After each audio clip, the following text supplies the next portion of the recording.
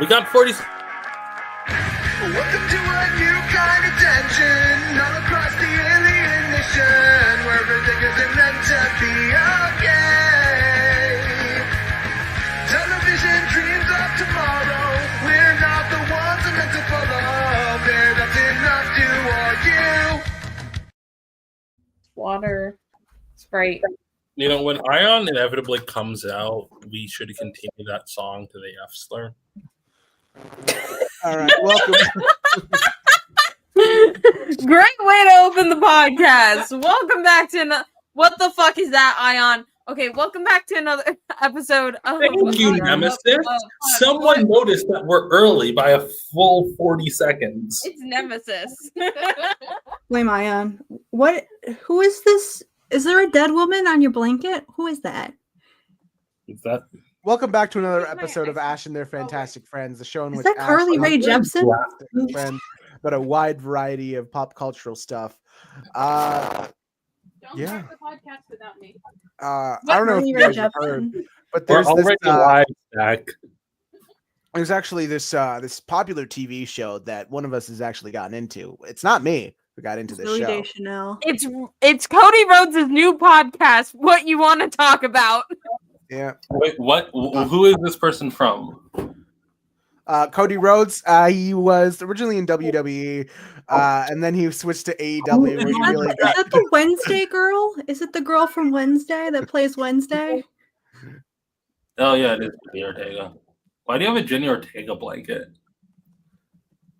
So, Yellow Jackets. I hear that's a pretty popular show that's been going around. I haven't watched it myself. It's a good show. You should watch it. I If heard I there's watched women. every good show that existed, I would never stop. Yeah, I hear there's women in it, and they potentially eat each other. Well, Who do you think we would eat first if we had to? if we were the Yellow Yeah. Jackets. Yeah. Sorry, Ayaan. Ooh. I didn't say I've- anything. I mean, you know, What? You have something to share with the class? I don't think I'd start immediately with eating you guys. 'Cause I feel like I could take most of you in a fight. If push came to shove. Okay, we know that that's not true. All right.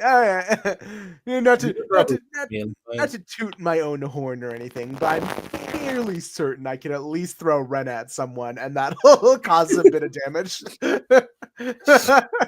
I would definitely eat first. I do think people severely overestimate how much cannibalism happens on the show Yellow Jackets. It's a little bit. Just a That's the same way like incest is a thing in Game of Thrones, where it's like, it's there. It's wild that it's there, but I would say that there's more incest in Game of Thrones than there is cannibalism in Yellow Jackets.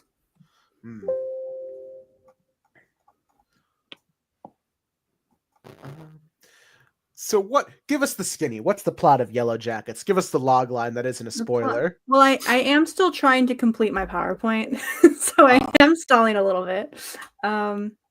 All right, let's talk about something else then. You guys were in the new DC We can talk event? about it. I'm not. It bums me out. Hey, where are the fucking Well, Time I Masters? think I finished the 1996 Triangle era. Like I finished reading that, and the ending was satisfying. Like it put me through that emotional journey.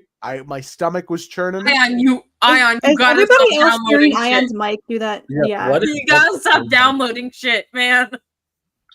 Is everybody let me else see. hearing his mic do that? Yeah. Yeah. It's okay, I only got 3 files left. Don't worry about it. Oh my god. Okay, Ayon's being muted for the time being. Ah! Is that why it's making that noise? Okay. Exactly. Okay, how's everyone feeling gender-wise before I say this? What do you mean? I was about to say no men on the podcast today. How's everyone feeling gender-wise? I can be not a man if it's funny. Okay, no men on the podcast today. Non-man, one funny. One can convenient. I'm a woman when convenient. And to do a double check on gender. We're replacing Ayaan with Jenny Ortega. Daystar, you sound like a parent when you say that. It's Jenna Ortega. Jenna Ortega. You just said Jenny Ortega. It was like, okay. Isn't Jenny Ortega the guy who made the High School Musical movies? No, it's No, Kenny. that's Ortega. Kenny. It's Kenny Ortega. No, okay, fine. You know what, Ayaan? You have to do a girl voice the entire time. Girl Girl voice. Girl voice, girl. Girl voice. Girl testing girl voice. Testing the girl voice. Okay, putting the girl voice on. Why is Ayaan better at this than me? It's gonna be really I'm funny. a voice actor. It's gonna Gotta be train really more. funny when Ayaan. Yeah. I don't want to voice train. That it's- sounds terrifying. Well, you don't have to like I'm it's just like some gonna say YouTube something videos.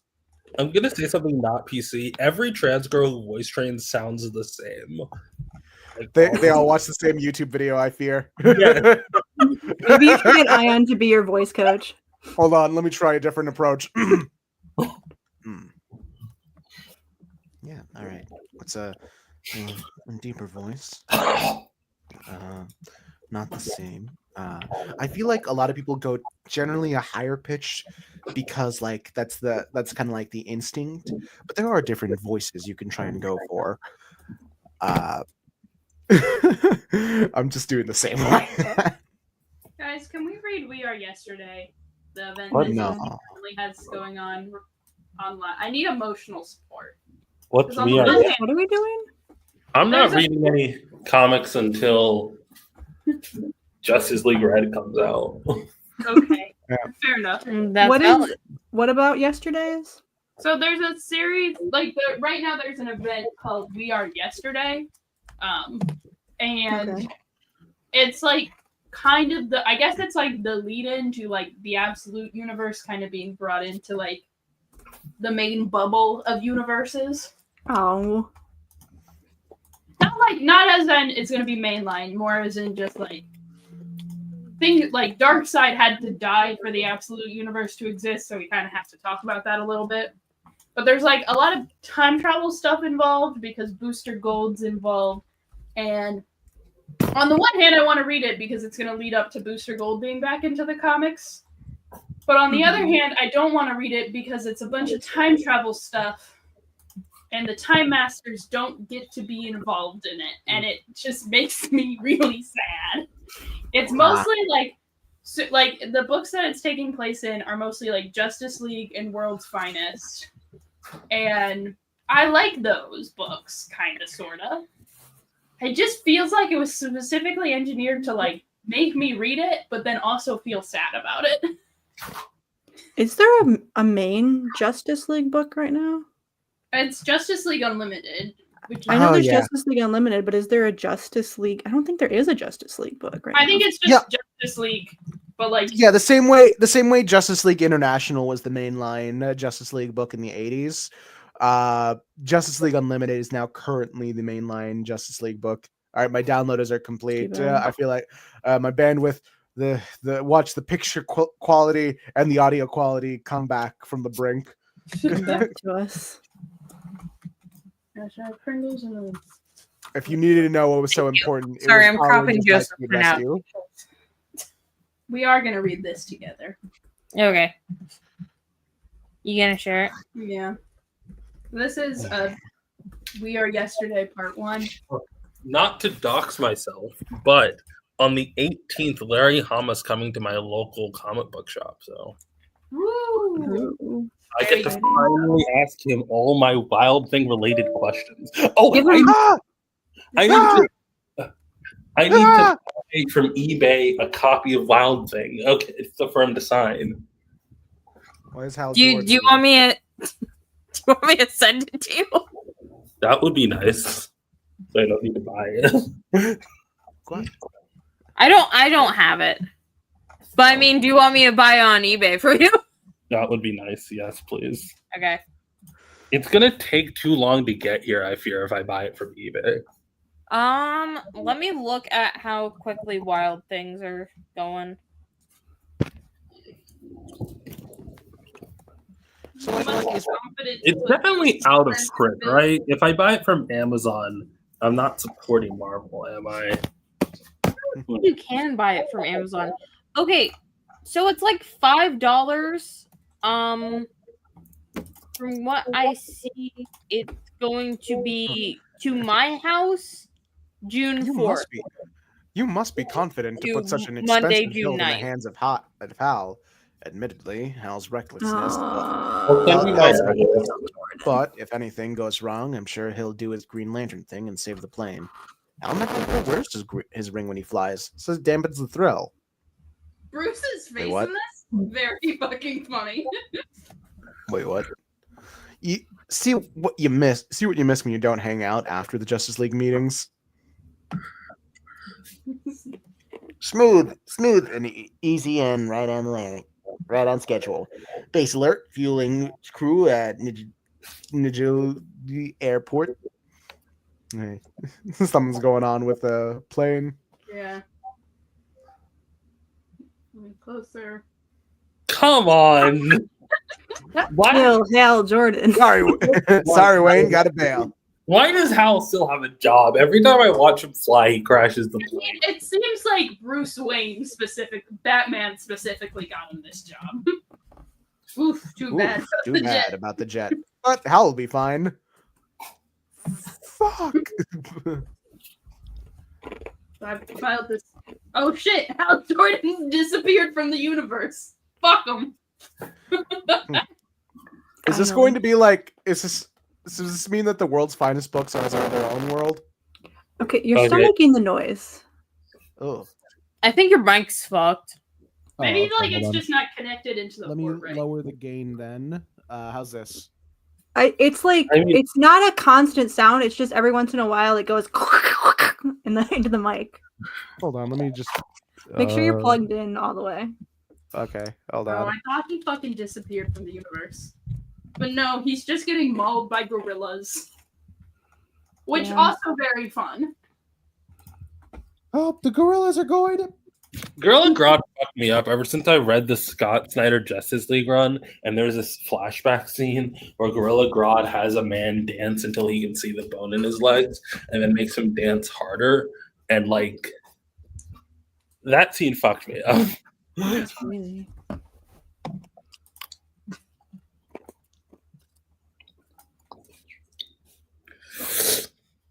The ape's out of the bag.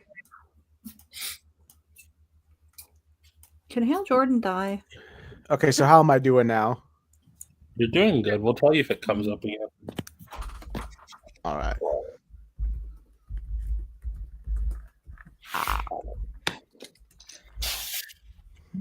For some reason, my nieces want Labubus for their birthdays. Chicken These jacket. bitches are expensive. They're not here. They're not here. You can't trigger their. Every time the nieces jump on the call, Ayaan decides to torture me.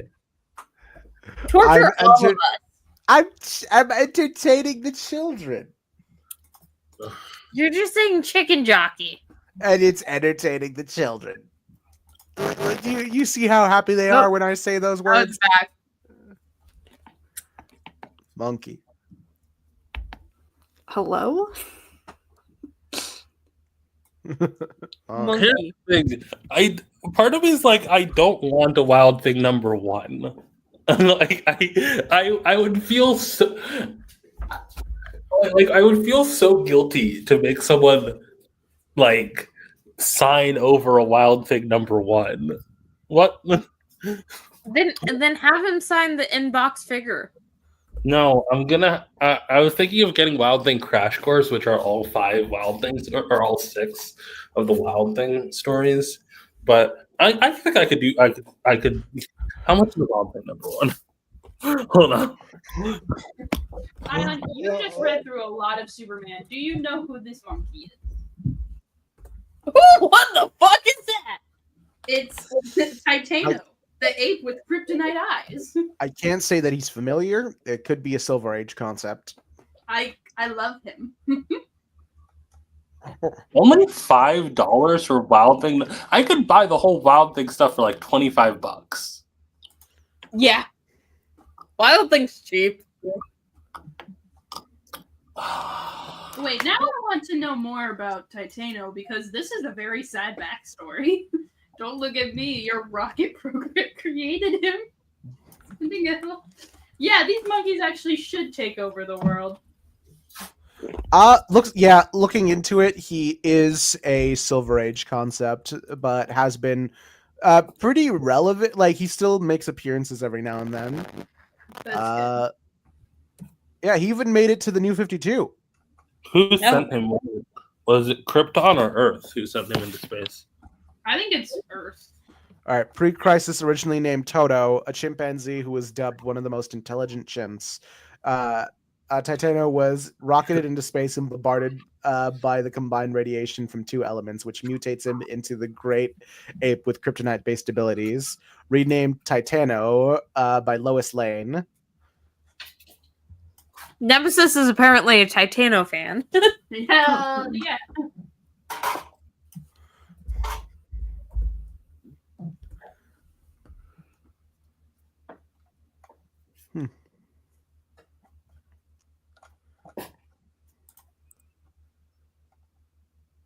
Content. We're supposed to be doing stuff. We're reading. I thought we were reading a comic book.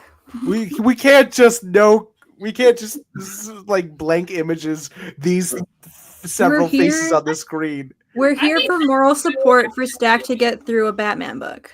Yeah. Yeah.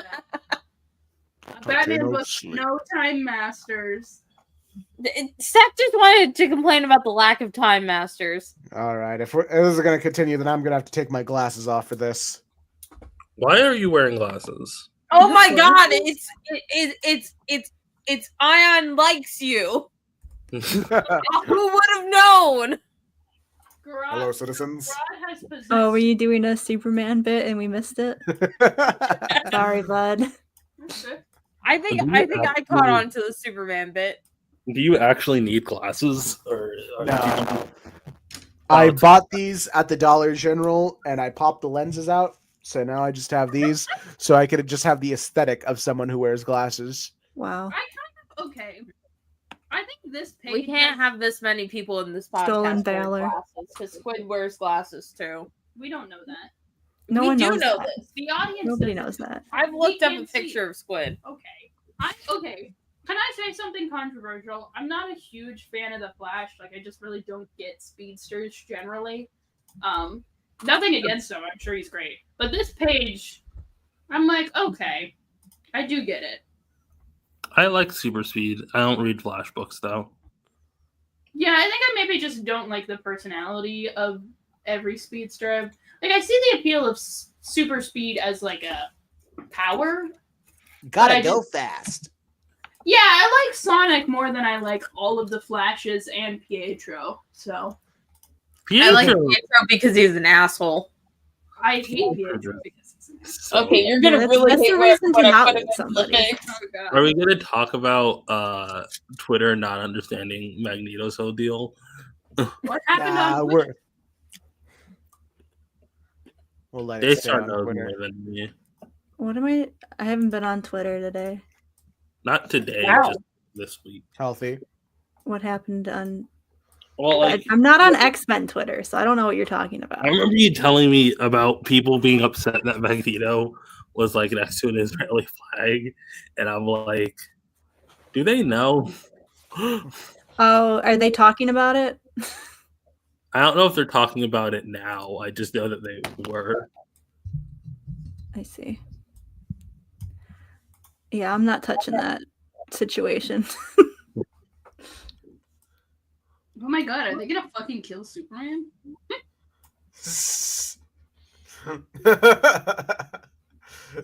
Interesting.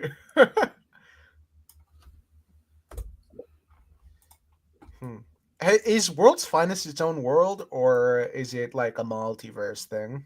Or No, like, it's, is it? it's like it's happening in the main continuity. It's yeah. Depending.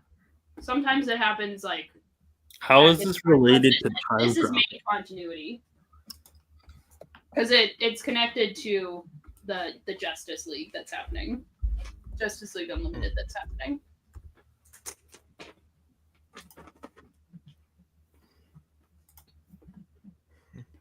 I'll read World's Finest every once in a while. It's usually not too bad.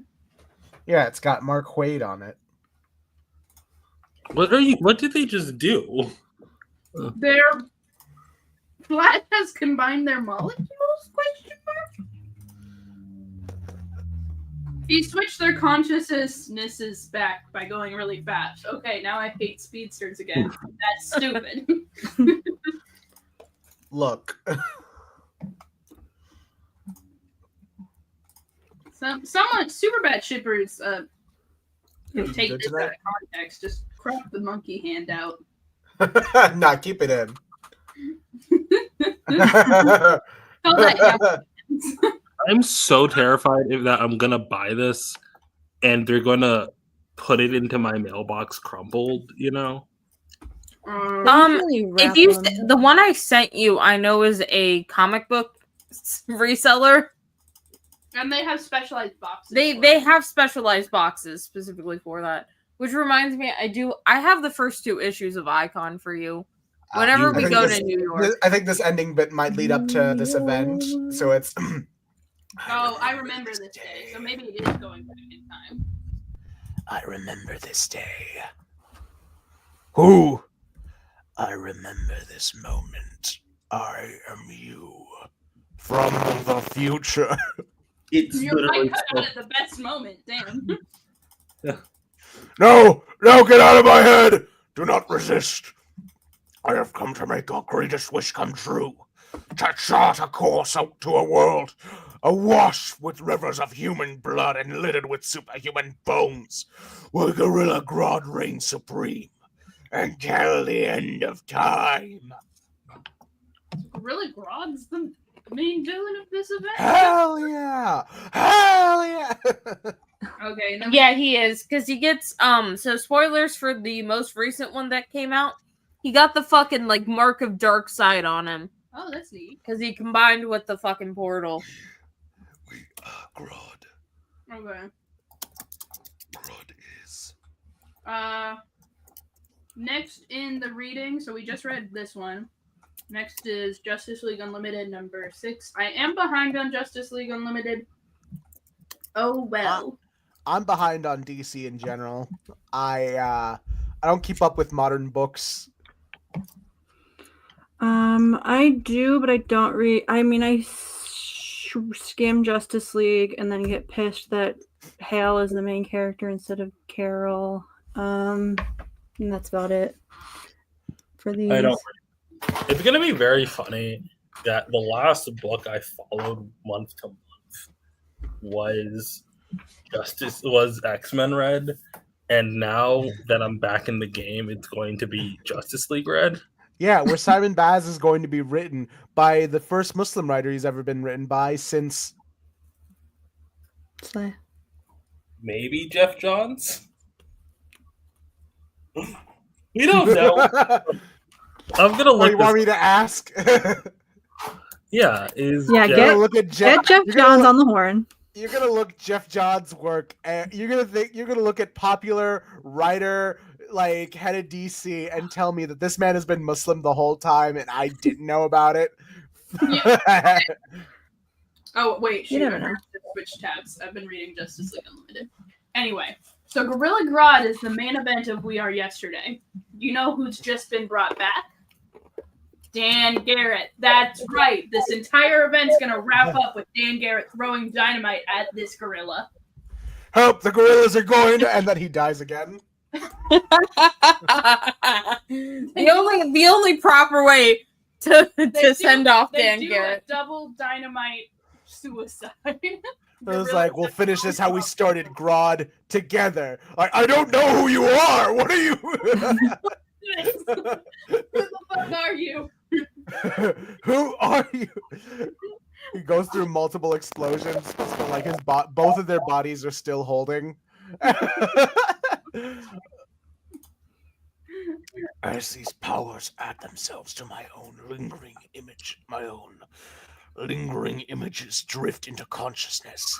These are the powers of the Martian Manhunter. I have no idea how they have become severed from their host. I like They are Martian now Manhunter. mine to command. They look very similar to the absolute Martian Manhunter's powers, like the color. Ah, Uh, Exponentially more. At long last, after countless humiliations. what is the chokehold I- that book has on everybody? It's What? really well Absolute Martian drawn. Manhunter? Actually, Martian It looks like it's really Manhunter. good. People are like, It is really good. really into it. yeah, It is really good because I know it is technically about a cop, but it's not really about a cop. It's about an FBI agent who investigates sporadic terrorists or spontaneous terrorism. Wow. Yeah. Wow. It's like I mean, Twin I've Peaks. read it. I just don't. I don't think it's. I mean, it's fine. I don't get the hype. I think. Well, to be fair, I don't think it's like the best absolute book out there.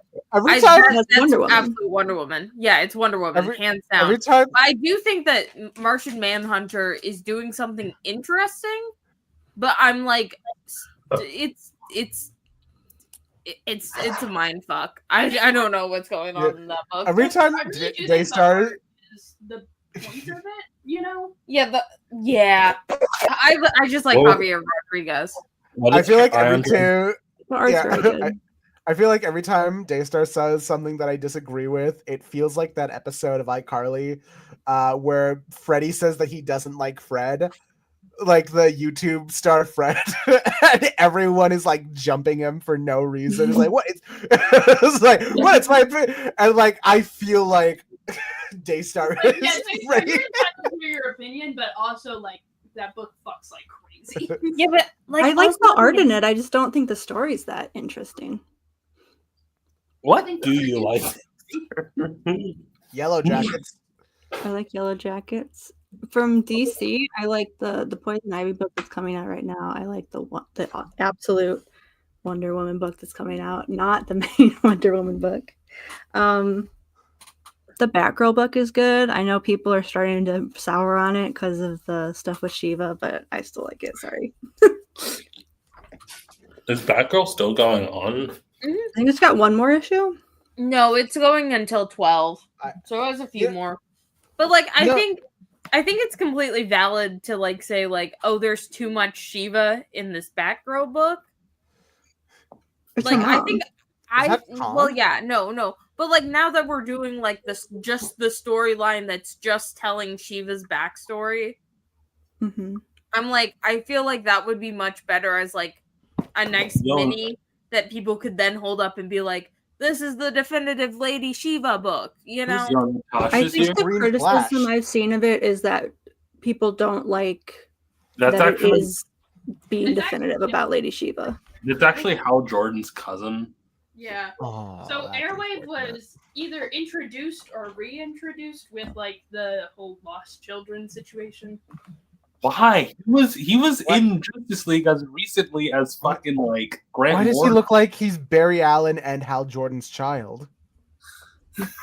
I'm sure someone has brought that up. Why is he accepted to Justice League? He's like a kid. They got Jaime. Well, Jaime's an adult. They got Supergirl in there, I think. Supergirl, I think, is an adult now. I guess he was important in absolute power, so he gets a membership. The gratitude is ours, son. I don't know you well, but you were an MVP in our fight against Amanda Waller. Grodd is just looking at him like, oh, fuck? Is that the Flash? Why is he green? I Why is he hate wearing that raw? kid. Okay, Why- I hate that he's in this book. I have hated him from the start. He just sucks. I liked He him. was also like led up to be like, oh, he's the mole. He's like, I forgot I have Rena's number, but like, oh, he's the mole. You know? Lost in yeah. Wait, I don't think this is. Is this the one that is Hal Jordan's cousin, or is this a different one? I think he is Hal Jordan's cousin. Well, Well, okay, they're all related to Hal Jordan. Is the thing. It's just like, is this the most recent one? Hold on, let me look this up. Airwave disintegration. Harold Jordan. So. Oh, I just remember Titano did have an episode in the animated series. There it is. Harold Levi. That's the one we're looking at. Hal Levi.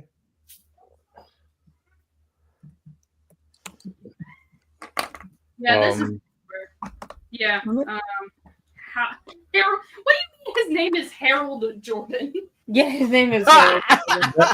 That's Well, Okay, it's this- of all the kids in Stargirl: The Lost Children to bring back and put in a Justice League book, he is the worst fucking choice. what do you mean, creator Denny O'Neil? No one gives a fuck about Hal Jordan's cousin. Wait, I how are would- that? Remember that time that Hal begged Carol to come to his family Christmas with him, and she was just like, "No, Hal, you're not gonna like trick me into taking you back." And he's just like, "Yo, come on, it's just Christmas." But he definitely is trying to trick her and taking him back. And then she spends like the whole Christmas with them, and she has to like save his little nephew or something. And then she's just like, "You know what, Hal? Maybe we can give it another chance." And Hal's just like, "Oh, no." I miss them every I- fucking day. Wait. Okay, I'm looking Go at something back. else. They made a new fucking Airwave just for the new gold. I fucking hate the new Golden Age so much. Stop making It's up so characters and bad. being like, "Oh, in actuality, they were always important." Fuck off. No. Again- Go back, because wait. Go back to his bio, because it says creators Denny O'Neil, but also first appearance in 2023. I hate to say Okay. this, fellas, but Okay. Denny O'Neil. No, here's the thing: is because it's a different version of the character. Yeah, It's not, it's not not the original the- version. There's It's no the version that they made for Stargirl: The Lost Children. Well, what was the previous guy? There Well, was click no on the version name. of Harold. There was Click no on the name, version of it'll give you Harold. the previous. This is just how the wiki is set up, where it splits everybody. No, into but usually different it things, doesn't. even if It it's the doesn't same list character. original. It doesn't list the original creator as Yeah, the it creator does. of the new one. No, it doesn't. Here, Why would if it you leave- go- Mostly does, yeah. If you go to the Time Masters page, it'll still list like Rip's original creator as Yeah. like, yeah, like this is the original creator of the Time Masters. All right, so go, but like there is no version of Harold Levi. Harold Levy is not a character. He doesn't exist. Like the only version is the new one they made. Well, okay. Anyway, And this is stupid. I'm so sorry. I hate the fucking Golden Age. Stop telling me that new characters are new when they're not. What they I mean, like, apparently the Helena he is. Wayne bit is like so crazy. I'm not even that big of a shooter for that version of Huntress, but man, they did her dirty. You know, it'd be really funny if they try to pull this storyline with the multiple versions of Supergirl that are just like not having stories with them, because you have Silver Age Kara Zor-El, who is essentially just modern Kara, but Kara did die, and she did somehow appear as a ghost post Crisis on Christmas.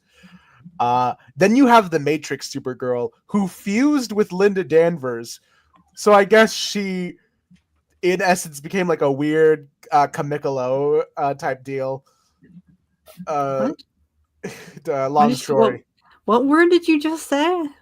Kamikalo. It's hard to explain. Oh, I know. Oh, that's what you said. I thought you were referencing some Star Trek thing. I didn't get.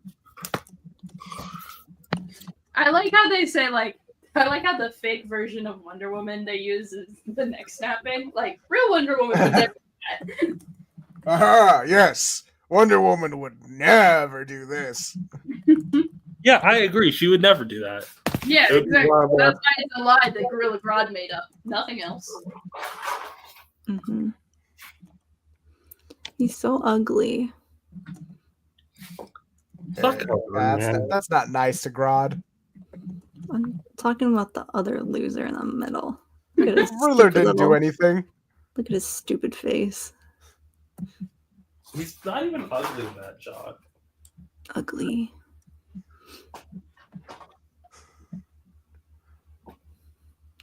This guy looks like Paw Grape. I understand your allegiance, however misplaced. What did they tell you when they saw you were dying? What? Did they offer to help you?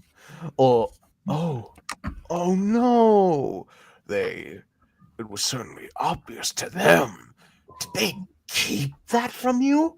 Dear God, do they not care about you at all? Dying? How? It's obvious to anyone. Your years in time stasis leach deadly chronal forces into your biofield. You have a form of, let's call it, tachyon poisoning. You're not only dying, my boy, it's happening retroactively. Unless cured, you will have never have existed. Happened to my man Booster Gold once. Yeah. So What is this he's dissolving like Back to the Future. No, And what's this implying about Judy Garrick? He's I hope she lying. never exists. Fuck Judy Garrick. Hey, Whoa. I like her. We like Judy Garrick here. Everything you ever accomplished gone. Every heroic deed unmade. You saved lives, yes. Every rescue undone. My God, I shudder to think of how many lives will be lost. No. I helped a lot of my sister. I saved my sister. Don't panic, youngling. The League does not care, but I do. I can cure you. This I promise, but I will require your help accessing something. Anything. And he was very trusting for some wicked reason. Because, I don't know, because he was out of time for so long. Because he's literally like 12. And so he was psychically manipulated. Manhunter's powers brought to them with echoes of memories when Darkseid died aboard the watchtower. I didn't know which voice I'm going with Grodd, but I think it's shifting into Michael Dorn's Worf. Tachyon energy, you've mastered. Because like I'm doing like the Klingon teeth thing. I'm responding to your microphone noises that happen about every 30 seconds or so. Beans. Mhm. Like, what kind of noise is it? It goes like Let that. me play back and listen to myself. Do you guys want to talk about Yellow Jackets? Or are we still doing We can talk about Yellow Jackets. Okay, it's Yellow Jackets time. I'm doing Yellow Jackets propaganda. Oh, these are people. They look older than I thought they were. The Yellow Jacket? Well, here's let's go. Here's what Yellow Jackets is, right? There's two timelines that you're following at the same time. So the first timeline is like the teen timeline that takes place in 1996, where there's a girls' soccer team and they make nationals, and the rich kid on the team, do I see this girl back here? Her dad's super rich, so he charters them a fancy private plane to take them to nationals, which does crash down in the Canadian wilderness, where they are then stranded and stuck for, we know, 19 months, but like we're not all the way to the end of the timeline, you know? So we're following their timeline half of the time, and the other half of the time takes place 25 years later in present day with the survivors from the crash, who are few and far between. All right, I think I may be accidentally bumping into the microphone and causing a little bit of a thing.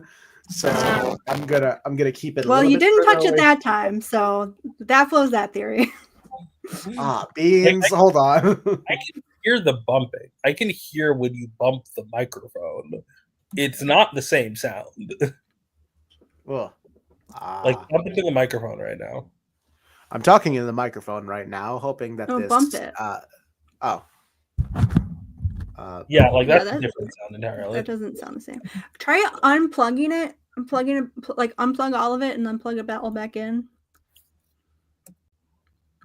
You might just have to use your onboard mic. Well, no, Nemesis. They explain that like he can't brainwash him because then they might trace it back to Grodd. He is trying to lie to him to convince him. So he's using telepathy to like illustrate his point, but he still is.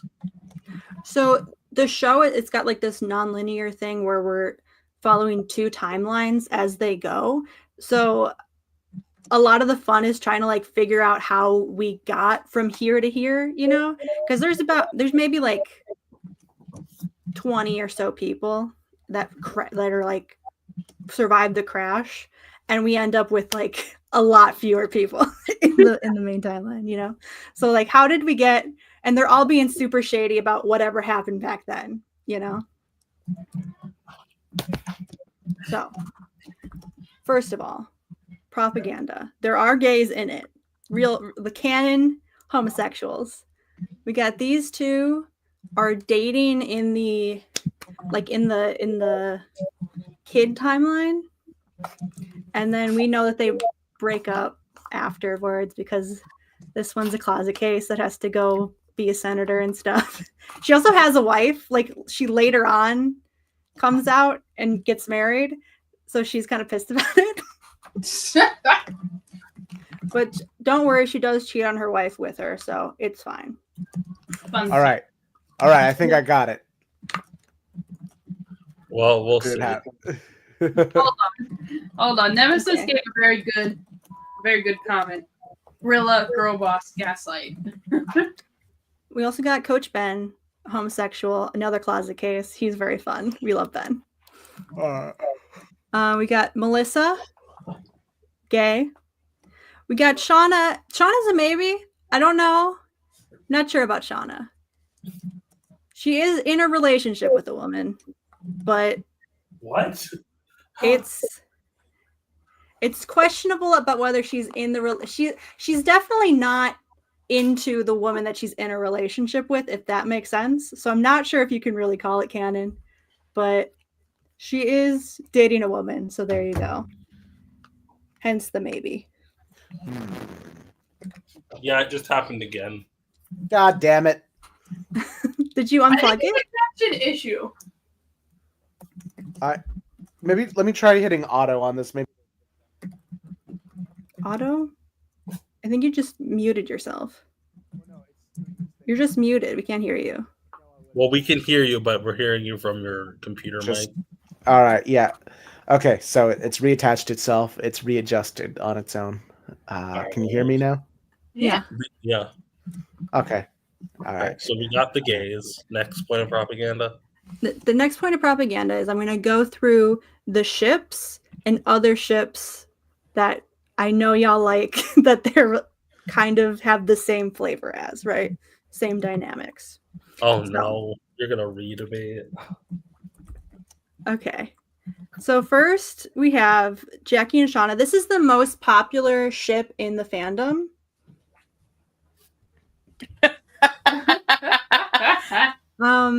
I would say this is Fire and Ice if they were in high school, you know, because we got like the slutty one, and then we got the prudish one. This one's the slutty one. This one's the prudish one. And they hate each other, but also are best friends, and also are kind of gay about it. If that makes sense.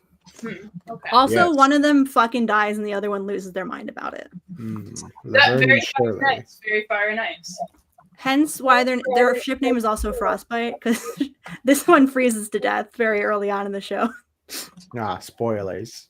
And it happens in season 1. It's not a spoiler. And does the other one die of some kind of animal bite? The other one is live in the main timeline, so yeah, she survives. What do you mean timeline? We just explained this. Were you not listening when I explained the timelines? Something about it jumps around a bit, kind of like Lost. There's 2 timelines. There's just 2. It's not timelines because it's not like a time travel show. It's like we are looking at the past and we're looking at the future. Yeah. So like Lost. We're following 2 timelines that are like happening parallel to each other. Lost is like you jump into the past before they got stranded. Here, you jump into the future after they stop being stranded. Yeah, we're getting present day. We're getting a present day storyline, and then we're getting the 90s storyline. And they're going. Each timeline is going in linear fashion. Like it's not jumping around that much. Like Dragon Ball. This is the one. This is the fan favorite. I don't know if it's my favorite. I get it, but also at the same time, I'm kind of like, you're 43. You got to get over your high school, your gay high school situationship. You gotta get over it, girl. You know what I mean? I know she died, so that extends it a little bit, but this is my favorite ship. Is it still my favorite ship? I don't know, but it was definitely initially my favorite ship. Shauna and Ty, who I'm putting as Poison Ivy and Harley Quinn, not because they are necessarily like the two of those characters, but they have the thing where they are both like horribly mentally unwell women who are somehow in a healthy relationship with each other. Like, they are each other's most healthy relationship by far. Maybe their only healthy relationship for each of them. Both in like the past timeline and in the current timeline. Like the two of them are like the ride or die, and they're also good for each other in a weird way, even though they are like both of their lives. They're completely falling. Did I crash? No, you're good. Hello? You cut out a little bit, but we got the gist, I think. Okay. Next one. This is the Shad Amy pairing. We got. You use the Mario and Sonic Winter Olympics. I just looked up Shad Amy and I tried to find one that wasn't fan art that I could tell. So that we have the suicidal grumpy one that's emo and goth or whatever, and then we got like the happy one that's like I can fix her, and she just like is kind of a bit of a stalker, a lot of a stalker, but it's cute, you know. These are like the besties in the current timeline. She's also a little bit evil. Well, I mean, they're all a little bit evil, a little bit. Yeah, but I feel like she's a little bit more evil than most. She's scheming a lot. She may or may not rig her hotel room with cameras and like cut her brake lines and stuff like that, but it's all cute. Like it's all like she's just looking out for her, you know? Okay. I don't know if that's necessarily Amy, but she's like the happy one that tries to get the group together. You know, she's trying to maintain the friendships around the group, and the rest of them are all kind of telling her to fuck off all the time. That very Amy coded. Yeah. And she's also got the big cute eyes, and she's always wearing like cutesy little stuff. Oh, good for her. What's the next one? Okay, Ty and Van. These are the canon lesbians. Ty and Van. They have the thing where they have the cute high school relationship that's very uncomplicated. It's uncomplicated for them, you know, for being lesbians in the 90s. They are kind of closeted, but they come out and the rest of the girls are cool with it. But then as soon as they're like back in the real world, all the problems come together, and one of them has to be like the respectable politics lady, and she's like, oh, I have to do all these things. I have to like go back in the closet. We can't be together. And they break up, and they become like the most weirdly codependent exes ever. Love. One gets married to somebody else. There's home wrecking involved. It's like, it's very messy and codependent and bad, but also delicious. Do you know what I mean? Very for good of them.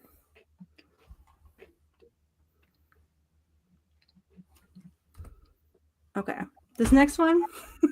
Okay, what the fuck? Lottie and Laura Lee, Jesus and John from the Bible.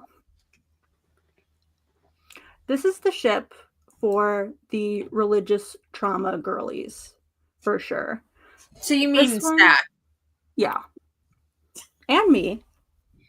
Oh, yeah. So Laura Lee is like the Jesus freak. She's always going on about like Christ loves you. You're beautiful in the eyes of the Lord. She's always praying. She's not like mean about it. Like she's just very like happy and wants to share the light of Christ with everyone, you know? So they don't hate her for it, you know? She's not like a bigot about it. She's just like wants to share Jesus with everybody. And Lottie is an unmedicated schizophrenic. So as soon as she runs out of her meds, she gets very into the whole Jesus thing. Oh, I'm sure. Yeah, for sure. So the two of them get really close and they're kind of bouncing off each other. There's like others. Laura Lee's got a bit of the religious OCD going on probably. There's a baptism involved. It's very good and delicious. I like these two. Too bad about all of that though. Anyway, here we go. Shauna and Jeff, main timeline. Those gay vampires from the book. Well, I guess I get why you picked those vampires. And What? not the other adaptation of those vampires. I don't know. Is there pictures of them from the book? I don't know if there's illustrations. I know this I is was from the thinking movie. more. I was like, the other TV show makes it canon, but They do have a comic book that I think might be. They do have a helpful. comic book. they do have a I didn't want to pull up the comic book. Why not? Because I was trying to put this together in like 5 seconds. But this is, look, you know how we feel about wife guys. If there is a wife guy in this show, it is Mr. Jeff. He stands by, he puts up with so much of this woman shit. It's kind of ridiculous and I kind of feel bad for him a little bit. Wait, But wait. I would not describe anyone in those vampire relationship as wife guys. well, it's like the guy, you're gonna stand by your evil man even though you shouldn't. I don't think. You know? He does You're not stuck. stand by that evil man. He does not. That's the whole thing. Yeah. Well, eventually, but for after many years, you know. They do break up at the end of the first book. Well, I'm hoping for Jeff that he does eventually leave Shauna. We're hoping for good things for Jeff.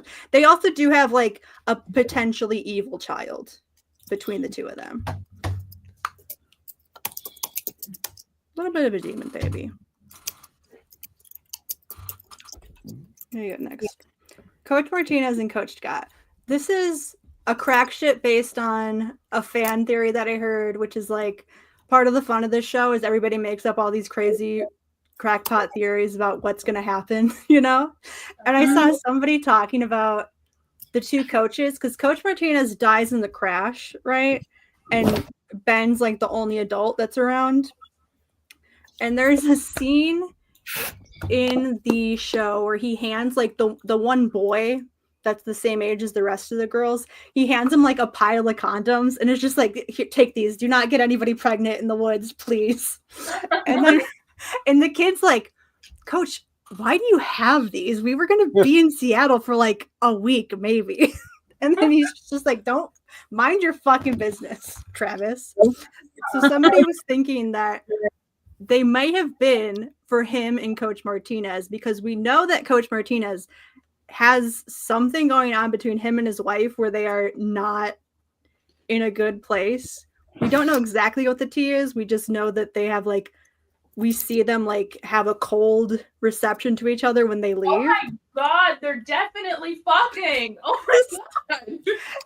And we so if we have like a closeted cheating cowboy, like cheating soccer coach situation, it's very Brokeback Mountain of them. In the mountains too, no less. So this one does not have much water. I just thought that was a really funny theory that I saw someone put No, out this is there. good. This makes me want to consider watching it now. Mhm. Well, okay. All these lesbian ships that are canon Wait. are nah fam, but like the second they're like maybe No. The crazy theories. Okay. Yeah. I like the crazy theories. I I wonder like if the there is crazy- any fix for them. I wonder. I'll check real fast. What are their names? Oh, this is my favorite meme from Ben. Fuck them kids. He gets to this point pretty quickly. Anyway, Misty and Walter. Now they are, walk with me. They are if Kermit and Miss Piggy were Hannibal Lecter and Will Graham from the I'm show. sorry, is that- Hannibal. I'm sorry, is that Elijah Woods? It's Elijah Woods. But it's also Miss Piggy and it's also Will Graham from Hannibal. Oh, so Elijah's okay. Elijah Wood playing Will Graham and Miss Piggy. Oh my god. Will Graham Okay. with the energy of Miss Piggy. That's really Okay. good, actually. That's So I think we're underestimating Red Dragon, but Will Graham is the only human and everyone else is Muppets. What's Red Dragon? yeah. The book that the first book in the Hannibal series. There's The a series? I thought it was That just fucking Silence of the shit. Lambs. the story in which Hannibal originated from.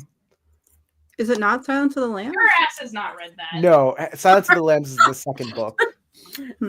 What's that one Family Guy club? There's no way you fucking read that. All right. So, fun fact: Red Dragon was first adapted as a movie into the movie Manhunter, with Brian Cox in the role of Hannibal Lecter. When it came around the time for Silence of the Lambs, they decided to adapt that instead of just like doing the whole series, where they found that book more interesting to adapt. So yeah, Silence of the Lambs happens. Ba-boom! Hannibal Lecter is a household name in cinema. In movie villain history, and Red Dragon then came out, which boom!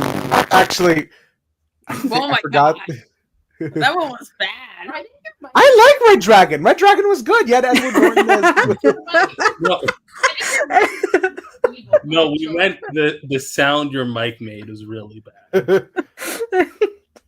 No, maybe I'm peeking. You're not do have- peeking. Ah!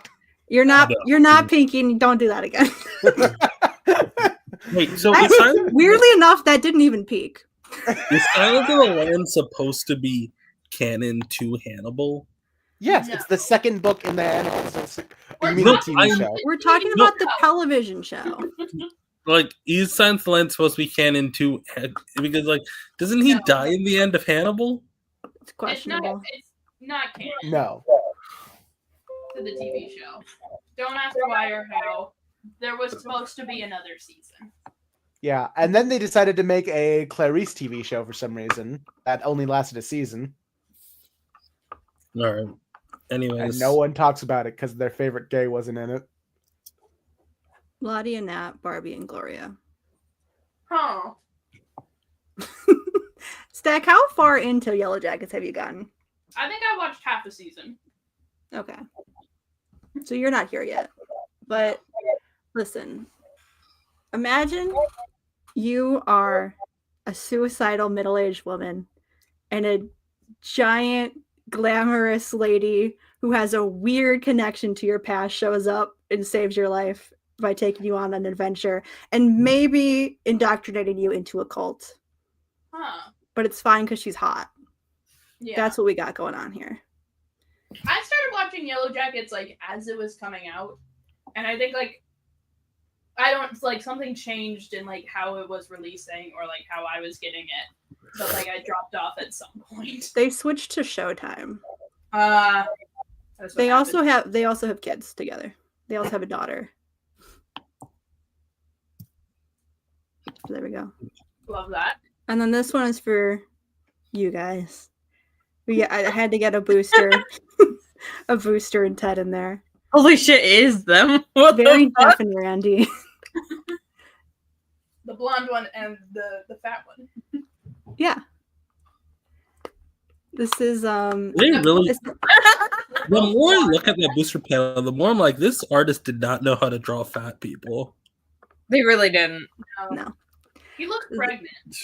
Yeah. This is Shauna's husband and his best friend, and this is also the happiest that Jeff has ever been. He looks pregnant with like an egg. It's up in there. I would not be shocked if he got pregnant by egg. Eggnant. Why would there be an Why Science. would there be? I don't know. He came in a Big condom for him. Gross. That was part of one of the storylines. He was just like, "Hey, buddy, can you go? What if they reveal No questions asked. Go to a motel room and come in a condom and put it in the garbage can for me." And he was just like, "Sure thing, buddy." What if they suddenly reveal that like one of the people missing in the future timeline is alive? I think that they have left a window open for that possibility. All right. Like they say, there's a scene that implies that there are 8 survivors. Like that happens in season 2, but it's vague enough that they could throw in some extra survivors if they wanted to. I played back the audio. That was a bad one. Mhm. Anyway, that's And, the end of my propaganda. Yeah. Dang, other than the Have I Barbie, convinced you? Yellow Jackets. No, probably other than not. the I don't wanna Barbie and be- Gloria, I didn't really see ships that I ship. But I was trying to think of who would be Charles and Magneto, and I couldn't think of anyone. that's fair. Yeah.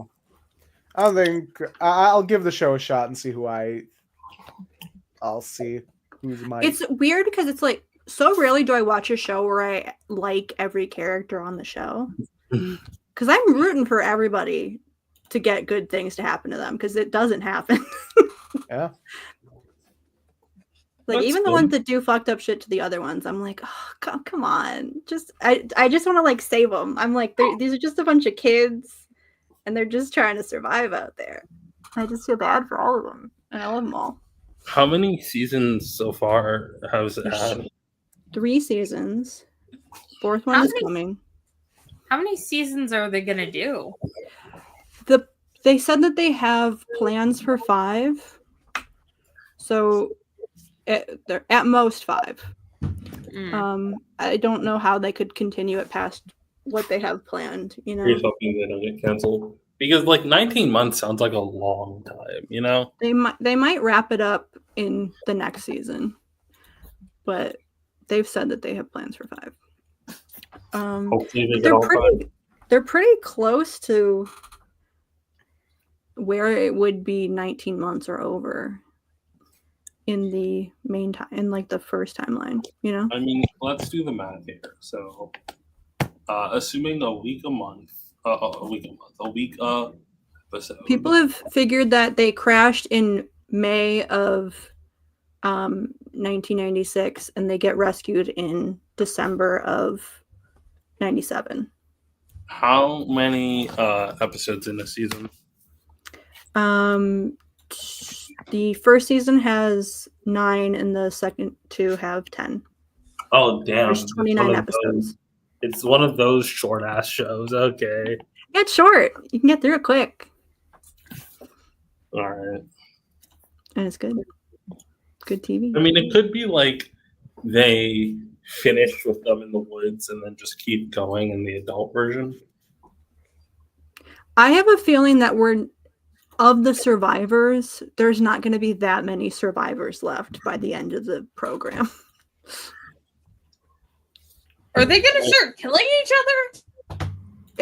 I think so. I think that they're losing their minds a little bit in the timeline. I think they may start Goose and chopping and slicing, you know. Anyway. Again, also overestimation of how much cannibalism happens. It's not that much. It's not happening. Technically, they haven't. Yeah, there's not one time where they like killed someone for food. You know. It's opportunistic cannibalism. Yeah, like the first time it was an accident. They tried to cremate her and they accidentally barbecued her, and then they were like. It also has a really good cover of "I'm Just a Girl" by Florence and the Machine. No, that is on my Alex Stark playlist. The music choices in the show, beautiful, peak.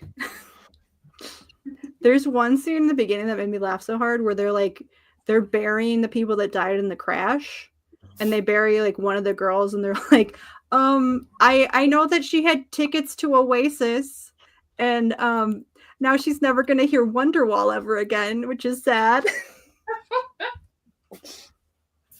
Anyway, here's Wonderwall. Anyway, here's Wonderwall. They do play Wonderwall eventually in the show.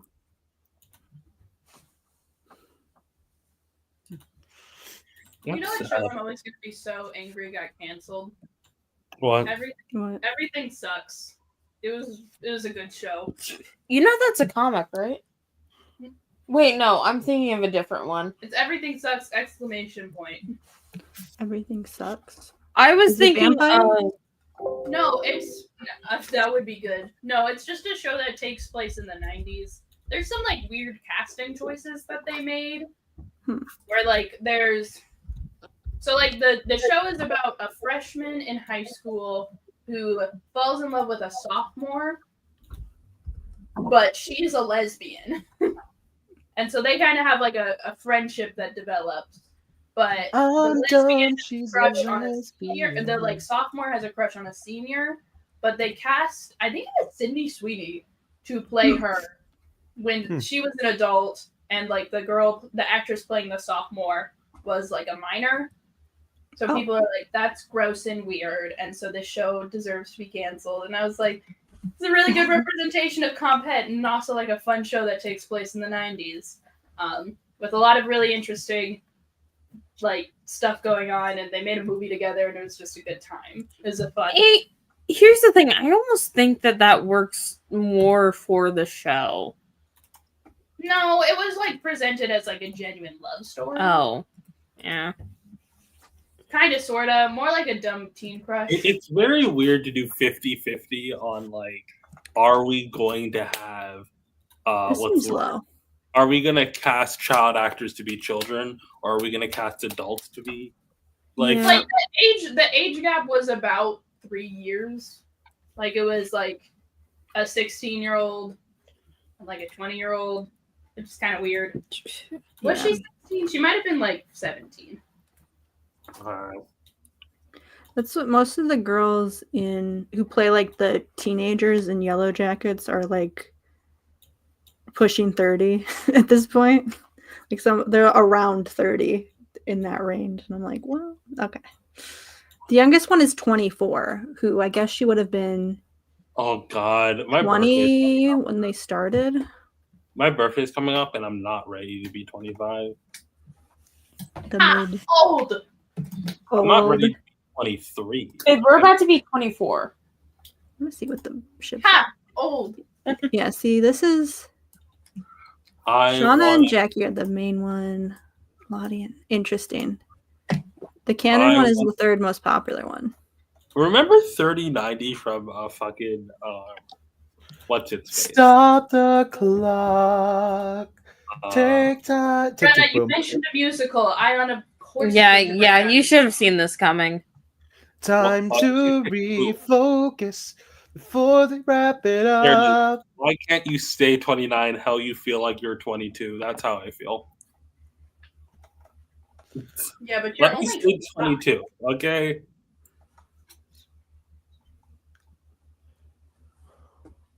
Feels much more like doomsday. Fuck 3090. Hey, see, feels like a horror twister. I'm actually they have to tag for cannibalism. I'm actually perfectly okay with this. Outcome. I like this song, and I'm perfect. And if I can't listen to it, Ayaan can sing it. You know. How do you spell cannibalism? There we go. Cannibalistic thoughts. Interesting. Now, I guess they would be there. I think it's really funny. Will Graham is a cannibal. Hannibal Lecter is not a cannibal. Interesting. Reverse AUs. Those were popular. I hear. So apparently AUs are popular in the. I was starting to peruse AO3. I haven't read any fics yet, but I saw that AUs are popular, which makes sense because it's like I saw one that was like an alternate reality where they got rescued after a week or something instead of 19 months. Yeah. They want more people to be alive. One of the characters that dies, you might want to make an AU about it. I do have a question. Why is one of them pregnant? One of them is pregnant because she So that's That's Shauna is pregnant, the main lady. Okay. And she did sleep with her best friend's boyfriend like the night before they went to nationals, and then realized she was pregnant while there. So that was a whole drama. That's wild. So does she And then give birth in the 19 months? Yes. So they just have a baby now? No. Oh, they eat the baby? No, they don't eat the baby. All right. Why is there slime happening behind? What? This is a nightmare. to What is happening? I'm entranced. Yeah, now I know what's going on finally on this podcast. How'd you know one of them was It's pregnant? going too fast. This hurts my eyes to look at. Who told you someone was pregnant? I see a lot of yellow jackets like on my For You page and like on Twitter. Yeah. On theater. That's the thing that they fought about, because she lies to Jackie about who got her pregnant because it's her boyfriend, you know? But then Jackie finds her journal and reads it and finds out that she slept with her boyfriend, who is her husband in the current timeline. Oh. So she married Jackie's boyfriend that was cheating on her with her. And then they were fighting about it. Jackie was like, How "No," do I stop? and then she was like, "No, I'm going to sleep outside." So Jackie goes and sleeps outside, and then that happens to be like the first that happens, and she freezes to death. It's crazy. Taking away sound privileges. Wow. And then she becomes a ghost that haunts Shauna forever. And that's why it's a super popular ship and also why it's being Tora. Yeah. Because of the ice. Because of the ice. And because of Ice being dead. Yeah. I don't think Ice would freeze to death. I don't think she would either. That's kind of her thing. Freezing to death? Not freezing to death. It's freezing.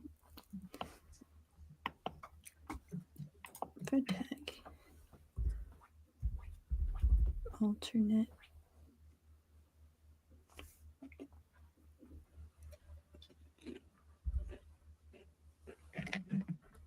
Alternate universe. I went on several White Wingfoot rants. Like 5 seconds ago. Dude, this I don't get an AU for no crash. I don't really know what's up with that.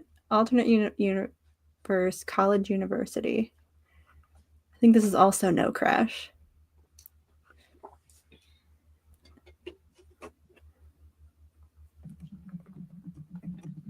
Okay, so this just starts a year earlier. You know, there was a restaurant depot, and two of the employees were talking about this show while I was trying to check out there. Do they like it? Yeah, but one of them was pitching it to the other friends. This one has time travel in it.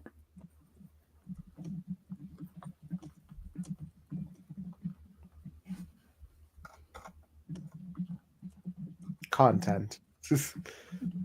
Okay, well, I'm done talking about Yellow Jackets. Sorry, we took the slime videos out, so now. Why is it worse? What is going on? I'm sorry talking about Yellow Jackets. We took no, it's not the Yellow Jackets. We don't have slime videos on here, so it's hard for me to pay attention now. We talked about the slime controversy last week, I think. Fucking Elmer's glue. Elmer's glue changing their how formula, Elmer's so glue they have changed to their be, formula. They have to use This their is bad too. proprietary This is bad. activator. Bad. Stimulation. You don't need stimulation. Anyway, let's talk about not the Stardust. I was mid Google. Let's talk about Cody Rhodes. My talk about favorite Cody Rhodes. wrestler. This can't be your favorite wrestler. Huh? It can't be your favorite. I thought Io Sky was your favorite. Yes. Okay, I like Io Sky and Cody Rhodes for two completely different reasons.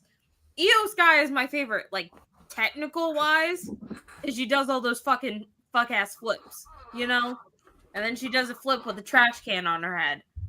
Cody Rhodes is my favorite because he's so batshit insane that he makes any gimmick work. Yeah. He can sell almost everything that he fucking does. And he's gonna wrestle with Jey Uso again, but Why is he SpongeBob? So The this is WWE. So Stardust is a sequel to what they made his half brother Dustin do while he was a part of the WWE. So this is Dustin. This is That's Goldust. That- Goldust. So That's Darth here's Maul. the thing. That's Darth Goldust Maul, didn't yeah. used to look like that. Now I'm gonna go look up Goldust in the 90s. Look up Look Darth up- Maul. No, look up Dustin. Look up Goldust Darth Vader. We Okay, so Was he Goldust Darth in the Vader? 90s was a A fucking Christmas angel. yes. So he was a sort of representation of the gay panic of the 90s. Mhm. It was a drag persona. Vince McMahon made this man do drag. And Right. it like Dustin, you're gonna do drag now. Why? no, it like it really fucked him up. It really fucked him up. And like mentally. Yeah, think neither Still, neither Cody or Dustin liked Goldust or Stardust at all. They thought it was humiliating and stupid. well, because Because it the- was. It 'Cause they was don't like fun. it was so it was No, it was because Vince they were McMahon. forcing them into No, a no, role that they Oh, didn't. okay.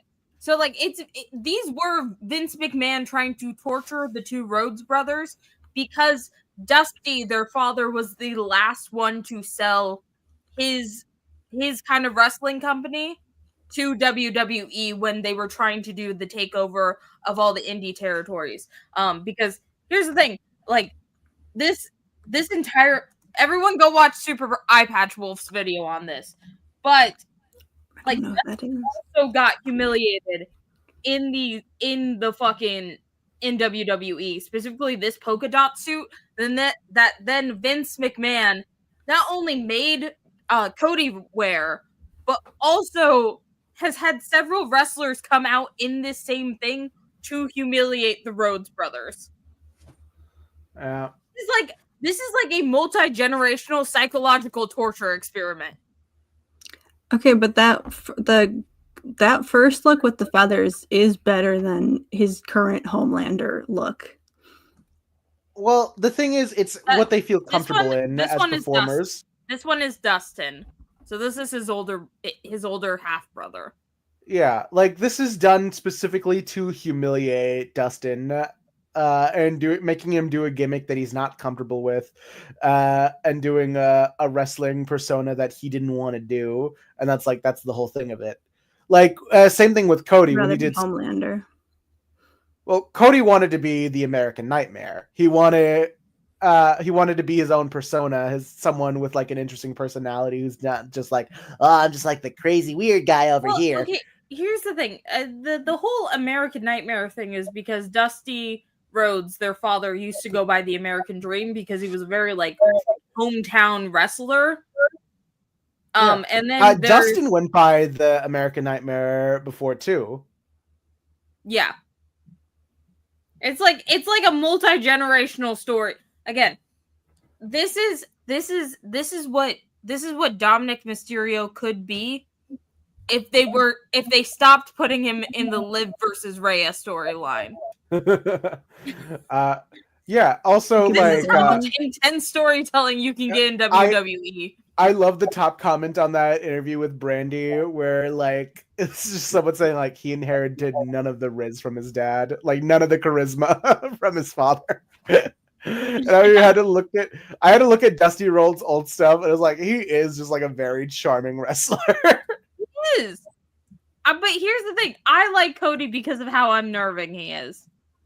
Yeah. Now look up Goldust WWE Darth Vader and Booker T. Was Booker T Goldust too? No, but he did partner up with Goldust. Booker T's funny. I like when he was What the fuck? It's just we can't play the clip, but I watched it several times where Goldust just showed up in a Darth Vader costume. It's like, oh, you're not ready to be a Jedi just yet. And then the Booker T, man, get out of here with that stuff. I don't even watch the movies. I don't watch that stuff. And then he handed him the lightsaber. Like, oh, I'm about to get medieval. I like the kid that he adopted in the most recent wrestling show. Well, now that's just half Darth Maul. The one that No, killed no, no, no. That's Joe not half Hendry. Darth. So Who's the guy that killed Joe Hendry? who's the guy who killed Joe Hendry? That's someone from Williams? NXT. Yeah, the new kid. Okay, I Squid. like him. Okay. I like Penta the same way I like Io Sky. They are very interesting, like in the ring during Wow. matches. Cody I like just when he's on the mic. He could never wrestle again, and I would still be a fan of him. What animal is that? It's the fucking horse. The fucking horse. My favorite. I love the. I It's keep your seeing. own dog. I Your own I- fucking dog. I keep seeing random clips of him. One of my favorite ones is him like he's telling other wrestlers in AEW just like a horror story. He's like, here's the horror story of the independent contractor. Is your dick They're flaccid? fucking screaming. I And no him just, health care. him just like looking at someone next to him like, is your dick flaccid? And then he just says like something scary in the story like, look at that dick. Like, why would you say that? He's a fucking insane. Oh yeah. Yeah, also Vince McMahon is responsible for the death of Owen Hart. Yeah. Who's Owen Hart? Owen Hart was part of the Hart family. Same part of like Bret Hart. Is that the guy they dropped? Yes. Damn. Yeah. I remember that. Sad. Family wants nothing to do with WWE anymore because, like, you know, Fair. they killed their son Yeah. and brother. That tracks. But I know that AEW actually has an Owen Hart Cup, like an award. Yeah, AEW is the like place where a lot of the wrestlers who no longer associate with the WWE go to. So Cody's brother Dustin's still wrestling for AEW. He's gonna finish out his he's gonna retire with AEW. Toni Storm is also a holdout from WWE as well. She had a different gimmick, then she switched to AEW, and then she got a better gimmick, and now she's women's world champion. What do you think her next gimmick is gonna be? I don't know. I think she's gonna stick with the timeless Toni Storm thing. Because the Rockstar one was fun. I could see her going back. But I feel like the timeless one's fun too. You guys think Cody might turn heel like a lot of people want him to? Is he not? No, he's the good guy. He's the baby face. He's face. The current heel is. He's called the American Nightmare, and he looks like Homelander. No, but he's like the good guy. John Cena's currently the enemy right now. He's like everything that Cody's doing is like, I'm just here to wrestle, have a good time, you know, become the world's champ. Like he's Goku right now. Is Goku a good guy? Yeah, Yes. kinda. But yeah. You can't tell me this man's not evil. Look at him. He's so good. I really hate that this windbreaker sold out. I really wanted it right before he wore it again, and then it's all sold out now. I mean, you have to put it in the context of like WWE that really considers like good guys, like the whole American dream thing real. Yeah. I mean, like, people call him boring, but I don't see that really. I like Cody. I think, okay, here's the thing. when people say that Cody is boring, it's simply that they don't realize that this man is not. When he gets on the mic, it's just him doing bits. Yeah. Like, he does not have an in-ring persona. He's the same guy now. Yep. Oh, and then also there's actually a Cody Rhodes we haven't talked about, Dashing Cody Rhodes, which is actually the first one he did under WWE with his father, where he basically just played a fuckboy. Why He does isn't doing that what does now. this man have against whatever natural hair color he has? Is he This a is ginger? his natural hair color. No, it's not. That's dyed black. No. That's box dye, that's baby. not Look up Cody Rhodes' child. Well, okay. We know who his wife is. No, What does him that as a mean? child. Cody Rhodes as a child. Yeah. Blonde. He's a dirty blonde. Wait, I don't know which. He might have become browner as he grew up, but he One of those- definitely One of those wasn't. white people whose blonde hair went brown for a little bit. Yeah, You but mean like every he white definitely person wasn't. that's born with blonde hair. It definitely wasn't black. Okay, but here's the thing. This is damning evidence. Daughter's blonde. He probably has brown hair.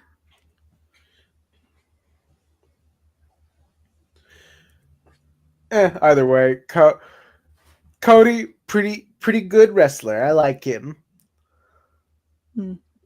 He's so off-putting. This is why Yeah. he's my favorite. Yeah, I was saying before, and like this is Ash's new Johnny Storm. He's not, because he's Steve Rogers. Ethan, don't call him that. Don't. No, Steve Rogers would pull that promo. Yeah. He would do that. Do you think Steve Rogers would date a black woman? Yes. Yeah. I mean, he dated Sam. The only thing that Sam isn't is a woman. For now. You don't know for sure. I don't know. For sure. It's a sliding time scale. Never ends. Who knows what happens in the future? It is funny. There was a whole thing that was unconfirmed that Goldust and Cody Rhodes are the same person, officially in storyline. So like, there was a bit where Goldust just went like, I do have to say, Cody Rhodes is over in like Iowa right now. That's what his hair looks like. It's brown. I don't think he dyed the fucking mustache. No. Now I look do at not Cody like Rhodes. Now, why did somebody put a picture of him next to Freddie Mercury? That's not even Freddie Mercury. And That's the that Rami Malek. shitty That's biopic they Rami- made of him. Yeah, that's Rami Malek Mercury. The fuck does he have Oh, this he- slick ass mustache? Oh, he thought he was selling the mustache, huh? This is during what I like to call the awkward Cody Rhodes phase, where he was still active. Like his Now, what father is that was. toy? What is that toy we just saw? Go back up. What's that? Who's that referee? Does he think that's him? Does he think he looks like that? He's trying to fuck on me. Here's that referee. He was trying to fuck on me. Why has he got a diaper on? WWE action figures are weird. Why has he got a diaper? It's Why is just he diped up? DL. Sometimes it be like that. You gotta put pants on over I it. think though. Cody Rhodes should. I watched- I think he needs to grow back the mustache. I think that would be funny. I was watching a Bleach Smosh it, video too. earlier, and Anthony He can be the Padilla new had to Hulk Hogan. explain what ABDL was. Please don't. What's ABDL? I'm We dyslexic. don't need to. I'm googling it. Sure. All right, fellas. Hold on. Let's just see this reaction in real time. What are Oh, we adult looking up? babies. Yeah. What's the DL? Diaper lover. Oh. That could be Cody Rhodes' next persona. Adult baby. He kind of looks like an adult baby. The American baby. He kind of looks like a toddler. He so looks like if a toddler off-putting. was a grown man. What fell? Oh my! He just happens to go in theme parks in a full suit. No, that was peak. That was the best thing. You complained about it when we talked about that. Huh? You complained about that when we talked about it last. Complained that Ash was not at Epic. Oh yeah, I was bitching about the fact that I wasn't at Epic Universe. I'm very upset about that fact. Epic Universe, if you want to sponsor a trip for me down there, hit me up. I would like to go. Guys, I will ride nothing. I can't wait for one of the 5 people watching to work for Epic Universe. You never know. Guys, I ate 3 cans of tuna earlier today. Okay, Cat. Why? Yeah. Why 3? Well, you see, I'm protein maxing currently. You need some fiber, bud. Yeah. Anyway, Yeah. I think it's really funny. Eat some spinach. I think this action figure set is really funny. That just got announced. Yeah, he came out in like a skull. Yeah, his Iron Man mask that was modded to look like a skull. It's a skull. Is Brandy also a wrestler? Yeah, She's an Brandy is announcer. a former wrestler. she was a wrestler. Why'd she retire? She teaches yoga now. That's a career change. Yeah. It's really funny on SmackDown the other day Somebody's got to figure out how to make waffles.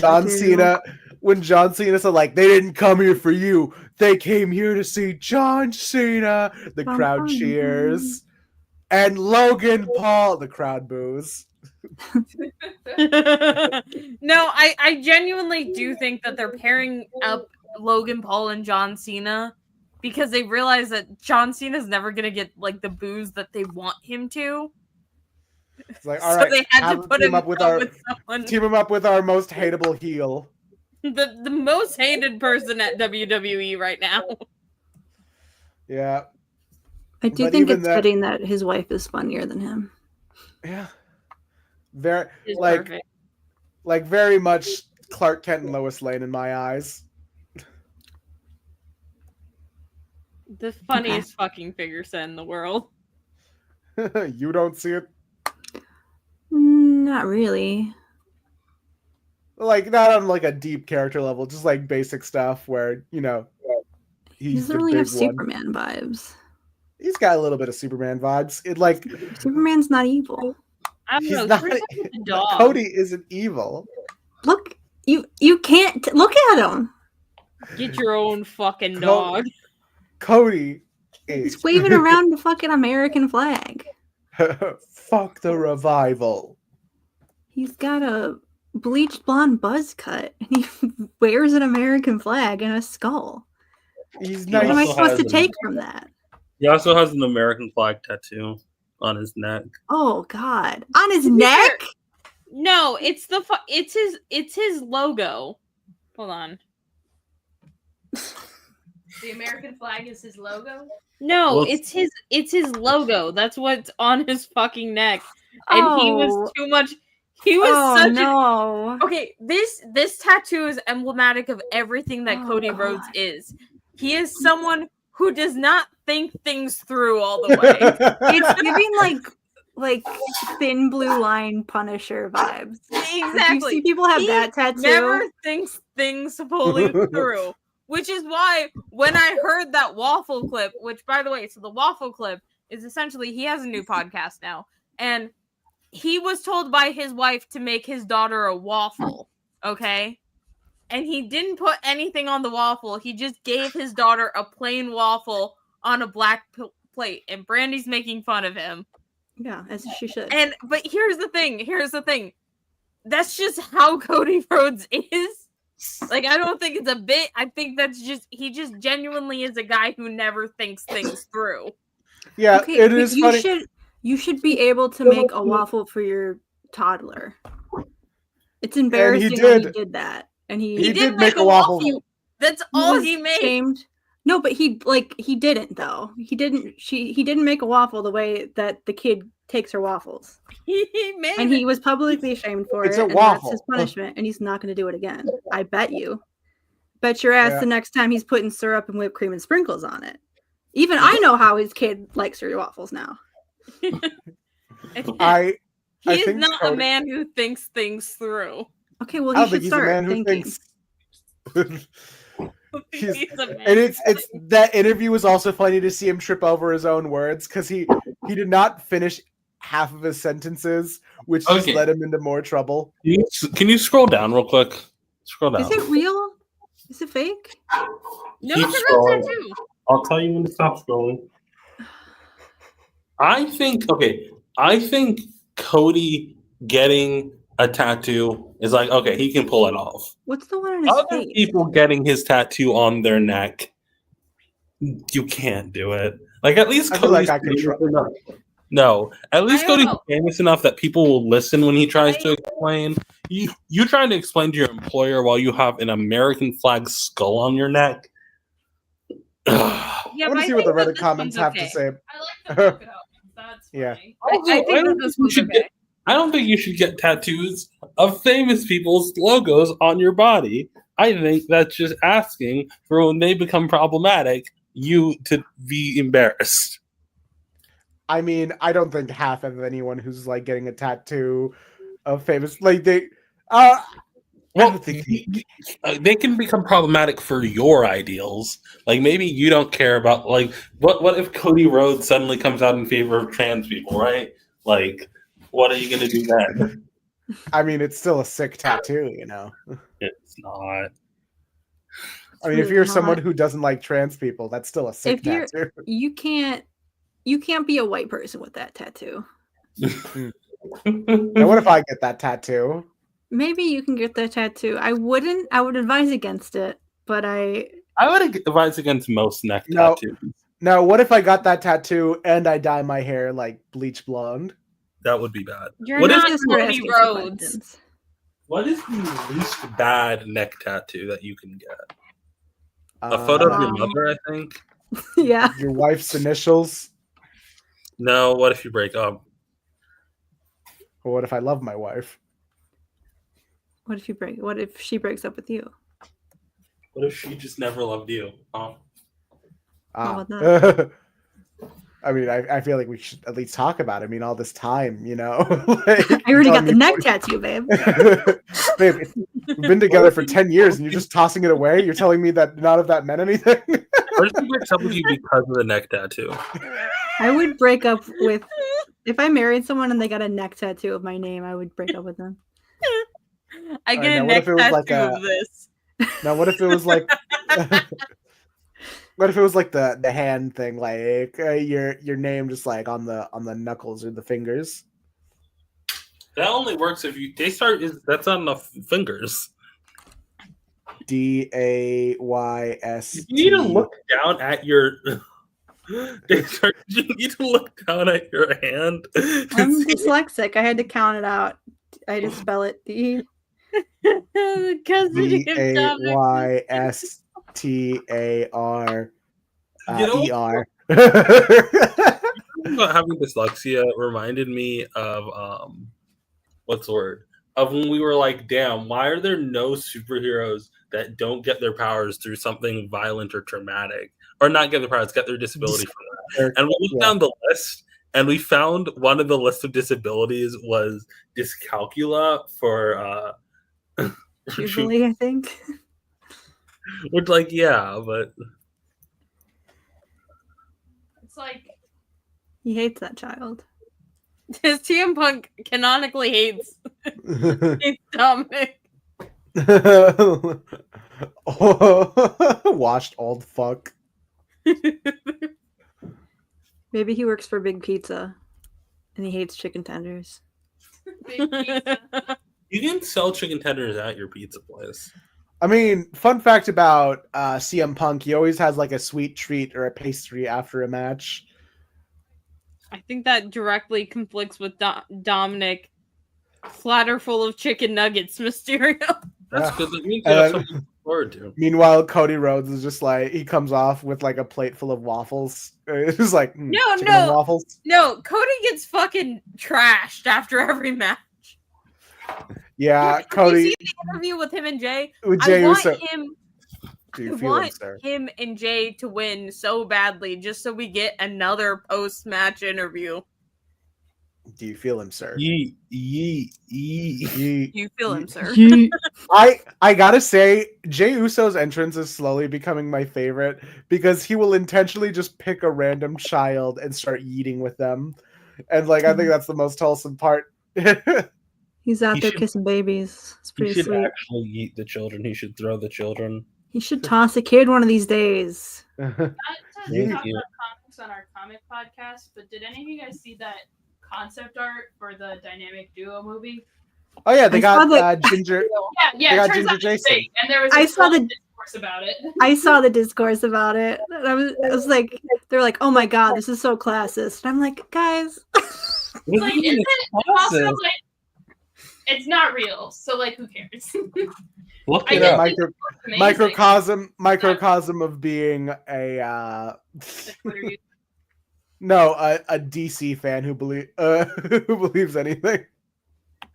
Well, Yeah. how was it classist? because Jason Jason Todd was was ripped. Jason Todd was what? he His was cape was punk and his cape was like stitched together from a bunch of different Here, do you want to pull it up? Let me see if I can find it. Like I was hesitant about it too because like I thought this was supposed to be like a puppet movie. I thought it was like mixed media. It's like why is that's not how concept art works for the puppet movies. Hold on, It could be. I'm pulling it up. I found it. They could just have ideas. Reminder: this isn't real. This was made up. So here's what like Gotham was supposed to look like. Looks very cool in my opinion. Now where are the This puppets? also very I good. saw people were talking about how Dick's cape had the Romani flag on it. Oh wait. Oh, that's how you know it isn't real. Like oh no. So there were like hundreds of quote retweets of this picture. They were like, "This reeks of classism," and I'm just like, I'm guys, so confused at like how it could be. Just Guys, because he's he punk? mohawk. because he's got a mohawk and he's got a tattered patchwork cape. Oh He's got spiked- Oh god, they're gonna make Silver Surfer and Johnny a thing. Yeah. Let's Yeah. Yeah! No. I'm gonna kill you, Ayaan. I'm gonna fucking do it. This is the day you die. Oh, Sometimes no. I just react to get that reaction. I saw someone on Twitter just say like, "All right, they didn't need to animate all of her toes like like they didn't need to go into all that great detail." No, because apparently Johnny makes a comment about the Silver Surfer being sexy, and I'm like, sorry, I think about Joseph Quinn for too long, and then I want to puke.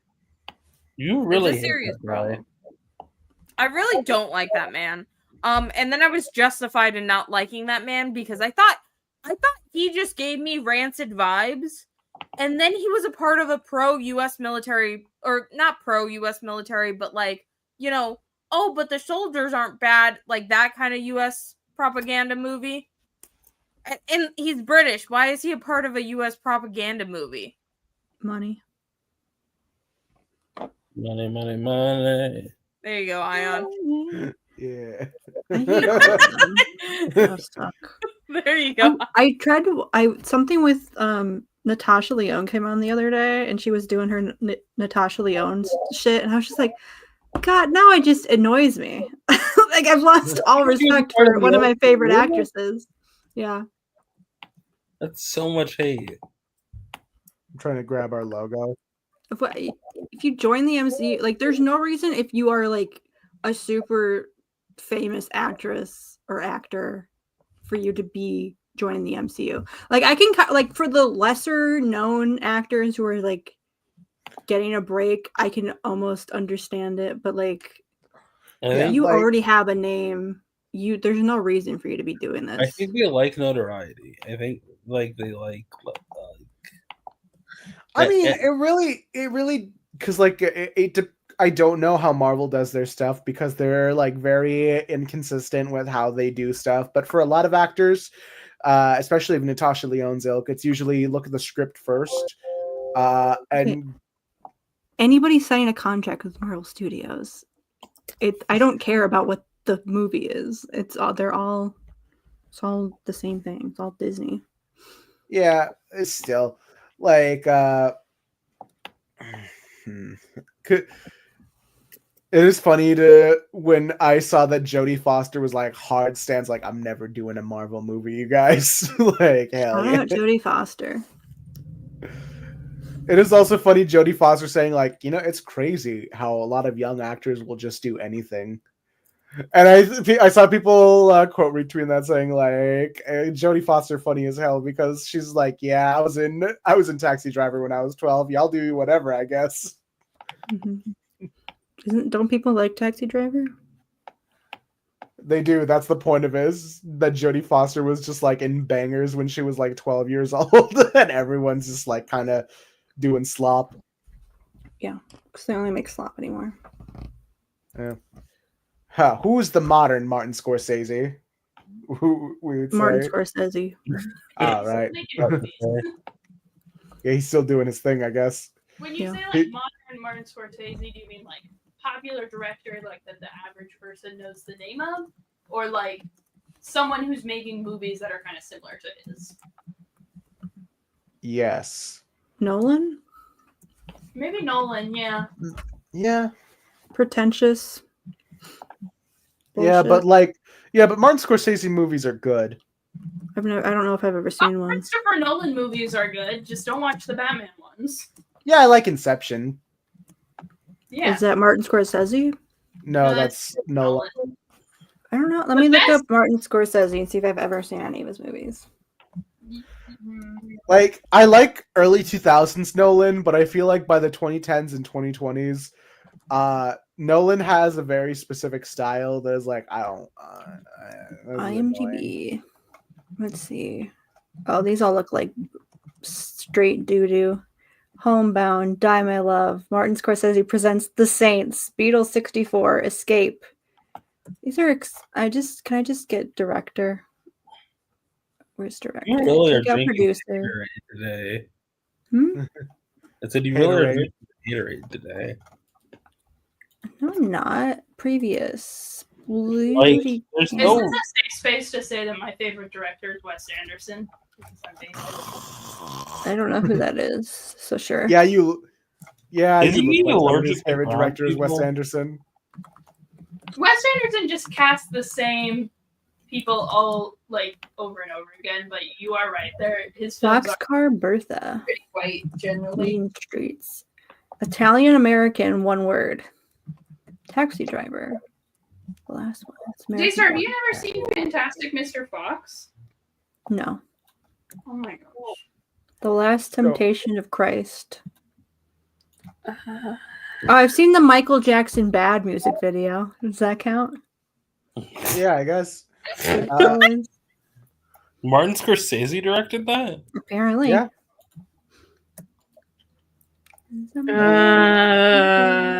My favorite director is I don't have a favorite director. Lady by the Sea, The Aviator, The Departed.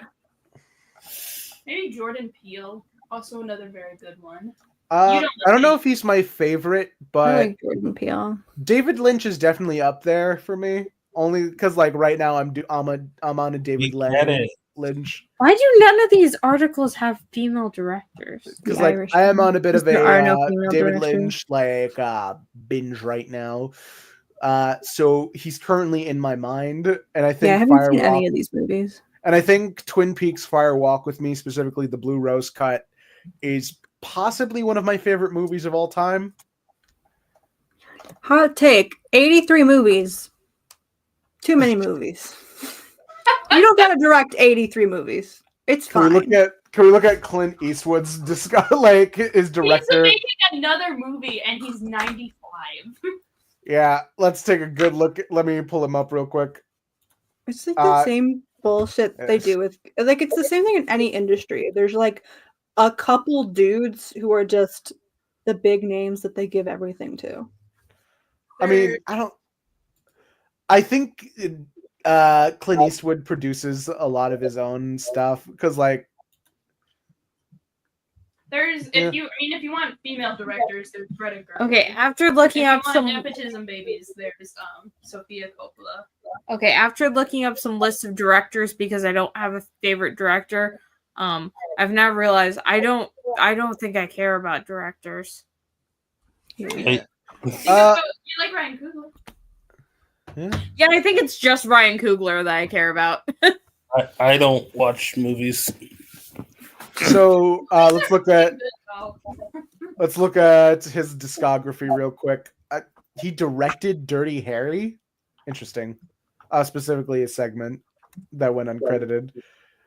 I feel like it shouldn't go on your IMDb then if it's not credited. Directed the Honky Tonk Man. I like it because then there has to be somewhere I can figure out where he did stuff if it's uncredited.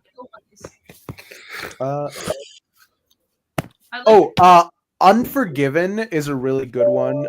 It's sort of like the a deconstruction on westerns where it's just like looking at taking a very basic western plot and then making it more of like a depressing story while also being like a very well done western on its own. Like it takes the act of killing someone else, like a very traumatic thing for the main cowboy played by Clint Eastwood. I hate to say it, but I'm kind of bored. Of directors? Just in general. Like, it's rude to say while we're actively doing something. I'm sorry. Yeah, I got it. Do we want to do a game? He did $1 Million Baby. Why don't we do some Jackbox? Why would a baby have $1 million? Gran Torino. We do a tier list of which DC characters would get eaten first in a survival cannibalism scenario. Who would? Okay, no, you're in a plane crash with a bunch of DC characters. Who are you? Ted Cord. Why Who are am I you eating? Explain it. Let's see. He'll I'll eat annoy Ted me Cord. fast enough. I'll eat Ted Cord too, yeah. Yeah, and he'll have enough like. I think like he's got enough meat on his bones. He's got enough meat on him. I think most superheroes they're gonna be kind of gamey because they're too buff. I'm picturing the he's fat like clip, you know. That's Maybe Big Barda. You can get her out. No, Big There's a lot of Barda. meat on that. There's no way to take Big Barda down. I feel like there's a point where they would start volunteering. I think Superman would volunteer. Batman would sacrifice himself first. So you see, Martian It Manhunter would take is just 20 like minutes for Batman to be like, okay, you guys gotta eat me. Martian Manhunter is just like extending himself like he's a fucking like fruit by the foot. Like, all right, I think he would just taste like water. I don't think he'd be very filling. Yeah. So Batman has a no-kill policy, but if someone dies of natural causes, how would he feel about eating them? I mean, Batman's a natural survivor. Like, he trained 10 years. Batman definitely has eaten human flesh before. I feel like the preservation of life, like if somebody's already dead, he would rather preserve life through eating them if it came to that. Now, Wonder Woman, do we think she's eaten anyone? No, I don't Hell yeah, buddy. Hell yeah. Well, not in the cannibalism sense, but definitely to some degree. For sure. Guys, chat. I proposed a thumbnail that was rejected by this group. Okay, do you want to show off your thumbnail? Yeah, a little bit. You want to see what you've done? Let me pull it up real quick. For some reason, Hank Pym was involved. Yeah.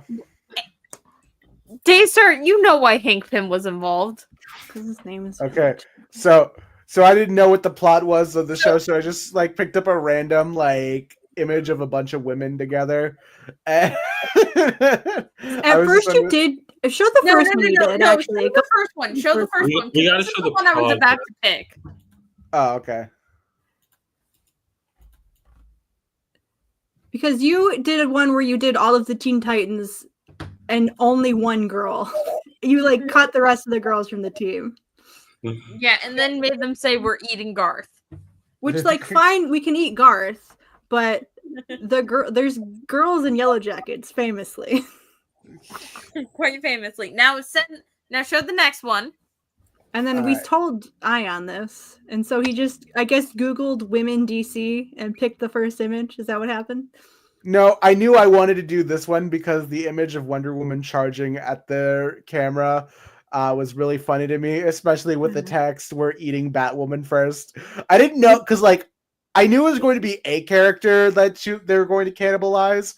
I didn't know which one would be the funniest. I thought Batwoman, because Daystar did not care for Kane, so I thought it would be like funny on Daystar's part. My note on this one was, this just sounds like Kate Kane made a wish that came true. Everyone in the DC universe is coming together. You know what I'm saying? And before the realization dawned on me, I thought, like, oh, what's a character that I dislike that could be cannibalized? And so I changed it to "We're eating Trinity first." Yeah. Daystar had then mentioned how this could be read in a different context. I was like, oh, we can't do this. Also, I mean, eating a baby, not a lot of meat on a baby. You can get veal. Yeah, but not a lot. Not enough to feed enough people. Yeah, you could. And then I realized, like, I don't think I'm getting anywhere with these. So I was like, all right, Daystars had a specific note, like, where are the Yellow Jackets? So I decided, I got to put Yellow Jackets in here. So just put Hank Pym there. Saying, where the hose at? Yeah. Famously had hose, Mr. Pym. Isn't he like the only one? Like, he's the only Avenger or the only founding Avenger to canonically do cunnilingus that we've seen. Yeah. Unfortunately, that's been cut from modern reprints. So who knows if that's still canon? That is a terrible scene. Like, yeah, because it makes you wonder, what was he doing up there? It is so confusing, especially when he says, like, your turn. And I'm just thinking, like, there's no activity I can imagine the Wasp's doing on his end that wouldn't be uncomfortable. Yeah, that sounds uncomfortable. It's still a thing. I guess, does that confirm that Hank Pym isn't circumcised? I don't think sounding involves a necessity.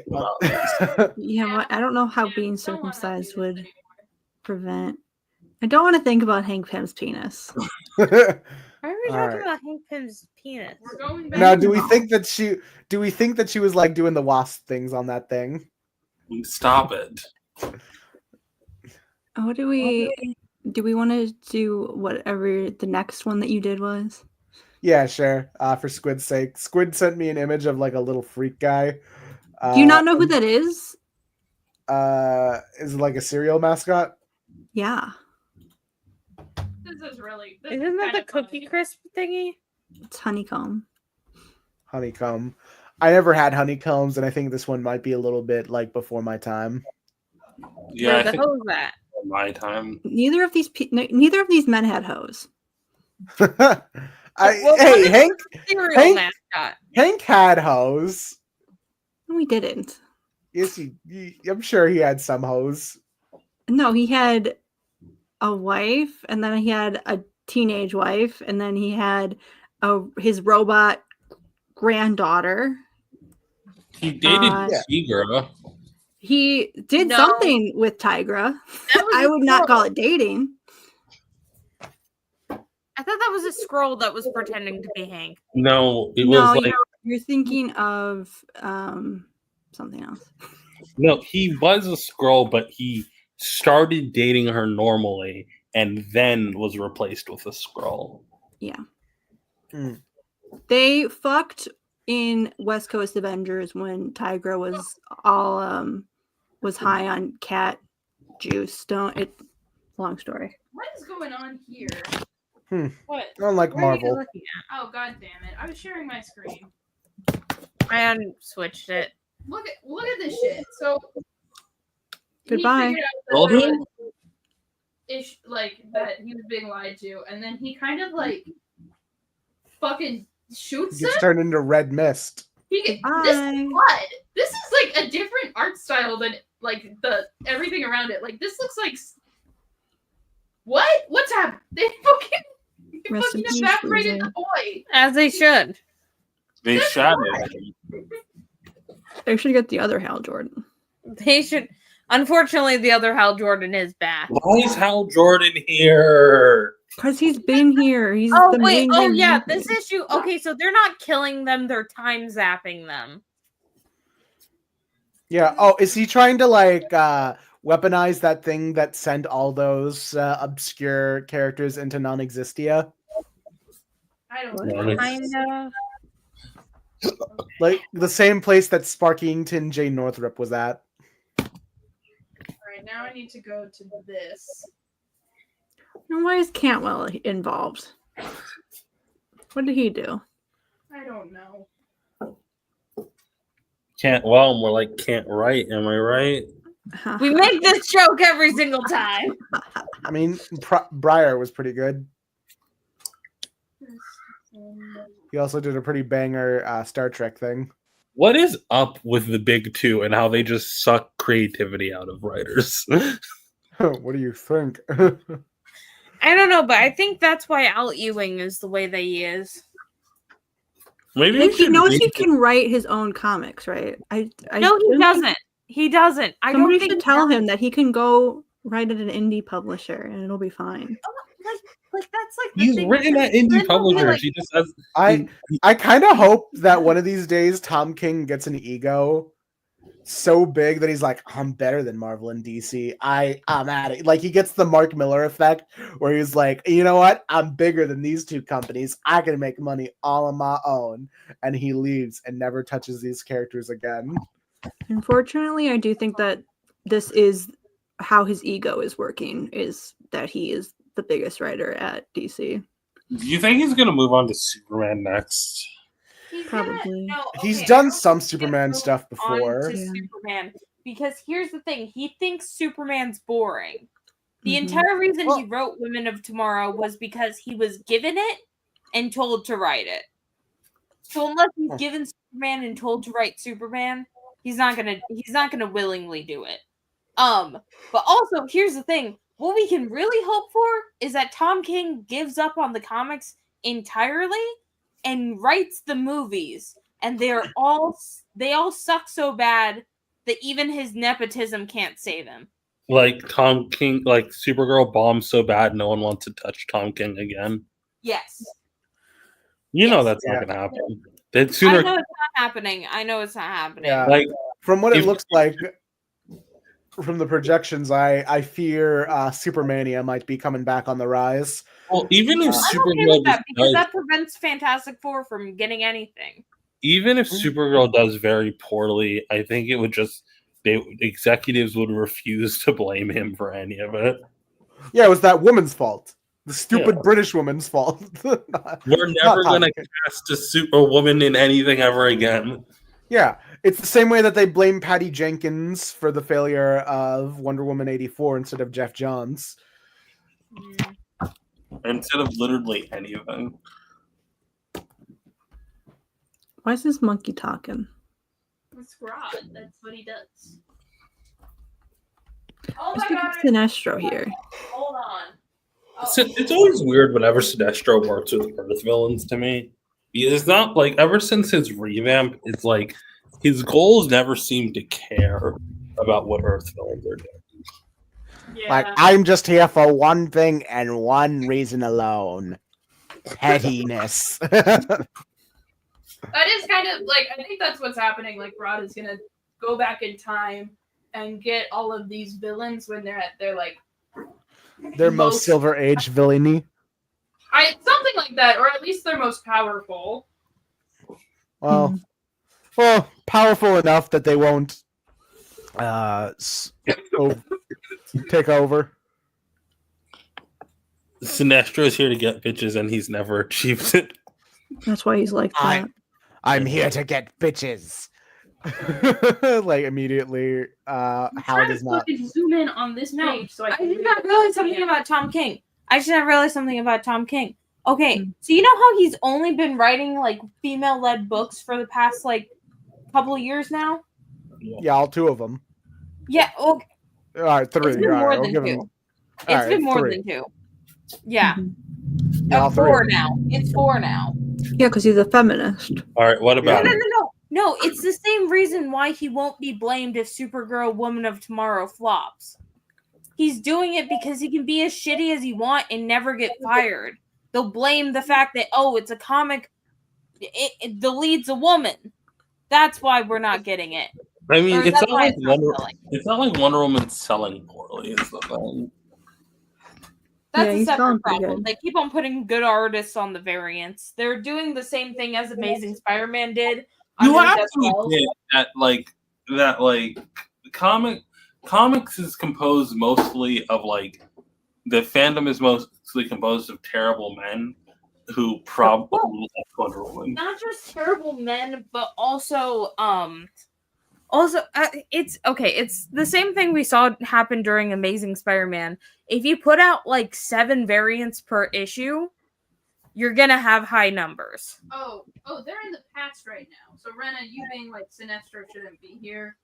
It's because we're in the time when he still cares about Earth It's shit. old ass I Sinestro. guess I think that's less of a like chronological thing, and We're more like In the publication. timeline where they retconned it that Dick Grayson wore pants. Yeah. They really should remove those bands. Has my mic Take been that doing? child's pants. Has my mic been doing any messiness in the past hour? No, No. All right, it may have been the USB. I unplugged it and then replugged it back in. Are you going Like- to sleep? Where are you going? Man, Yeah, not I'd allowed explain to relax in his chair. like by revamping him, I always assumed that they kind of made it like he never cared about. Like the only time he cares about Earth shit is to get to Hal, and it's like the more complex Sinestro becomes the character, the more his petty fighting with Hal becomes like less and less justifiable. They're having fucking time bullshit problems, and you know who should be here to fix it? The Time Masters. That's their one job. Fix time bullshit problems. They didn't They give just- him his number. They just find, for some reason, they find like a blonde Rip Hunter who hasn't done his Time Master series yet. Do you know how hard it is to Future call a Time time traveler? Be back in time fixing this shit. Their time. It doesn't matter when they invented time travel. If there's a time bullshit, they can go and do it because someone has invented time travel at some point in the future. Yeah, but it's hard to like get texts through to a time traveler. Well, they just have their own system for finding this shit. Well, then it's their fault. Ah, I'm mad. They did like they could have been like the time sphere was stolen, and then that would complicate things and explain it a little bit. But no, we're doing the time treadmill and the time pool.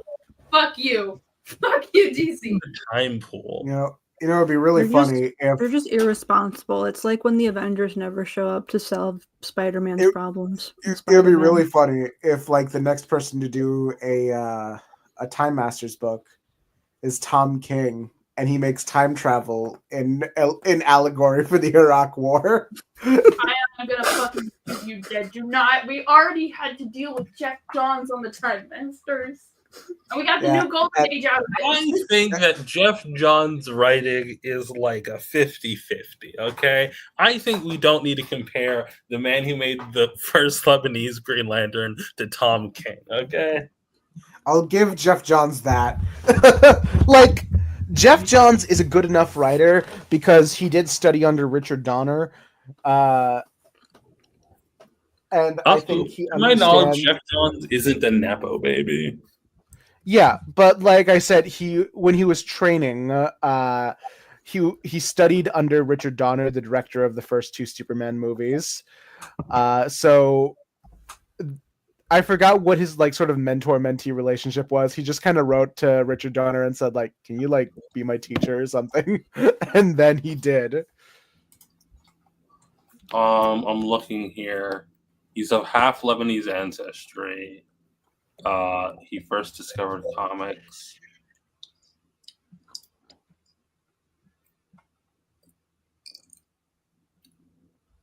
All right, so Jeff Johns got his career by cold calling Richard Donner, so he was not a nepo baby. I think that'd be really funny if we do that now. I just call up Matt Reeves and said, "Can I train under you?" Like, okay, I guess.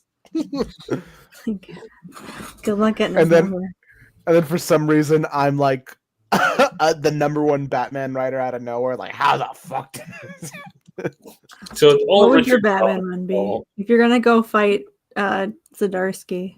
Is it My Zdarsky? Batman, No, it's Fraction. I mixed them up. They're the Hear same me out. guy. Hear me out. Hear me out.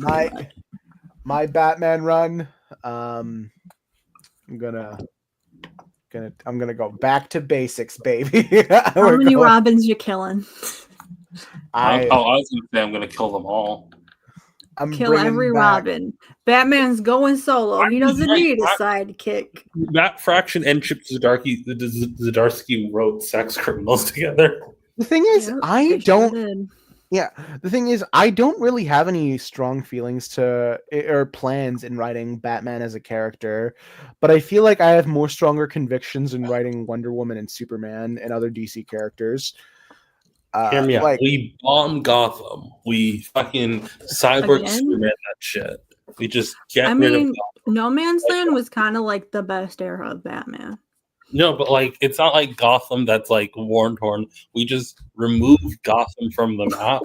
We just kill all of the Batman characters. No, and then Yeah. like Bruce is outside, and then he has to find a new city. Or okay, fine, better idea. I think then he would just kill himself if Gotham got obliterated off the face of the earth. I think he'd just kill himself. Better idea here. What if we make Batman so illegal that he takes his Batmaning somewhere else? I think Because Gotham is not intrinsic to the Batman lore or anything. I mean, think I like, would now want. it is. Let's see. Hmm? If I wanted to do like an AU like random Batman story, like if I were to do something in the same vein as The Dark Knight Returns, what would I do? I think I would do something similar to The Dark Knight Returns, but more within the context of like Batman as we know him now, especially with the cast of characters that he has, to see like what, because the whole thing is when Frank Miller originally wrote that, he wanted to write a Batman who aged, because Batman at the time he had just turned the same age as what Batman's in canon age was at the time, and he wanted to see like how Batman's convictions would still hold after these years, being an old man, and like the cynicalness of the 80s politics kind of bleeding into that. Hear me out. And for some reason, it turned Batman fascist in his mind, I guess. Batman gets sent back in time to the day his parents died, and he saves them, but he's stuck in time. So I hate to drop this line, but lesser men have tried. No, but like he gets stuck in time, right? So he saves his parents, and then he moves into Wayne Manor as like the guy who saved him. It's like, you saved me. Can I ever repay you? And he gets a job at Wayne Manor, and then he like becomes Batman in like 20 years early. And then he makes Bruce Wayne, 10-year-old boy Bruce Wayne, as Robin. Sure, let's do that. We bring back the Silver Age concept of Robin, the first ever Robin being Bruce Wayne. Bruce Robin. Oh wait, I forgot, because like that was a thing where Bruce Wayne had like a Batman figure for him, and he became Robin. Well, remember, the original Batman was Thomas Wayne.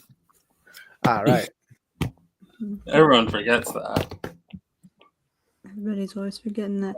I think like if he saved his parents and then they took him back to the manor and then they die like a week later. Anyway, they get in, like a car accident or something, and then he has to like, well, I guess we're doing it anyway. Yeah, it reminded me of this bit where it was a Robot Chicken skit where someone went to Superman's like apartment or like the Kent's household. It's like, Kal-El, I need to speak to you. And it turns out he's a Kryptonian. He said like, all these years you were under the assumption that your father Jor-El sent you here because your plan was dying. That was a lie. He sent you here because he had recently divorced his wife Laurel, and to get one final one over on you, he decided you can't make me pay child support if I launch the baby into fucking space. You dumb. Eat that baby. Pay yourself. All right. How about hear me out. Semi-Batman Superman story where what's the name of Argo City's the name of the city in that like survived Krypton. Argo City lands, turns Gotham into its new like the place it is colonizing, and Batman needs to survive. Is this Cheetah from when she used to be straight? This is Silver Age Cheetah.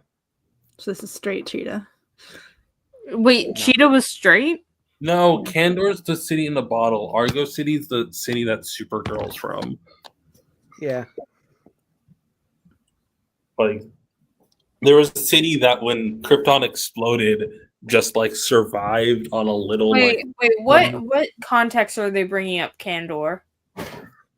Because I said the city that survived Krypton's explosion, and Nemesis is thinking about like the city Brainiac took, and I'm talking about the city. Okay. Yeah, I thought the comic mentioned it because like Kandor is going to be like two dicks, a part of the new Supergirl book. What if? Hear me out. Okay, here's my plot line. Batman comes from the future, right? And teams up with Bruce Batman, and they become partners. And eventually, past Batman has to realize that future Batman is like happier. No. He's never gonna be happy. Yeah, it is just funny. This idea is like Batman from like modern comics goes back in time and meets like early years Batman, who's like much like that early 20s, like I'm the dark and serious like loner Batman. And he just like does it like the whole Batman just, suicide thing. I thought of a terrible story. Hear me out.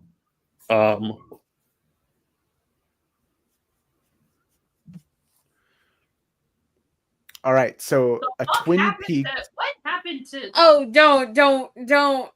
We're not gonna talk about that. We're not gonna talk. You don't remember when they killed? You don't remember when they killed the kid?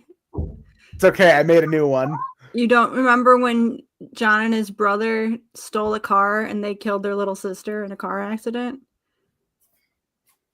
Guess not. A little sister who existed for exactly that particular issue and just that one. Boo, boo, boo. And now we gotta bring it back.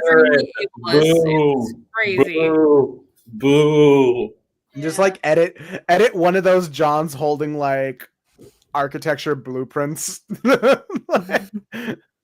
Yeah, this sucks, guys. I'm so sorry. What book was this again? We'll put it off screen.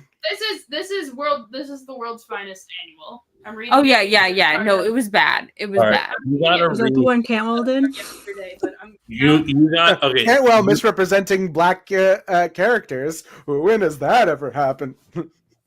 Cantwell can't write. Already I love that joke. I'm sorry.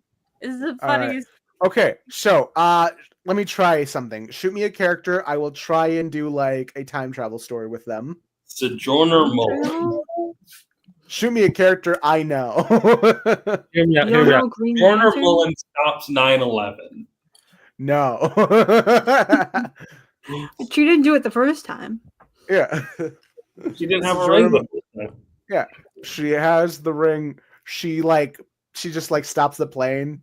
Just does that like does she just like disappear from existence then? Snapper car. Snapper car time travel story. It'd be very funny if Sojourner Mullen stopped 9/11 just to stop her parents from getting divorced. All right, Snapper car time travel story. All right, so I'm trying to picture this in my mind's eye. It's like, I'll be honest, the 9/11. Let me reread that story. 9/11 comes out of nowhere, and it doesn't really add anything to the flashback montage.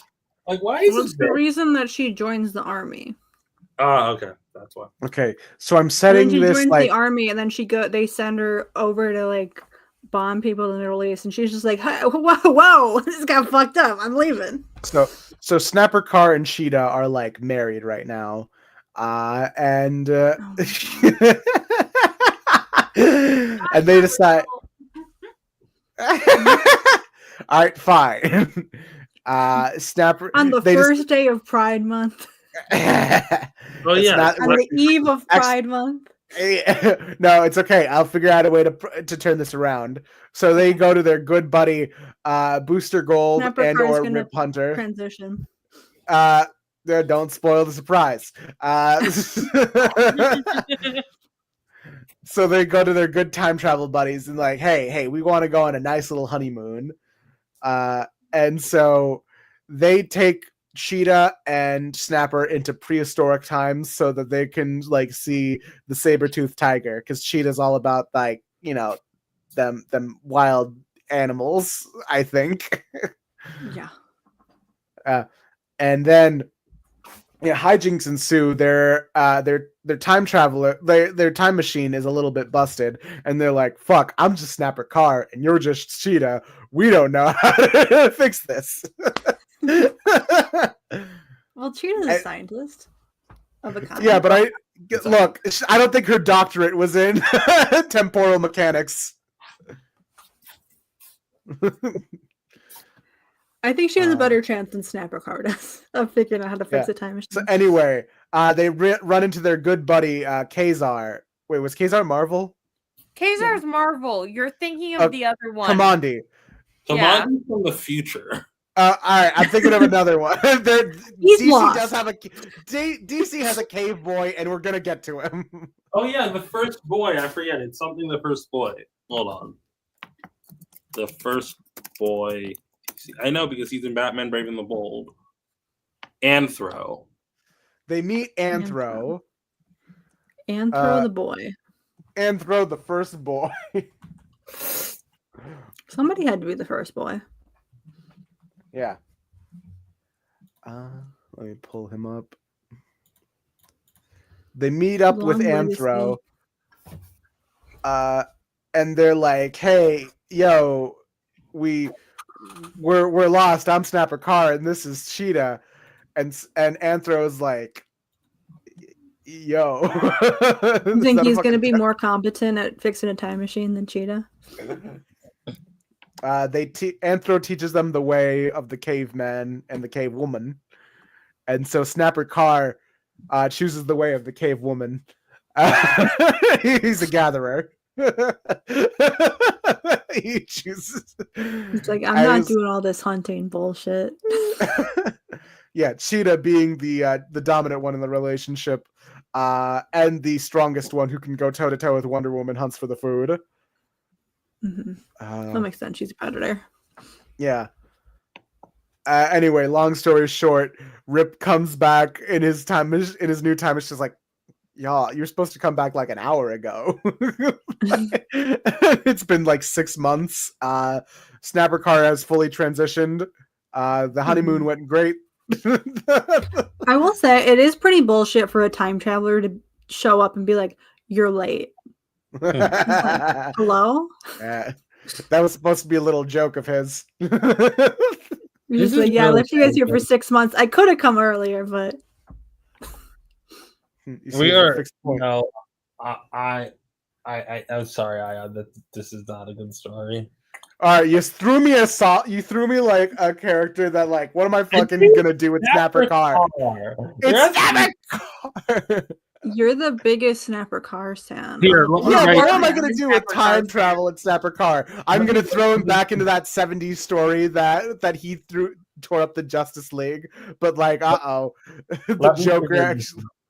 Let me figure this out. Okay, so Snapper Car comes from a dark, gritty future where all the heroes are dead, right? So his future self comes back in time to meet his past self, right? And then his past self needs to work with his future self to stop the devastation day where all the heroes die, right? Mhm. And it's a The power mystery snaps. on because one of the heroes betrays the other heroes and becomes an evil like ruler, and so they need to figure out what hero betrays. You see where I'm going with this? No, okay, it's Armageddon 2001. No, I figured that was trying to do like 1,000-yard stare. All right. Do All right. Throw me another character. Let me see if I can do a story with them. No, someone else needs to do this. Okay. Daystar. Make me What a am I time travel doing? story. Make me a time travel story featuring Wonder Woman. Oh, I hate time travel. Okay. It's Wonder Woman. Do I want to go to the past or the future? I don't know. Your Much choice. to think about. Why would you go to why would you even want to go to the past and the future? I'm just gonna she goes to like last week because she Is the pay her phone bill on time? yeah, she's trying to avoid a late fee on her bills that she has for sure. Yeah.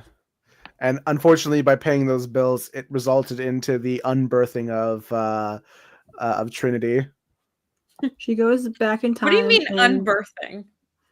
She Do you know stabs what I'm- herself before she can make the baby.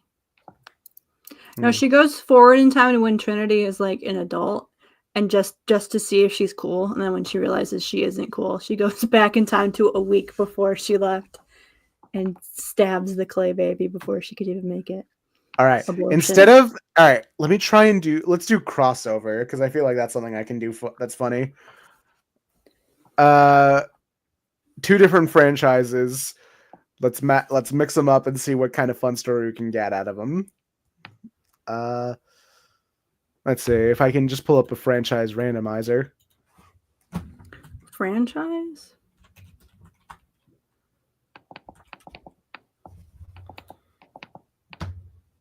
We should play the random ship game again. That's fun.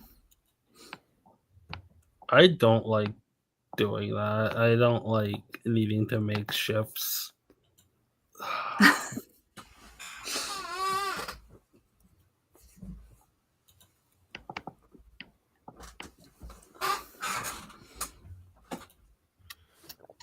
Okay, so gonna try. It's gonna be like DC Comics is our base one, and we're going to cross it over with. No, I thought you meant like franchises within DC. Ah, I can't read it. What's it say? Shrek. All right, so it's a Shrek crossover with DC. Shrek and Martian Manhunter. They're just Hmm. hanging. They're They're just vibes. chilling. They're solving a Alright. mystery together where someone has killed Donkey. Oh no! Thank God. And in the end, it's revealed to be Shrek. I was like, he wouldn't get out of my swamp. Like you can still hear Donkey's like screams under the floorboards. Fucked up my waffles one too many times. Just made a I plain could- waffle. Bullshit. No strawberries, no whipped cream, no nothing. All right. Spin the wheel of franchise. Oh, Indiana Jones. Okay. There are adventuring type characters who I think would work well with Indiana Jones in Indiana DC. Jones and Dan Garrett team up. Yeah. Dude, they fight Nazis and like Dan Garrett accidentally drops the scarab and then Indiana Jones picks it up and is like, this belongs in a museum. And so Belongs but to the museum, and Dan's like, please, my superpowers. and Dan realizes the bad guys are already on their way and he just says Kaji Da, and so Indiana Jones becomes the Blue Beetle and like the whip becomes like a superpowered little Superpowered whip. yeah. Does Indiana the Jones. gorillas blow him up? Nope, no, that's a Marvel thing. The gorillas will blow me up. What did you get? It was Man. Iron Man. Pirates of the Caribbean. No. This one's also Also Disney. yeah.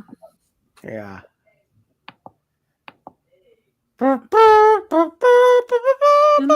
I feel like Superman, but like in the sense that like Cadmus Labs is like a major thing with Superman books, where they're just like coming up with like weird scientific concoctions. I think it's more Dinosaurs would not be outside the realm of possibility in this situation. So I Cadmus think Carol just like Ferris would build dinosaurs.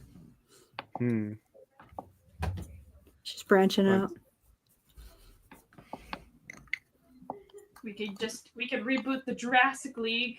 Wouldn't that be something? Oh. That is something that's gonna happen. I thought we were about to Jason Bourne. I don't know anything about Jason Bourne. Jesus Christ, it's Jason He's a Bourne. good spy, right? That's the Matt Damon man. I don't know. We just got him.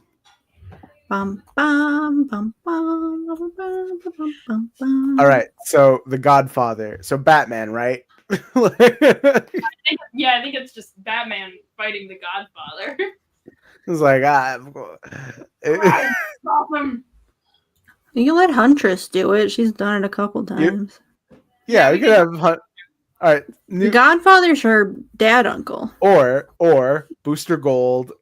He accidentally becomes like part of the front that the Corleone family is doing for like a business that they're doing in terms of like connected to superhero brand deals, and so for some reason whatsoever, Booster Gold now just has ties to the mob. I was like, he just calls up Ted. I'm kind of in some deep shit right now. I didn't realize feel that like- taking Booster's He's like one of already those part people that says Booster's they have part mob of the ties and he mold of the doesn't. 25th century. I don't think he would be stupid enough to do it again.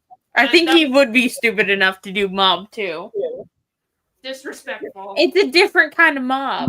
It's the He- same Hear me out, kind hear me of out. mob. They're still Booster Gold goes back in time, and he realizes he's stuck in a time loop where he has to be the one to work for the mob to make sure the timeline stays intact. Has Booster Gold ever done a Groundhog's Day reference? Probably. You ever gotten stuck? I don't think that's how time I travel. think he gets stuck in a lot of places. He accidentally did his own Groundhog Day. He did a self-inflicted Groundhog Day. What are you doing, Ayaan? random movie generator.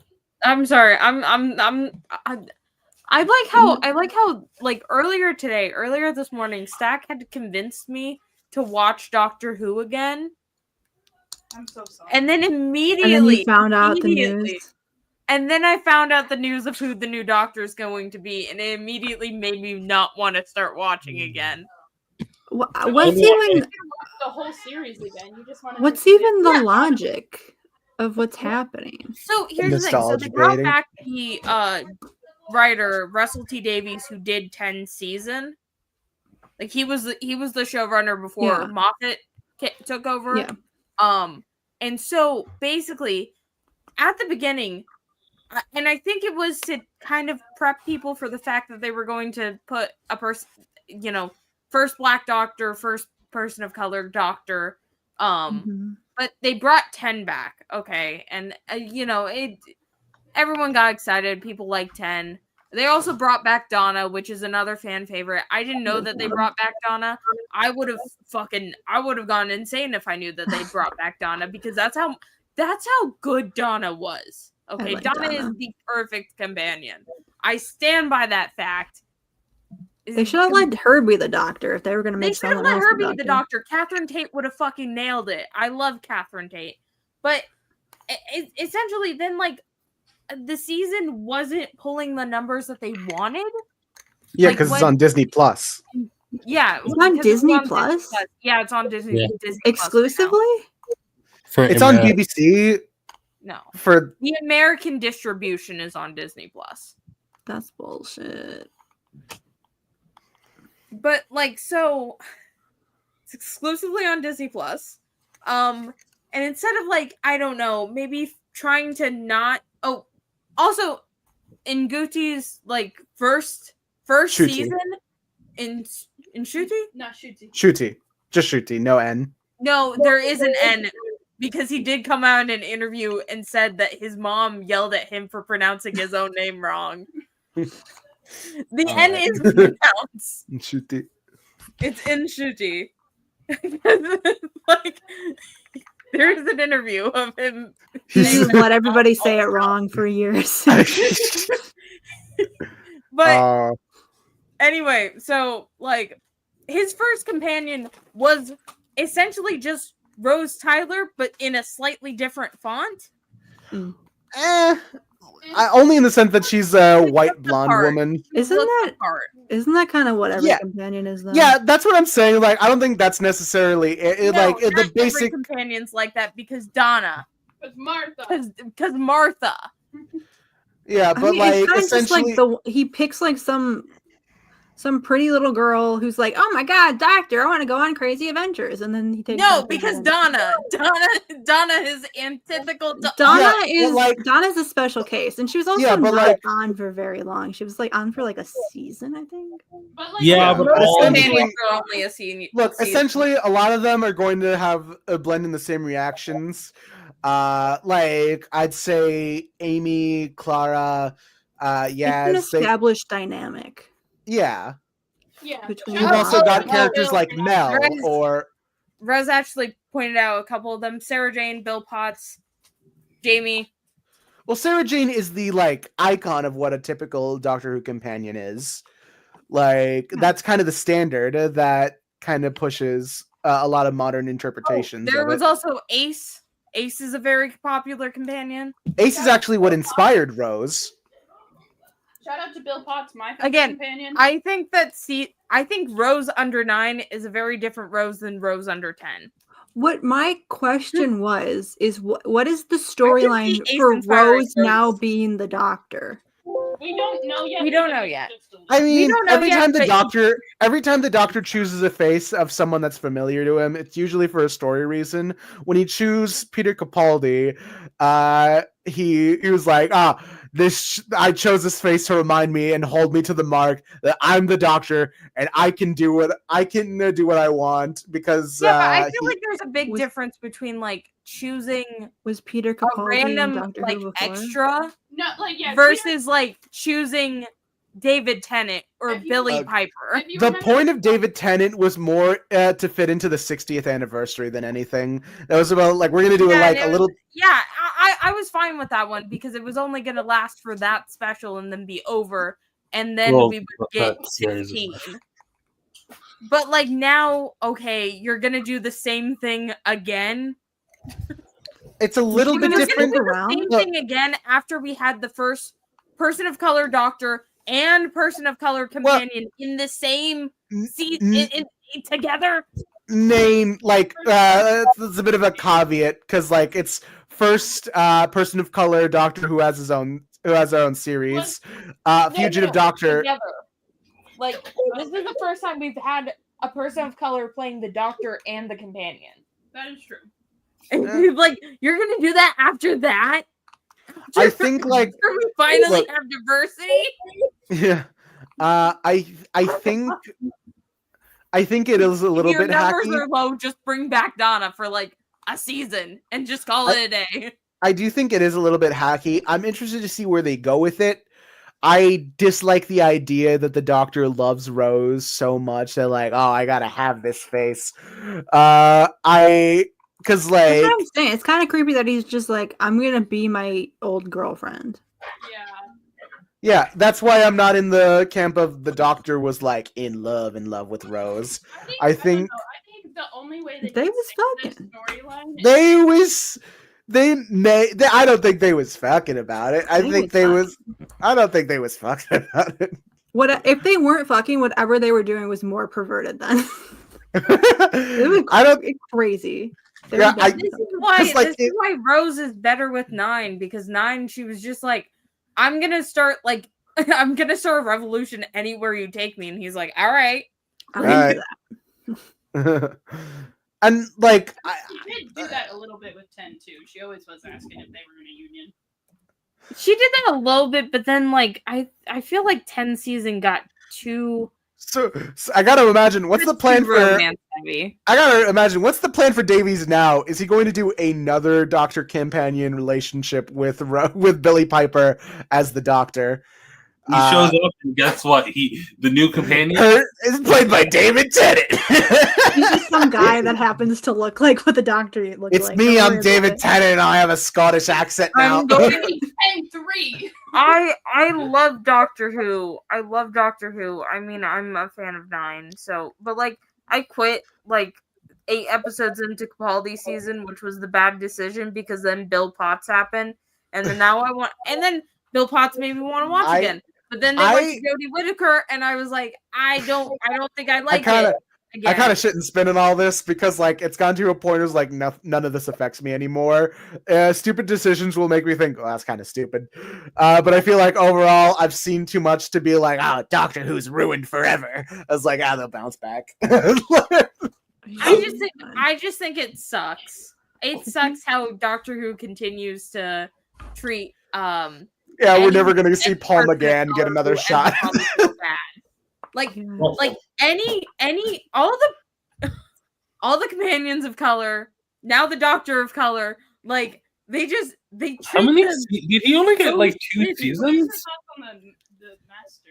Oh God, are we actively repeating history with because I feel like we're kind of repeating classic Doctor Who history, because if Shutigato only has 2 series, then that's the same thing with Colin Baker.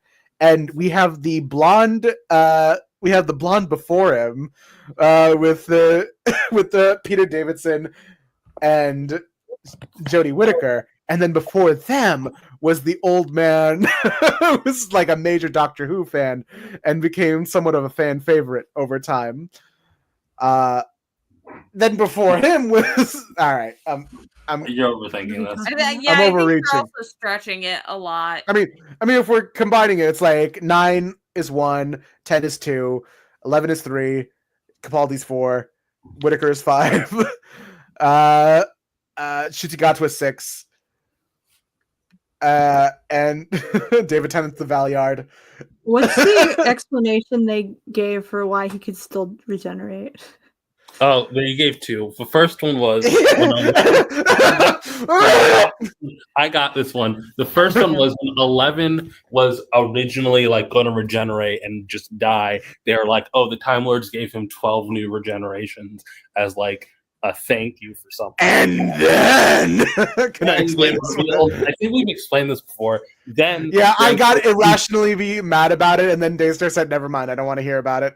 I think I'm at that point. I think I don't care anymore. No, during their teens run, they revealed there's this whole mystery box about like who's the timeless child.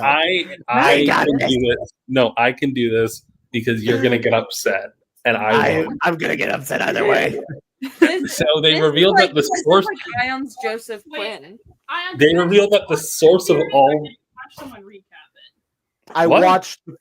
I watched the first 2 series. Yes, this is the cranky old man Doctor, right? I didn't watch. No, this is the girl Doctor. Okay. I gave Jodie Whittaker's series a shot, and overall pretty decent. Like it's half and half, really. I think it's half mixed, like okay, kind of like nothing remarkable. You have a few stinkers in there, but there are a few episodes in there that I really enjoy, and I think people overlook when they say that the entirety of the Whittaker era is bad. But the mystery box, the timeless child, is definitely like the biggest stinker. I think I stuck around for like 2 of Matt Smith's seasons before I was like, that was a decade ago. Matt Smith entirely. Yeah, you don't need to do that. I haven't checked back in since then. They revealed that in reality, the source of all regeneration was this thing called the Timeless Child, which was an alien that like one of the Time Lords found and did experiments on to discover the secrets of regeneration, and then gave that power to like the Time Lords. and limited Time Lord regeneration to only 12. But since the Timeless Child naturally regenerated, it could regenerate an infinite number of times. And then they revealed that actually the Doctor was the Timeless Child all along. He could just do it as many times as he wants. Yeah. I think that's better for the health of the show, if we're being honest. I don't think so. It took 50 fucking years to get 13 regenerations. We don't need an explanation. Like we can just like be like, okay, and then 12 had another 12 regenerations, and it will take another 50 years. Or you could just say the Time Lords gave him an endless cycle. Well, no, he didn't, because like Is it a function of their biology? How does it? How can there apparently be a limiter on it? I thought it was like that was what their biology was, and they. apparently I get that they have to like bullshit an answer because they were not expecting to hit the number 13. apparently the explanation is the reason why there's a limiter is because it was through genetic experimentation, and the like Time Lords that genetically experimented to give it set the limiter at 12. You know what this was? This was trying to add more mystery to the Doctor's character, because they wanted to be. I feel like there's this constant thing where like sometimes the Doctor's at its best as a character when they're like a mystery box. Like you don't know what's behind them. You don't know what their origin is, and there are a lot of writers who are afraid. Well, we already know too much about them. They ran away. We know when they started, when they're going to be ending up. It's like, oh, I know. We'll add centuries of unknown things about them, which no other writer will ever touch up on unless they really, really have a good idea about it. And it's like no one cares about this. The whole point isn't just that the Doctor is this mysterious alien who does. The whole point is that he's the funny guy in the blue box who takes us on this magical journey. It's like D&D, right? When like you spend so much time on your backstory, and then you start an actual campaign, and the thing that matters is not the backstory you spent like a week on. It's like the months and months of like campaigning that you do, you know. Similarly, it's like, sure, you could write 50 episodes about the origin of the Doctor, but it's not going to matter because it's not going to compare to the 60 years of like lore that like comes from just being the Doctor. It doesn't matter what the Doctor did beforehand because we spent so much time with the Doctor after the fact. I think it's more fun when he's just like secretive. He's just like, you don't need to know that about me. That was the fun part about 9. We were rediscovering the secrecy in the pilot. Where like you can tell that in the first series with 9, so much of it is like for newcomers to be intrigued by the secrecy. And then when you're an old fan, you could be like, I know about this because I know about the Time Lords. Meanwhile, like 9 doesn't want to explain anything because he's traumatized, you know? Which is also why 9 is the best Doctor. Woo! And like actually, it's 7. He thought that he was gonna die, and then he just like regenerated and just couldn't figure out how it happened. You ass motherfucker! What are you, like 40? Like fucking 2005, motherfucker. I actually think 7's all right. Yeah, I like 9 too.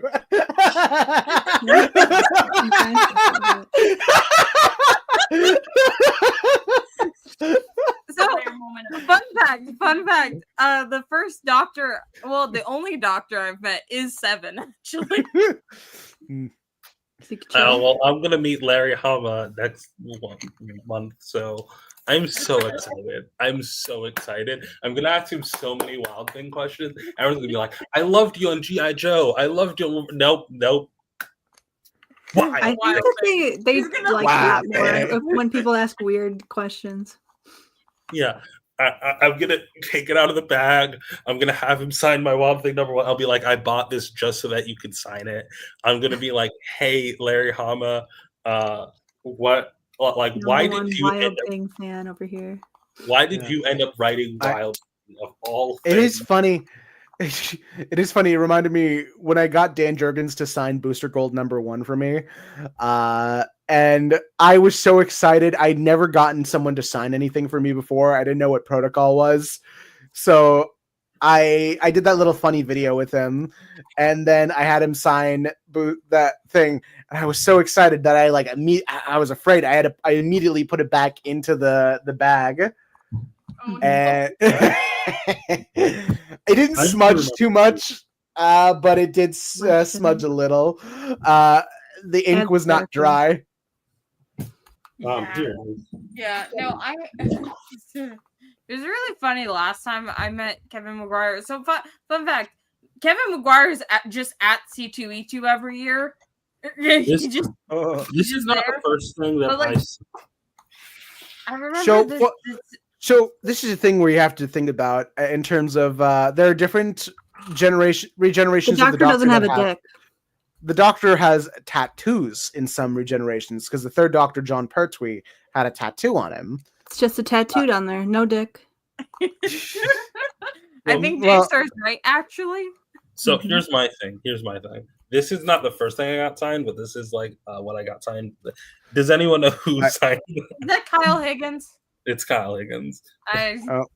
Well, I was so excited to get this signed by him. I was like, oh, I said so many questions, I said so many things, and then I ran out of his way. And I was like, oh, I gotta let him get back to that. Even though before I was here, Kyle Higgins was just on his phone. Like Kyle Higgins was seated next to two other guys. He was seated next to the original Blue Ranger and the original Black Ranger, who actually were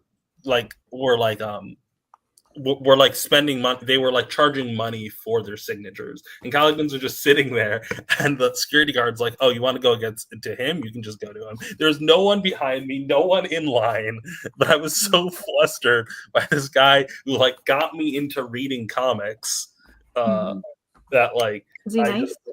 He was nice. He was really nice. I told him how like he's the reason why I like Trini as a character, and like in all the other canons, I like the Blue Ranger the most, but he made me like Trini the most in his comics. He was the reason why I started reading comics, all this nice. Sadly, he wrote me, so G. Willow Wilson was the nicest person to talk to. She seems chill. She's very chill. Like, I just had like a buttload of questions that I didn't like ask, but I was like, I immediately like after talking to her and letting her know like you got me into comics. Kamala Khan is a character that I never got to see when I was like a little kid, but seeing her as like a young teen, that was like very impactful for me as a reader. So about that death, right? And she immediately hands on like had nothing to do with it. They just started. She's like, word, I can't talk about it anymore. No, she was saying like they had plans that if I wasn't attached to that funeral book would have been way worse.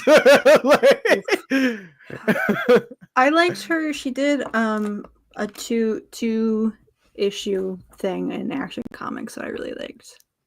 Yeah. Recently. G. Willow Wilson, best writer. G. Willow Wilson, write Batman. G. Willow Wilson, kill Matt Fraction and start writing Batman instead of in his place. G. Willow Wilson's gonna go down in history as like one of the best writers of the 2010s. Like, yeah, she's just that girl. Yeah, G. Willow Wilson have been over for 6 years now.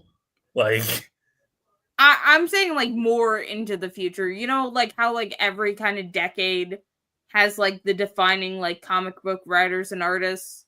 I hate to say it, I will agree that G. Willow Wilson is one of the best, if not the best writers of the 2010s. She's not the most defining writer of the 2010s, sadly. That has to go to one Mr. Johns. Really? Okay, shut the. Well, if you're looking at tape shit, about fucking Jeff Johns. I'm sorry to say, I don't want him to be, but he's the most influential writer of the last like 15 to 20 years. I don't think so. Who's more influential? Who put Jaime into existence? That was a decade prior, though.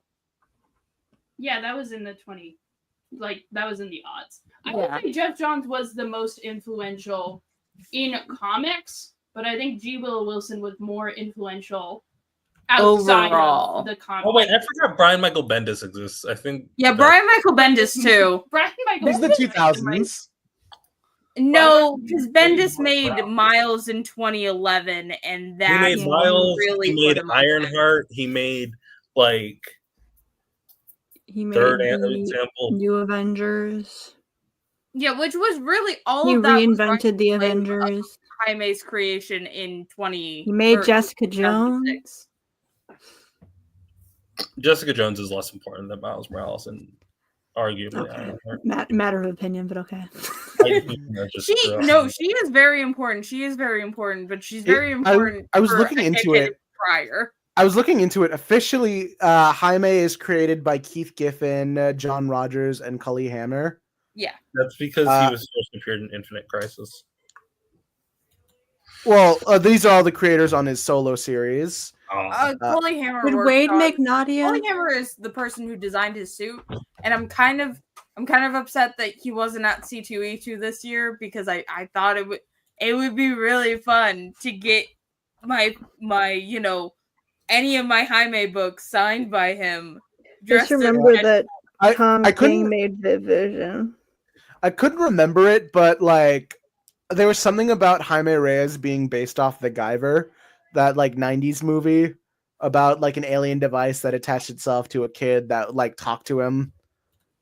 Hold on. I think we're talking like superheroes. The writer that got me into superhero comics was Bendis. I don't want to talk about what writer got me into superhero comics. It's all right. Huh? I read a lot of graphic novels before I started reading superhero comics. Okay, We don't need to talk no, about them. say it. I definitely was a superhero hater for most of my life. Sorry. Stack just said Joe Kelly. That was the first I had read like graphic novels before, and I had probably read like a trade of a superhero comic, but like the first like single issue comic I read was what? It was Spider-Man and Deadpool. It was Spider-Man and Deadpool. I'm sorry, I'm putting Stack on blast. Look, I don't think there's any reason to be ashamed of a comic that got you into main comics. I mean, mine is Tiny Titans, which is arguably the correct choice. I'm sorry. Honestly, I read Ultimate. Into mainline comics is like a nothing character. Mm-hmm. I did read like Old Man Wolverine. Is it called Logan or it's called Old Man Wolverine? One's the movie and one's the book. I forget which one's which. Ultimate Universe. No, it is. Yeah, but no, I read Logan. that, and then I read like the Ultimates, the Ultimate Fantastic Four, the Ultimate X-Men. Like I read the Ultimates before I read. Very funny how we should be shaming Daystar more. Because like, not really. Stack the comics back there, like, because like my introduction for your dads. My introduction to comic history, where it's not like so much me. It's not so much me reading comics on my own, but more so like following comic like plots, is Linkara. And like you guys clown me on it. Okay, now we're shaming Ayaan. Yeah, you guys can like clown me on that, but truthfully, it did lead me into actually reading comics, and I don't think that's like anything to be ashamed of. There is the like thing that got me into comics. Yeah. The thing that got me into comics is reading and rereading guidebooks that my cousins would check out of the libraries. So a lot of the comic knowledge I got was from like books that like weren't comic books. And so that's like how I prided myself on knowledge. And then I watched videos on like how-to videos, like catch up, because I always assumed that every comic book storyline worth its salt was like 20, 30 years old. And I didn't know how to get comics. So I would watch explainer videos about stuff like the 5 Lights. I would read wiki articles and go wiki diving, all this stuff, which is worse than Linkara. And then I would watch stuff like Comics Island or like, I guess Comics Explained at the time. I'm not sure if that's the one I watched. And those comic stories I would like watch and like be recaps and reviews, which are really bad. They were really bad.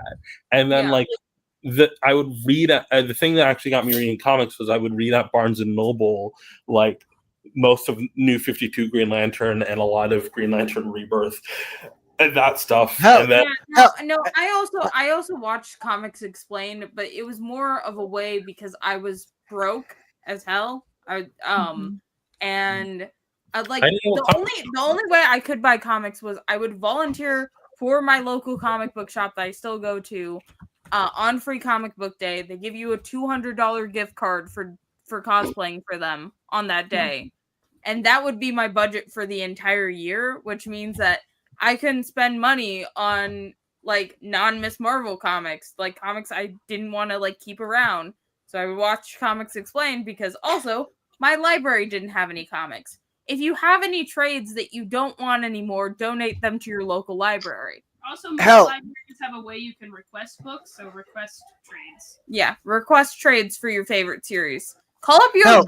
if you want your favorite book to get more sales in their trades, call up your library and request them.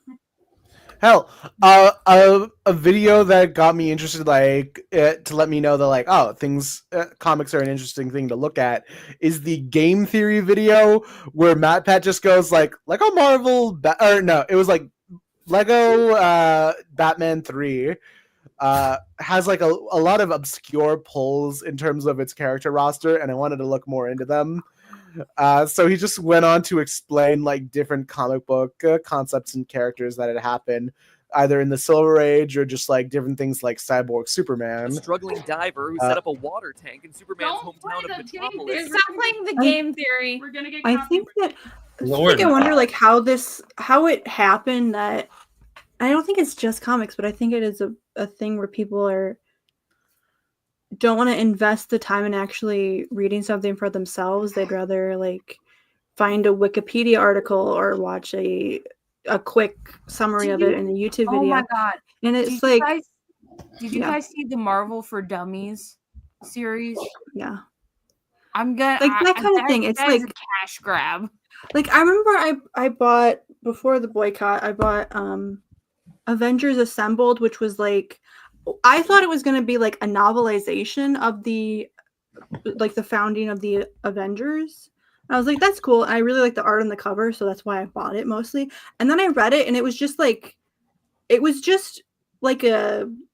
encyclopedia summary of like each character's origin story and then how the Avengers started, and just sort of like a rough guideline of how each storyline goes in like the first 100 issues of the run. I'm just like, what is the market for someone who wants to read this book and not just read the first 100 issues of Avengers? Who is this for, you know? Yeah. Like, I was always interested in the guidebooks because the guidebooks compose a lot more information. What's always interesting about the guidebooks is like they almost instantly become dated, you know? Yeah. Which like is interesting to me because like as a kid reading them, I always felt like comics were a thing that existed in the past because all the iconic storylines that like I was learning about were like old as shit, you know? Why are all the Alias omnibuses so expensive? I have one. I know you do. You want to see my Alias omnibus? I want it. I should have bought that copy of Alias I saw at the fucking convention. I really hope that expensive. the Wild Thing comic comes in on time. But I think people are just so intimidated by the idea of comics and they don't know how to read them. That comics It are don't need to be intimidating. Like I don't understand why people are so intimidated by this. I always say that Literally any comic can be your first comic, even if it's like 7 issues into a series, even if it's like 24 issues into a series, even if it's 563 issues into a series. I will always say that comics are more intimidating to get into than comic fans think, and less intimidating to get into than non-comic fans think. Like, I think that's true. I am kind of the opinion that it's like, I think that it is intimidating to get into comics. I was intimidated to get, like, I didn't touch Big 2 until years into me being a comic book fan, because I was like, I know I'm not gonna like most of this. I know this is not written for me. I know that I'm like not interested in the fan base because they're all a bunch of creepy dudes, and I'm like, I want to avoid this as much as possible. And then I would like dip my toes in every once in a while. And then when I just started reading comics, I would just pick up comics and like, yeah, I read a lot of bad comics, but I just read them, and then I read other ones that I liked more, and I just found the ones that I liked. Yeah. So, And that's how it should It's go. easier so to get into my 'Cause I think people get in their head about like, I have to read the correct comics. I gotta just Yeah.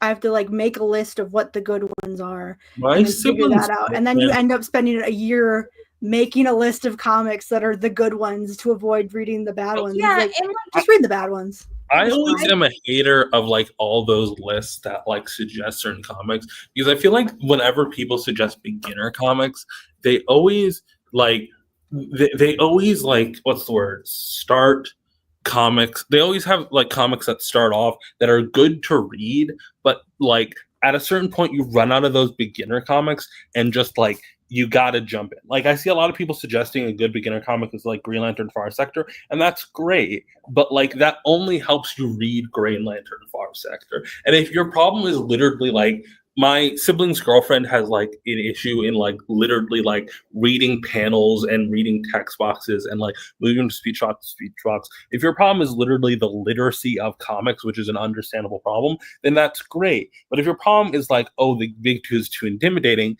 you could read 12, you could read 13, you could read a million comics like Green Lantern Far Sector, and the big two isn't going to get any less intimidating because it's going to be the same.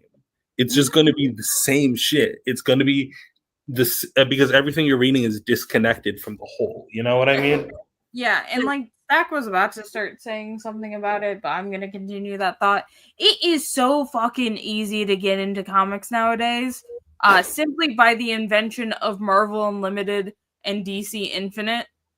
Like, don't support Marvel and DC. I wasn't even gonna say that. Oh, really? No, I was about to say that because like those two things are so like literally you just look up a character, you just pick whatever book is listed, whatever they have like recommended reading lists on most of Darth these apps. Vader's here now. Like it's very easy to just find something to like start getting into like the larger lore of everything. It's also comics are literally. Zach's gonna say what Zach wanted to say.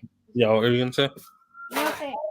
like what Daystar was saying about how like the perception of the fan base of like comic fans being like gatekeepers has shifted dramatically in my opinion, because I feel like with like social media there the like the narrative around comics has like continued to be like there's these elitist fans who enjoy the comics, but now it's less like creepy dudes and just more like there's no one like quizzing you anymore. Like that kind of myth has like left, but it's more like just like you guys are pretentious for liking comics, and like that is an annoying thing, but it's definitely different.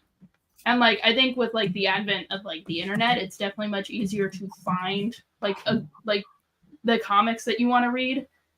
Like a big thing I hear people say in my TikTok comments, so they're like comics are like too expensive, and that's just like, or like comics are inaccessible, and like it's just straight up not true. And like it maybe would have been true like 80, like not 80 years ago, but like maybe like in the 2000s when like if you didn't have like internet or whatever. Also, it might be cheaper for me to get every issue of Alias like in single copies than it is the omnibus. It is funny how we say comics are inaccessible. We say that the omnibus is expensive. Okay, we don't need to. This but, is like, a you comic don't from need to buy 2003. that. You do not need to buy this. This is my choice because of how much I reread There's an Alias. interesting- on a Omnibuses regular are not basis. for When it's reading. comics, you don't need to buy the single issues. So, like, Just there's- buy the trades. There's an interesting. You don't there- gotta buy there's- anything. So in Magic the Gathering, there's this interesting schism, right? Where like recently the concept of proxying, which is printing out the cards you want to play with rather than buying them at a card shop, has become more popular. And there's eventually, once that got so popular, there's a disentanglement from collecting the cards versus playing with them. And similarly, there's two different hobbies at play. There's collecting comics and then there's reading comics. Comics are literally the easiest medium to pirate. The only thing that might be easier is like books or music, right? No, comics are still easier. It's I so mean- hard to Well, pirate traditional books. because here's the thing. Comics, on the other hand, like the way that a lot of these companies, a lot of the writers for these companies, like reread older stuff is through pirating, because DC and Marvel do not have a accurate like backlog of their older issues. So they end up pirating them anyway. So like it's known that you were able to comic pirates by both of the big two. They don't care. I It will is say, funny. That's also It's funny that with their writers. it is funny when CM Punk was doing a Drax book. He just asked Hold Marvel. on. Pause. What do you mean CM Punk wrote a comic book? CM Punk writes comics. What the fuck do you mean he writes comics? I think he and his wife do comics. Yeah. What the fuck? Why is this the what first time were hearing you of saying, this? Ayaan, about the Drax comic? He did an interview and just saying like, if I wanted context, I just asked Marvel if I could just have comics and they would just give it to me. And I think that was awesome. Oh. But like, I do think music is easier because any clown can just copy and paste a link into YouTube to MP3. But other than that, it's comics. Like it's so confusing when people are like, I don't know where to start, where to read, and it's like, have we lost the art of just typing in read online? Like legitimately, up until recently, I found that if I looked up the name of a comic book, there was a good chance that the pirate link would pop up on the first page of results. Like it's weird to me that like people don't get how easy it is to just read comics online. The problem is just like just read the comics you want to read, right? Like any comic worth its salt is going to explain to you what you have to do. And if it isn't, like, okay, there was a whole series I used to do for like 4 months a year ago where I was just suggesting alternate universe stories. And the reason why I was suggesting alternate universe stories was because like alternate universe stories are these self-contained things that like any context you need, the story will either give you or will be utterly unimportant. Those are like the two things that you need to get about alternate universe stories. So it really gets you used to like reading comics and realizing what is important and what isn't important. Because whatever the book doesn't explain to you, whatever question you have, there's nothing there. There's no, like if the story doesn't explain it to you, you just don't know it. And you have to accept not knowing. That is the key part to comic books. Accepting that sometimes things like you don't know, and that's okay. And like when you find it out, you realize it isn't important. Like I cannot tell you how many times I've like hunted down context or something, read the context, and been like, oh, I didn't actually need that. Again, I have read every single appearance of Wyatt Wingfoot. Half of them are useless. What's the thing is like that used to be a style of how they wrote comics because the expectation was you could just pick up whatever, so they would write in the like things would be pretty self-contained into an issue where you could just read an issue and it's fine because they're not expecting that everybody has a backlog of every comic that's been written for and back in the day and like back pre-internet, it was the only way, or like really, really, really far back, they never did any like reprints like they do now. Yeah. And then they started doing the master collections, and then comics became a little bit more, it's easier to read these back issues, but even then they still weren't acting like people had the money for those things. And now we're gonna charge you $5 to read the same story over the course of 5 issues instead of 1 issue, and you're gonna pay more money than what we were even charging adjusted for inflation back then. That's a whole other issue. Back in the day, when we were when we say back in the day, we mean it as late as like the late 90s. Like it's very funny. Like I remember I hate to say this, but I remember someone talking about like the Claremont books and being like, "Man, reading the Claremont books in a collection sucks because they'll explain the same thing every single issue because they don't expect you to read each issue in sequential." Like that has been a thing with the Superman Triangle era. It's a book. It's a ongoing story that has been divided into 4 or 5 books, and so they'll. Yeah, that's The kind thing of is, the thing with that Triangle era though, is that they'll only like reserve all the exposition for like 1 page and then get on with the plot, and that's usually it. but it's 1 page every like 20 pages. I also think it's kind of funny, like the Triangle suit or the Triangle era versus like the Clone Saga, which was pretty much unreadable until they started putting it in trades and started recollecting it, so that it was like you didn't have to skip through like how many books are in the Clone Saga? You're the Spider-Man fan. There's like 4. 4 books. You had to read between 4 books, and they did not tell you. Yeah, luckily the Superman writers were smart enough to know, like, we'll just put the year and the number. That is like the thing. That is the thing. That like when people say like, "Oh, comics are hard to read," I'm like dead serious that I think that the first thing that they looked at was the fucking Clone Saga, which is the most impossible thing to read if you read it like the collected editions. That's the funny thing. They're never talking about the actual hard comics to read. They're talking about like they're talking about like a modern issue, and I'm they're like, talking about how like there'll be a new number 1 every 12 months, and it's like, fella, the number 1's where you start reading. The number that 1 was is for you. that is literally for you. I don't want this book to reboot. Mm-hmm. This is literally to get you. We all miss legacy numbering. We miss when things go into the thousands. I fucking hate that they stopped printing the legacy numbers on the fucking comics. Okay. This is my ranting time about collecting comics. I'm neck deep in fucking comics right now. But I fucking hate that they have periods of time where they discontinue legacy numbering, or like halfway through a series they'll jump back to the legacy numbering, and it's like it makes it so fucking hard to organize my Fantastic Four comics. I need whoever makes those decisions, fucking Akira Yoshida, CB Cebulski, whatever name you fucking go by, just keep the legacy numbering on every single issue, for fuck's sake. I don't have time for this. You could even put 2 numbers on it. You could even put that's what they did. On it. That's what they did with is my fucking favorite thing. They just started doing it recently again. I fucking love the 2-number system.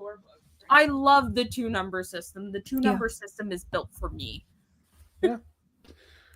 I hate when they do that thing where you have to jump from like, oh, we're going from 12 to 520, and it's just like that happens so many times in Fantastic Four. It drives me up the fucking wall, especially because there's like 2 runs. So there's 2 runs that like were basically indistinguishable, like in terms of how their numbering was formatted. No, there was 3 runs or 2 pairs of runs that were like that. Wild to me how it will be like the order of volumes will be like, okay, we have like 500 issues from now to the 90s, right? And then the 90s hit and new number 1s are selling like hotcakes. So we'll have a new issue from number 1. And then there will be like a mini series from the 2000s. And that will be volume 3. And then you'll have like volumes 4, 5, 6, 7, 8, all within like a decade of each other. That's because so you are that is specifically a problem with just Marvel. And it's because of fucking Heroes Reborn. Heroes Reborn, the worst fucking decision they ever fucking made. Everyone wants to say, oh, the worst decision Marvel made was breaking up Peter and MJ. No, it was fucking Heroes Reborn. It fucked up all the legacy numbering. I think the worst decision all the numbers were perfect up until that. Well, like, fucking crazy. But yeah, like, none of the... So, it's really funny when this happened with the Batman and Superman books, because like Detective Comics and Batman went on like pretty steady until the New 52. I think that makes comic books harder to read. When you're like, okay, which fucking number one is it? You're like, okay, is it this one or this one? And like, I wish that they just keep going. That's easier. Yeah. How is Like, that not I'm glad- easier? It made Back comics to hard fucking to legacy numbering. I'm Well, so yeah. tired of it. Don't get me started on the fact that like volumes are not volumes, where like the volumes that you want like in like a trade is not the same as the volumes that like are catalog the books online, because it'll be like volume 1 is the entirety of a run, but volume 1 for like that could be volume 1 could be one of any run, right? And like volume 2 will just be the next 8 issues in a trade. Meanwhile, volume 2 is a completely different run. You know what the solution to this is?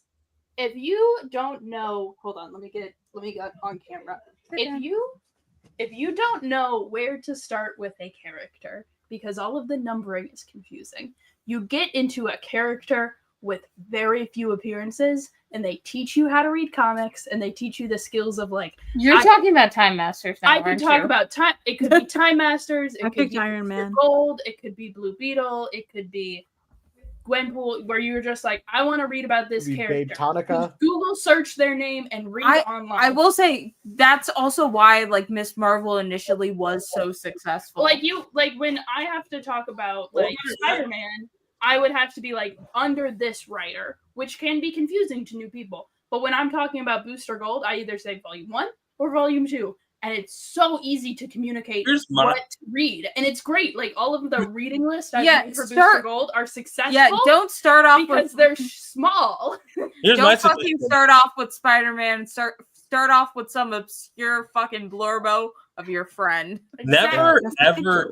Here's my suggestion: never read a Big Two book. That's actually never read a Big Two book too. Like here's the thing: you can live a perfectly fine, fulfilled, comic-loving life just reading anything but Big Two. I'm not even going to say indie. I was happier back then. Honestly. Yeah, and not for nothing, there are starting points for the larger characters. Like the John Byrne era Superman is a starting point for Superman. But if you're someone who's never read a comic and someone goes up to you and say, read the John Byrne run, you're going to say, what the fuck are you talking about? Here's the other thing. What do you mean run? Yeah, that doesn't make sense to people. It also is also confusing because the only way to purchase or like see a run by an author is going by the Omnis, and the Omnis are huge and intimidating. That is the same thing happens with John Byrne's Fantastic Four. We are suggesting that the easiest way to read comics is pirating them, and piracy websites do not organize them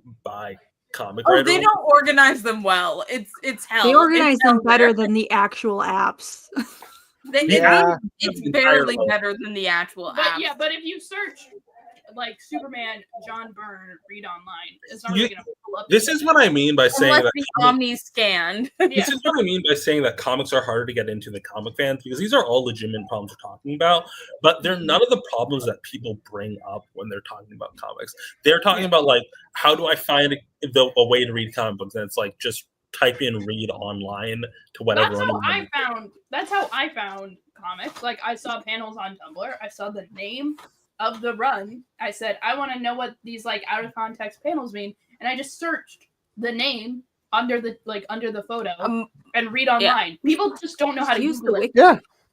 People don't know how to pirate anymore. So it's destroying us as a society. Yeah, like I remember, I think like my like early back in high school is me like on the comic piracy websites looking for these different because like there are a specific set of books that are meant for people who were like sort of like I don't know what the best word to put it is. It's that same camp that I can only put Injustice, Marvel Zombies. Don't read these. They suck. Comic Bros. These books are Yeah, but these were books that I did read like in their entirety. That's the thing, is it's like you also don't know who is recommending you books when you just like, what are good books? The list you're gonna get is like completely subjective. You gotta find the things that you want to read. I think by reading. That's what you gotta do. And I don't think anyone watching is new to comics, but if you're suggesting someone new to comics, do not suggest jumping on points, because jumping on points, one, are always like never chosen because of their quality, but two, like I said before, don't really prep you for comics. I think you should just suggest to them good comics. Like Yeah. you shouldn't be obsessing. Like if they like the medium, they're going to enjoy it regardless of what's happening. And I do think the best way to suggest it is by giving them something good and being like, if you have any questions, ask me. That's the Yeah. easiest way to do it. Yeah. And fellas, Young Justice 1998. Great place to start reading. No, comics. that is like genuinely a really good place. Honestly, Rest in peace. there's a lot of good comics for specifically like younger demographics, like preteens to teens, that are really good jumping on point. Young Justice is a good place to start because it's long, so you have like you get good at reading like these longer stretches of comics, and you naturally like just find the parts where like you naturally figure out like where you can skip, or like parts where they're like condensed into like a chunk of story. Yeah. So that like, teaches you those skills. But also it's connected to the wider universe, so you got to get comfortable knowing. Honestly, overall, I think teen books are really good to get into comics. Yeah, and that's why point. That's why the X-Men and the New Teen Titans were as influential as they are. Fuck about the X-Men. That's why books like the New Teen Titans and JLI were as influential as they are.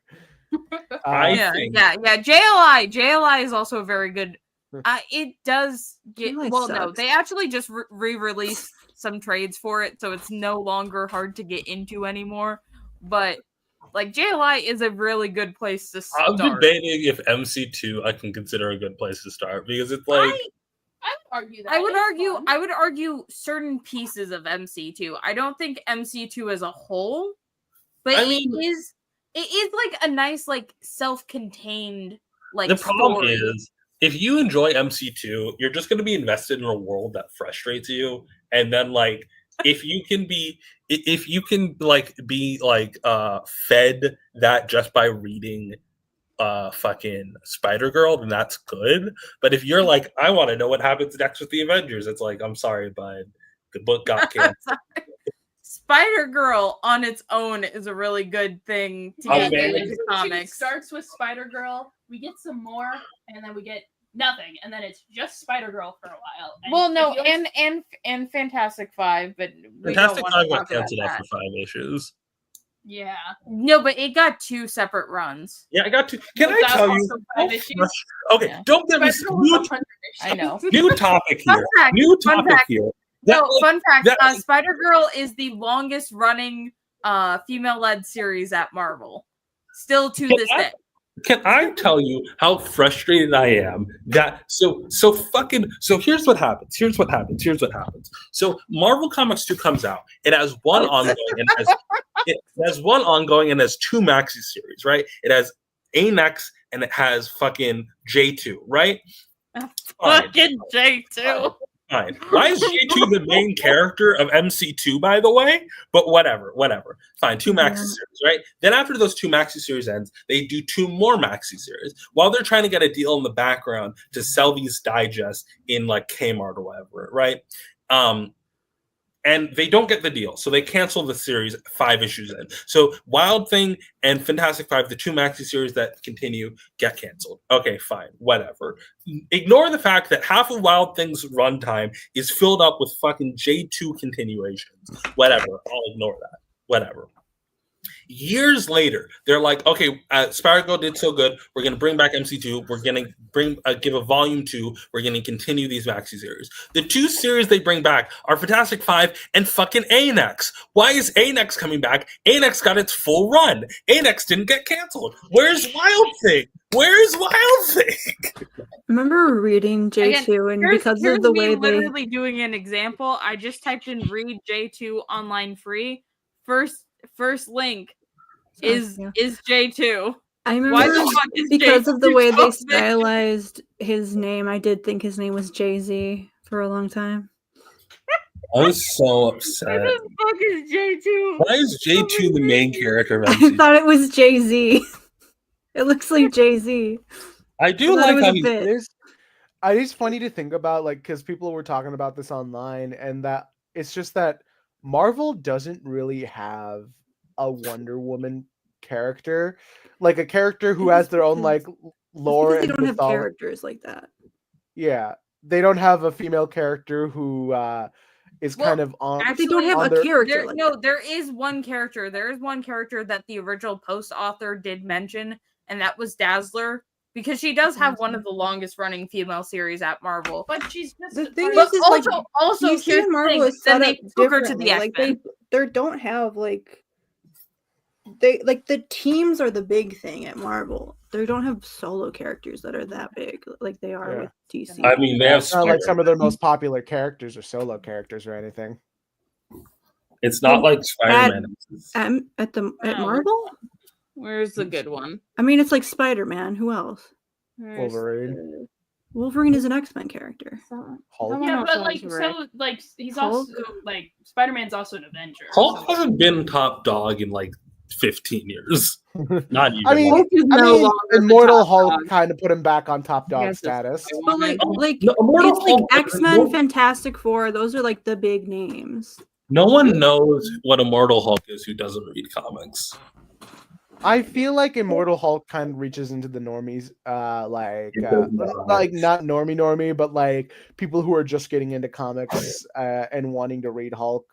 Like that is sort of Yeah, 'cause like nobody will shut the fuck up about it. yeah, because it is a well-written series. Who is this? Is this Marlo? It's Will Smith. This is Marvel's Peter or Captain Marvel by Peter David.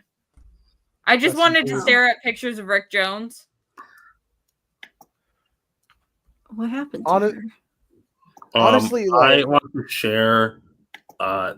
Rick Jones is having weird This, fucking genius shit. You know how it be. You know how it be when you're Richard Jones. all right, hold on. I think I've shared this image before, but why can't I share screen? Whoa. Oh, Hold up. I'm trying to fix it. You Okay. heard the wrong. Okay. So silicate chemistry, second nature to us geochemists, but it's easy to forget the average person probably only knows the formulas for olivine and one or two feldspars. And quartz, of course. Even when they're trying to compensate for it, experts in anything wildly overestimate the average person's familiarity with their field. I think a lot of people, like when we say like, oh, Immortal Hulk bleeds into normie space, it's like, no, it doesn't. Like, I just also realized something. It bleeds into people who are on Twitter who pretend to read comics. That's it. Yeah. So this is Captain Marvel issue 0. So I do believe that this was published before the new Captain Marvel series came out as like a preview. It literally has the detailed history of Rick Jones right here. Just right in the comic. I mean, if it's an issue 0, it's Right probably published after issue 1, typically. That's another thing that I do hate. Don't follow reading orders by numbers. Just look up release dates. Never read anything other than the order that was released. I can't believe he stole Monica's name twice. I fucking hate this guy. What do you God. I have turned around on Genius just because I think Phyla-Vell pisses me off more now. They all suck. Throw the whole family away. We'll keep Teddy. Throw the rest of them away. What about Rick? Rick's not in the family. Okay, good. He's not related to those. What does his shirt say? Mutants what? It's right here. It says mutants are people too. He's an ally. I do like the two implying they're like the second generation of people. People too. This is also the He kept it. The Bucky outfit. like the Bucky uniform, the fake Silver Surfer, Rom. Now, being why is there. Green Lantern in it? I don't know why Green Lantern's in it. He also in issue 0, he says when he clashes the Bengals together, he says Shazam. that's funny. He said, Honestly, got jokes. honestly, I'm gonna be completely honest. I think that the Peter David Captain Marvel is probably some of the best Rick Jones stuff that we have. Mm-hmm. he's a lot more annoying kid in like early Marvel and like Captain America, and then like if you go too far, like when he's with Genus is probably like the best we're getting. I Some were can't fun. wait for Larry Hama to come and I can finally figure out what. I literally never thought that I would be able to see him, and I'm This fuck out. Boo. Boo, Moondragon. Why are we reading Marvel comics right now? I'm just looking at. We're reading like the most Marvel comics. Yeah. We're Actually, double you're right. marveling right now. I just wanted to stare at pictures of Rick Jones, if I'm being completely honest. I Hit the hate random comic button real quick. See what happens. Oh yeah, fun fact: Stack is a hater of Rick Jones specifically. Wow. Can't believe this. Where's the random comic button? It's Am I random on the right? comic. Oh, no, I'm on the right one. It's the only Oh, silly come little on. guy I like. Oh, Judgment Day. That's a good event. Oh shit! I can't believe accidentally Stack, deleted the it. lover of all things silly little guy, hates the only silly little guy that I like. He is literally the best silly little guy. no, he's I've not. been making. Here's the thing. I do think I'm partially to blame for that because I have been forcing Stack to write Rick Jones fan fiction. Rick That's Jones. not enjoyable. Magneto Rex. What the hell is Magneto Rex? Go back. Well, we're not focusing on that. Go back. Man in Black. Blocker on. Well, no, that's not what I was Blocker expecting is it to on. be. Get rid of ad blocker. I thought Will Smith was gonna be here. Wait, no, go back to whatever that. Go back to Man in Black. Okay, hold on. It's also not Johnny Cash. Okay. Yeah, I want to know what this is. What company produced it? A thrill adventure. Oh, Comics Code Authority sticker. That's how you know it's good. It's not gonna have any gays or women in it. Well, That's a woman. That's a woman. Oh, well, scratch. Get it out of here. They slipped by somehow. You just Oh my get god, Debbie headshots. Reynolds. Oh shit. She was in a Wyatt Wingfoot movie. Okay, you can't just be saying that. Ooh, they're cute. Who are these ladies? Venus, Venus? the goddess of love, and the Weaver. So this Venus is and the Weaver. Venus and Arachne? Oh wait. Squid's here. Oh shit, is it time for Squid? Hi Squid. It's 12:35. What the fuck is happening? What do you mean what Man in the Black. fuck is happening? Man in Black. We picked random comic and now we're reading Men in Black. The hit movie. Men in But- Black. Johnny Cash is Okay. gonna show up any No, second. Okay. this is Man in Black. Oh, the hit Johnny Cash song. So okay, the second I joined, like I said, oh, is it time for Squid? Some video started playing in another tab. There was just like explosions and Sonic sound effects, and I was like, "What the fuck is happening?" Someone That hit was a just for button, you. and I was like, "Did someone prepare a bit? What's going on?" You bitted yourself. You Man in spooked yourself. Black. It was the Man in Black who did it. We need to Oh. our I'm soundboard so first. thirsty, but all the stores are closed. We just and I- start playing Jey Uso's Water. theme, but only as much as copyright allows. I'm thinking more Sonic. I don't trust my tab. Okay, You don't what? I don't trust my tab.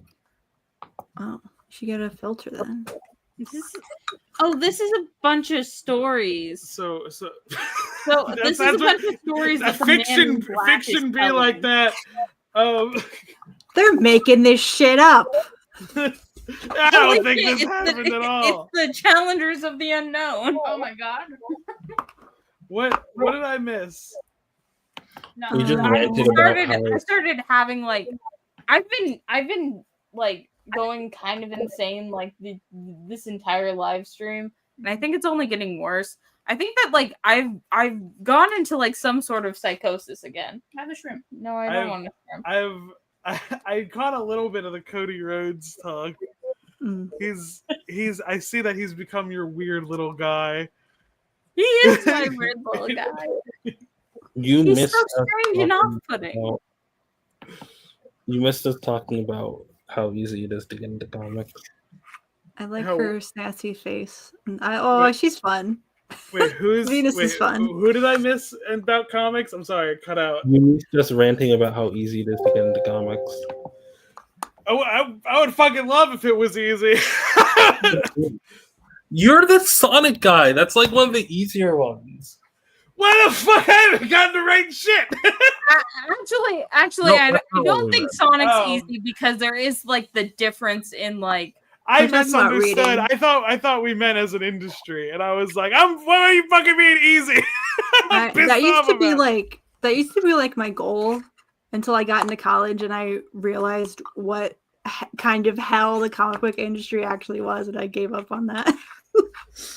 I do Like my plan is that I'm kind of gonna do the same fucking thing, Stag. So where I have like actual novel plans, and then I'm gonna like use that to get a like a literary agent, and then just be like, hey, talk to the fucking comic book company. Let me write this shit real quick. It is insane that the first step That is to- Zach's plan. like Which our it cleanest- helps that I know comic book writer right north. it is insane that the cleanest way for us to get into comic, the first step is write a novel. Famously easy task. So like Daniel Barnes got into comics, like got his literary agent because of like he wrote like a pitch Bible for a Sonic show that didn't exist. Like he made up one and it made the rounds, and then a literary agent reached out to him and was like, "Hey, you got representation?" And he's like, "No." And It is literally like that's like the best way to like get in is like you pitch what you're passionate about, and then I remember when we went to the DC panel last year for not this year but like the year before for C2E2, and like the editor was there and they were like, we don't want to hear your Batman pitch, we get like 500 of those a day. However, if you have like the Creeper or like some weird obscure character, yeah, we'll read it. I feel like if you like, hey, I'm a literary agent, and this is a person who has like, I'm back, they'll be like, yeah, we'll give him a shot.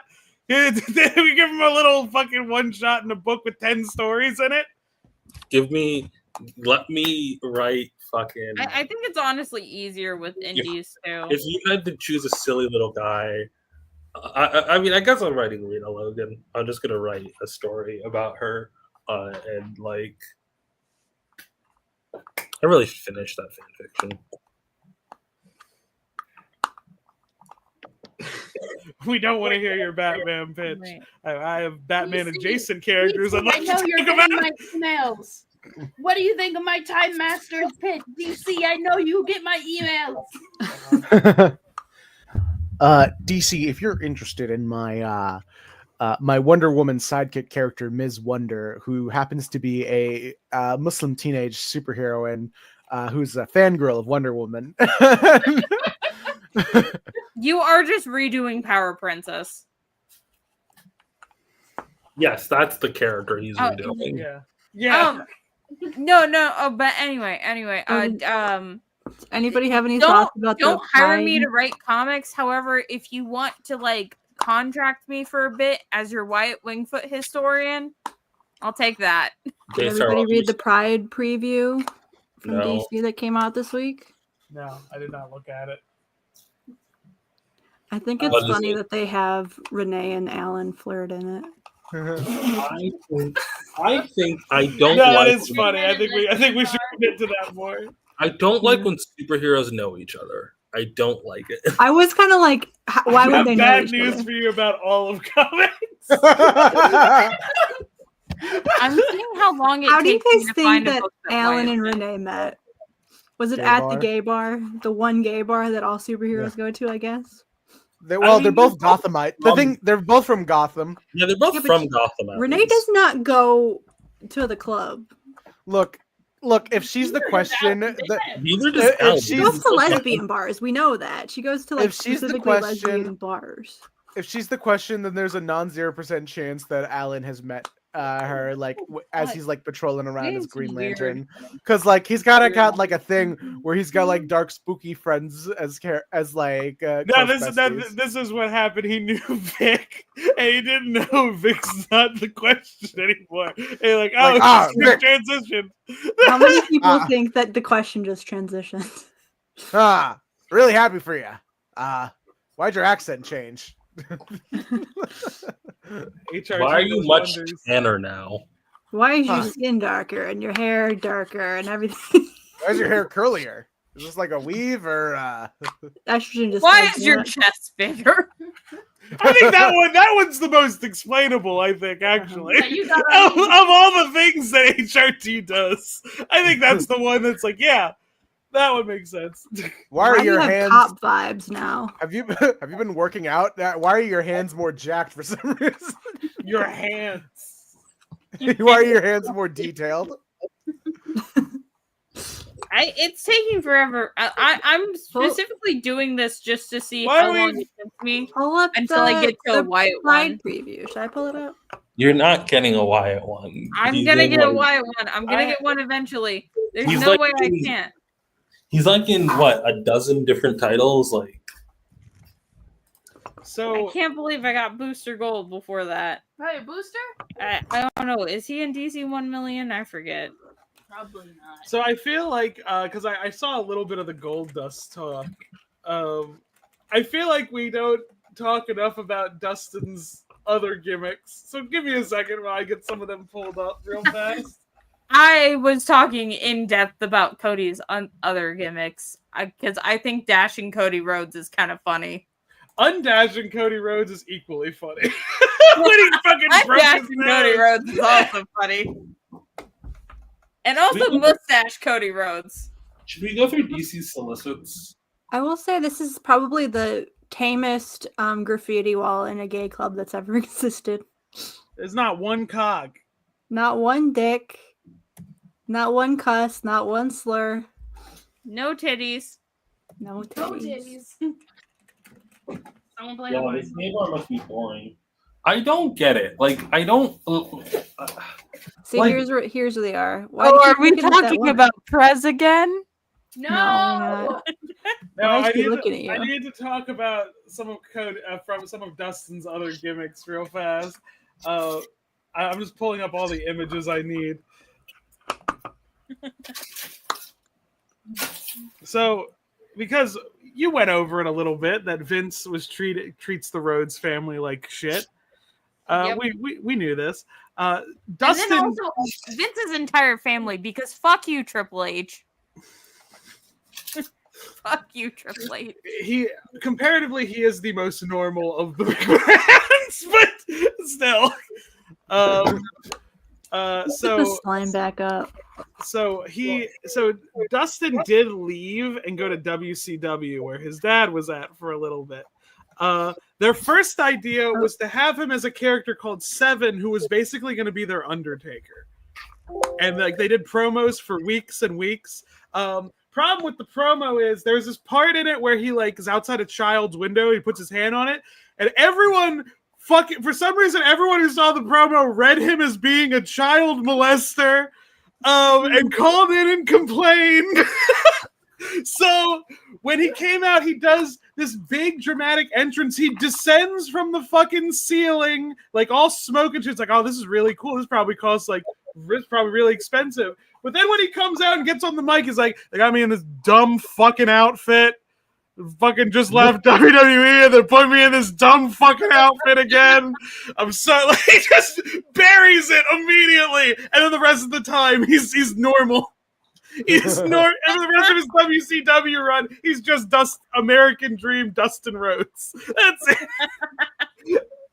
It's no longer makeup, but it's the funniest turn of events. Because I imagine even if they did get the calls about the we think he's a child molester thing, which is not what the gimmick was. This looks more like Freddy would still Krueger. say it. Dustin would still be like, they got me in this. Did you say in defense of him not being a child molester? No, I said they're not a child molester, but I'm saying, Like Ayaan was like, he looks more like Freddy Krueger. It's like, yeah. Also a child molester. Well, that not 100% confirmed in What? the main Yeah. series.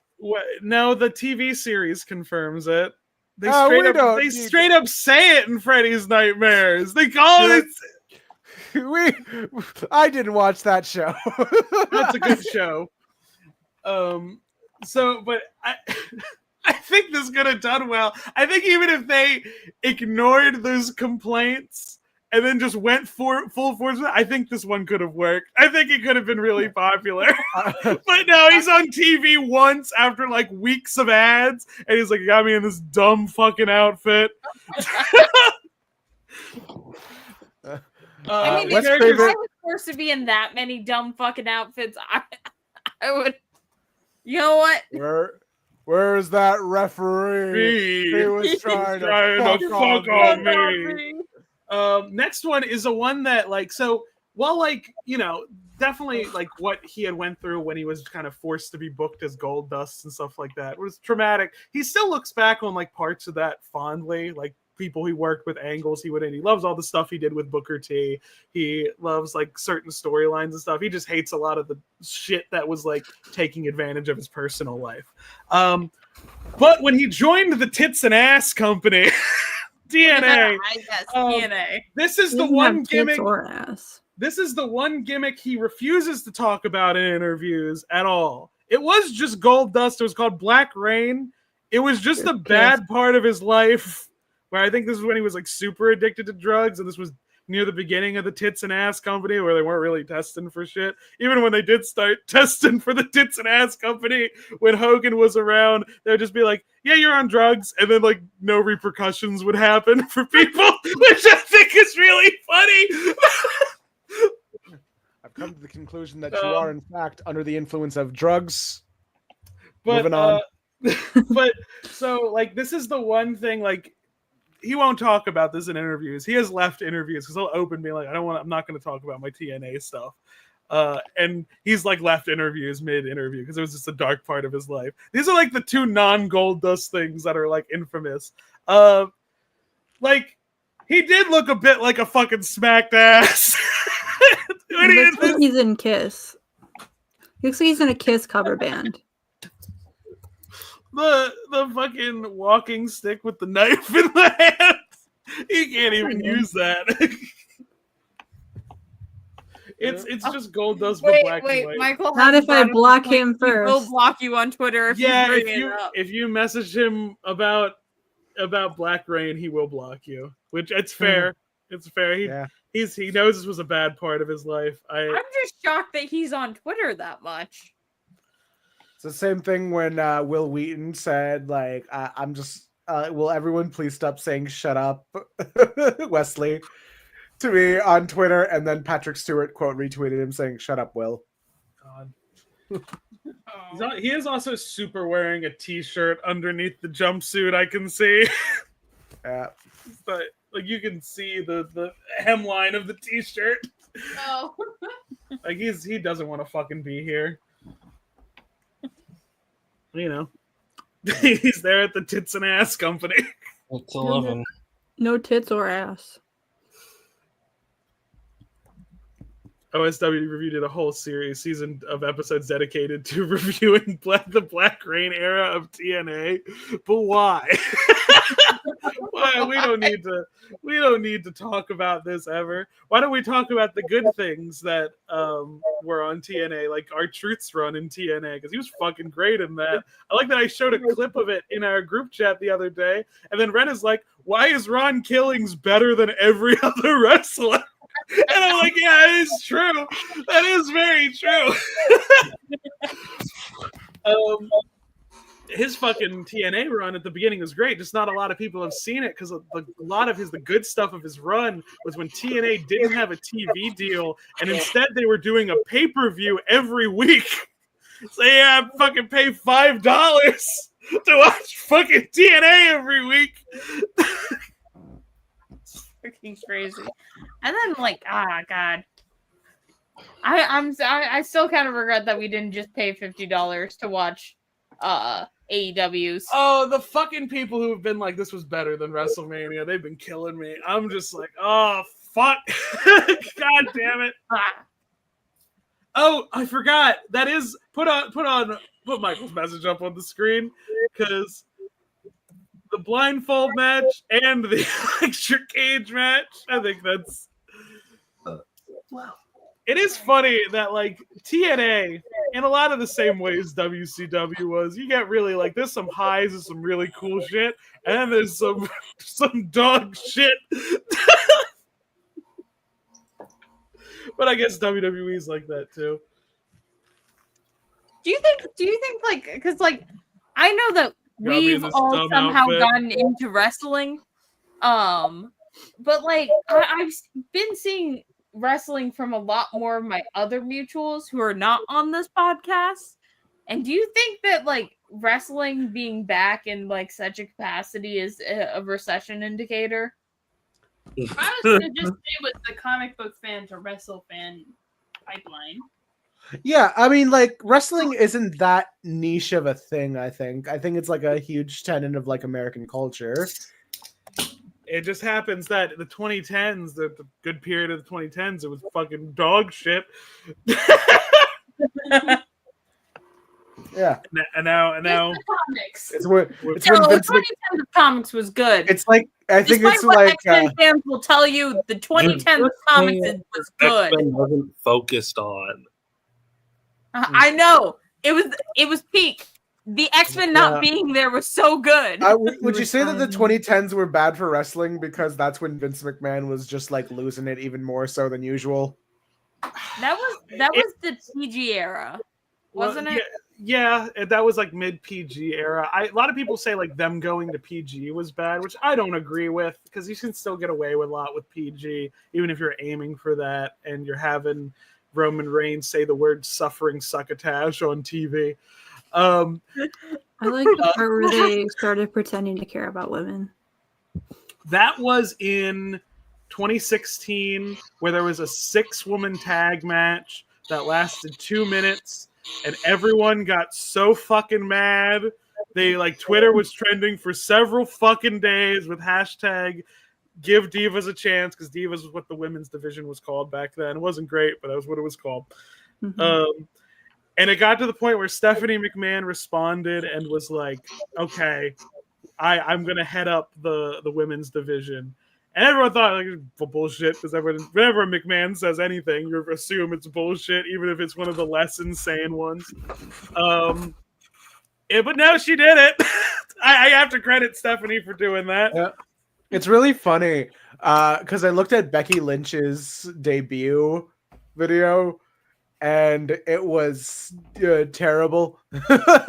They heard that she was Irish, and they just decided, all right, Becky, this is just going to be your character now. Oh, yeah, it was fucking insane because what would happen to women then? So NXT was its own thing then. So, like, Vince was booking Raw and SmackDown, but Triple H was solely in charge of NXT and booking that. So NXT would be really fucking good, and they would, like, build up all these big stars, and then they would go to Raw or SmackDown, and Vince was like, I don't get it.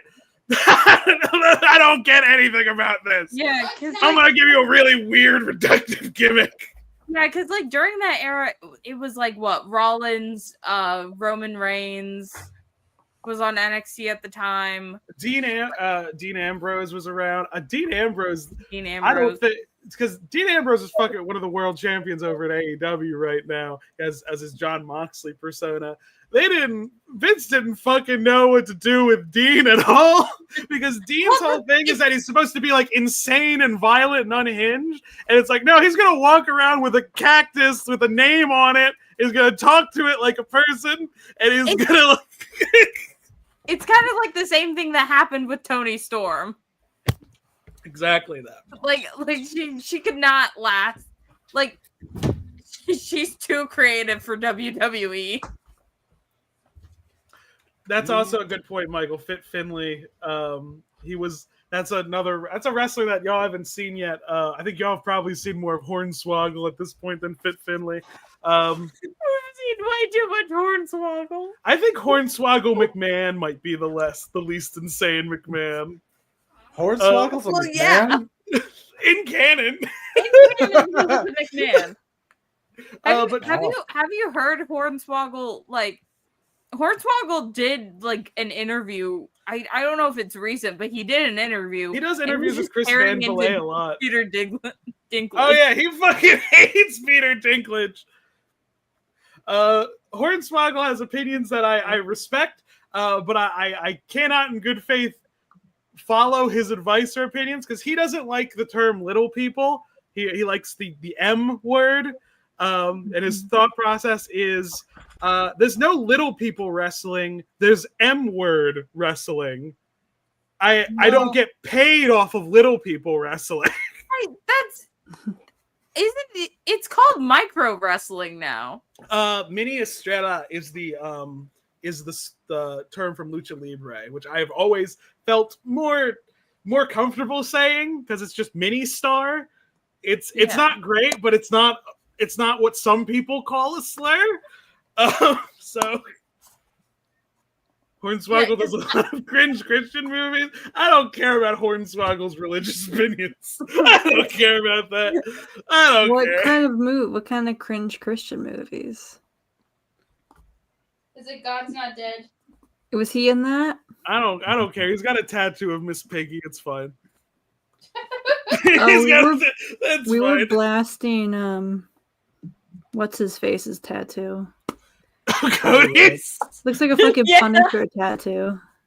Here's the thing. I was trying to say that tattoo is emblematic of the reason that man thought that when his wife said give his child a waffle, she literally just meant the waffle. Yeah.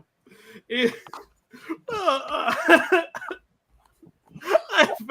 he was in a movie called Leprechaun Origins. Oh yeah, I don't think that's a Christian film. No, so when WWE bought the rights to the Leprechaun franchise temporarily, and they decided to do a prequel movie without Warwick Davis.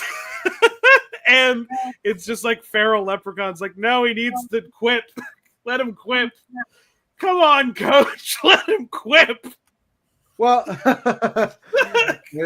it's funny because like Warwick Davis says that like he was done with the Leprechaun series. He's like, yeah, I have kids now. I don't really want to do roles. Okay, Hornswoggle was in Muppets Most Wanted. Also not a Christian film, I don't think. Hornswoggle loves the Muppets. I respect anyone that loves the Muppets. I cannot find these Christian movies unless it's like romance in the digital age. Maybe it's Jingle Smells. I don't. Jingle Smells. It sounds like a Christmas movie. I don't know if that's a Christian I don't know if movie. I've sent this clip before. There was a fucking clip. Like I saw the interview of. They don't make Christmas movies that are Christian. They just make them that are capitalist. I saw it's a clip of like Hornswoggle talked about it in an interview. I think it was a house show because I've never seen footage of this match. So he's afraid of chickens. Hornswoggle, like he has a fear of them, and he had to be like under the match, the ring for a whole show because that was what he had to do. He had to come out from under the ring because he was a leprechaun. That was his character. Fucking mid-match, in the middle of a match Drew McIntyre's having, fucking Finlay fucking throws a chicken under the ring, and it's fucking just walking around. Hornswoggle's yelling for it to get them to get it out of here. He'd fucking throw the chicken out, and Philly would throw the chicken back in. Mid fucking match, Drew McIntyre grabs the microphone. He's like, "Is there a damn chicken under the ring? Not having anything. He's having a real fucking match in the middle of this." Jesus. I The Attitude Era is weird. I think that was the PG era. That was just the PG era. Which one was the one where Edge and Randy Orton cosplayed as DX. Oh, that And was. I think that was like end of the Ruthless Aggression era. Yeah, because like I think it was really because I watched the whole promo of that later, and I thought it was really funny when they started pulling up photos of Randy Orton, say like, if you look up Randy Orton gay community, or like Fucking AJ Styles at home, the gay community. My fucking favorite clip of AJ Styles. It's like you got photos like this, and it's just like these like shots of Randy Orton just like almost completely nude, covered with a towel. It was like or this, and then like the last one was a Playgirl magazine cover with Shawn Michaels, and so I was like, hey! He did pose for Playgirl. I was young, I was stupid. You told me girls bought those.